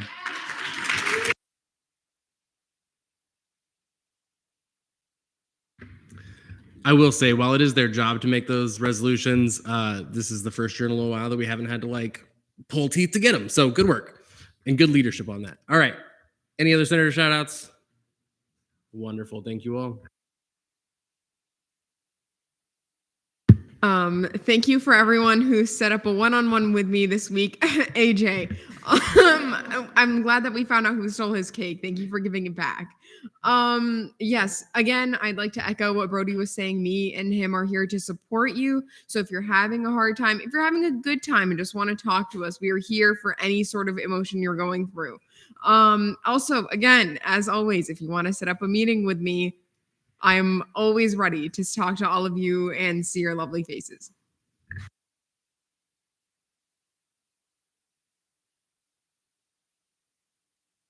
No, usually Dylan says my name.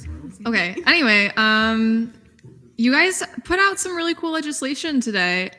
So shout out to you all who did that. Let's make sure it's followed by some action. Local resources for free, low-cost HIV testing. I linked 4, but there's like a plethora SAT word, in Orlando. So if you have questions about that, it's also worthwhile checking in with LGBTQ plus services, because these are all orgs that I worked with when I was a part of Lavender Council. So 10 out of 10 would reach out to them.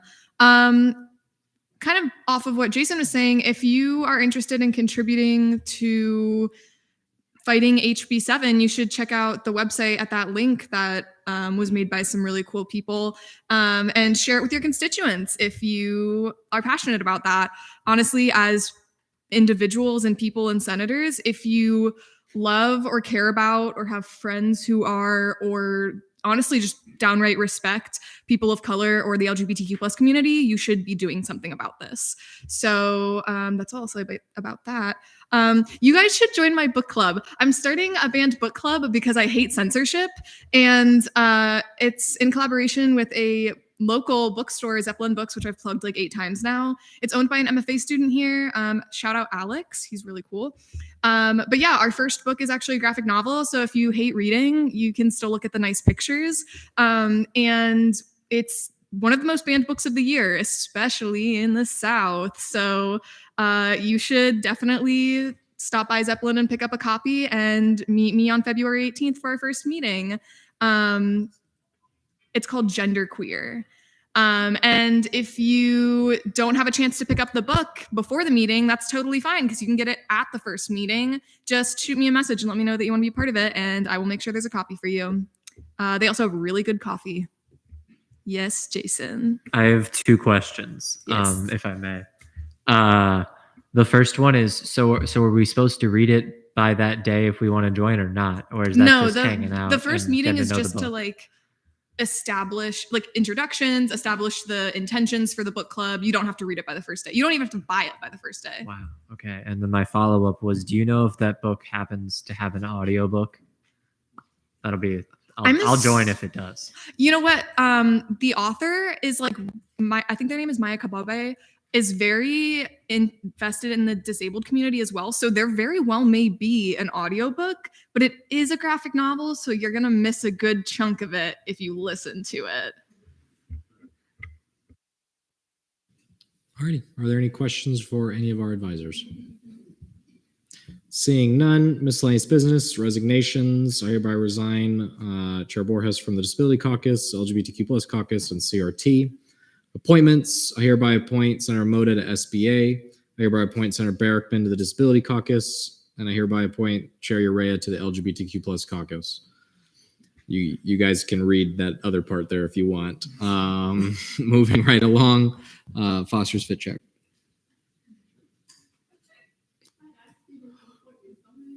Oh, to Women's Caucus, right? I'm so sorry. It's been a night. I'm sorry. I hereby appoint Senator McNutt to the Women's Caucus.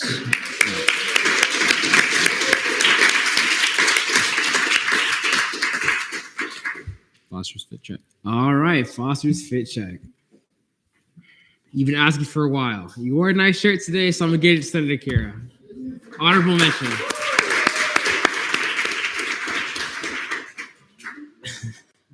Everybody's been raving about Speaker Hall's jacket, so I get Speaker Hall number 3 for the jacket.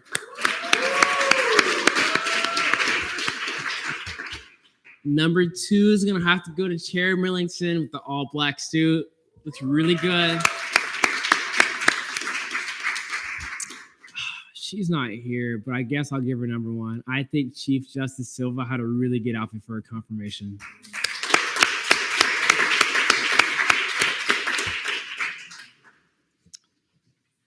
Chair Temple. Move to adjourn pending final roll call. So the motion to adjourn pending final roll call. Are there any objections? Seeing none. Chair Urea. Trainer. Here. Tribble. Here. Moda. Here. Kira. Here. Bargy. Here. Donovan. McClellan. Present. Millington. Present. Temple. Capozzi. Present. Caldwell. Present. Spalding. Present. Castello. Present. Parmar. Cantrell. Perry. Shelah. Butler. Present. Batasia. Simcoe. Present. Campbell. Domino. Present. Foster. Here. McNutt. Present. Yalamanchili, Present. Demarla, Here. Patel, Here. Uchoa, Here. Harrell, Borges, Here. Barrickman, Present. Almanar, Present. Castellan, Present. Hall, Here. Holmes, Costas, Duke, Present. Salcedo, Present. Tache. Here. 33 out of 40, quorum is verified. During this meeting at 11:42.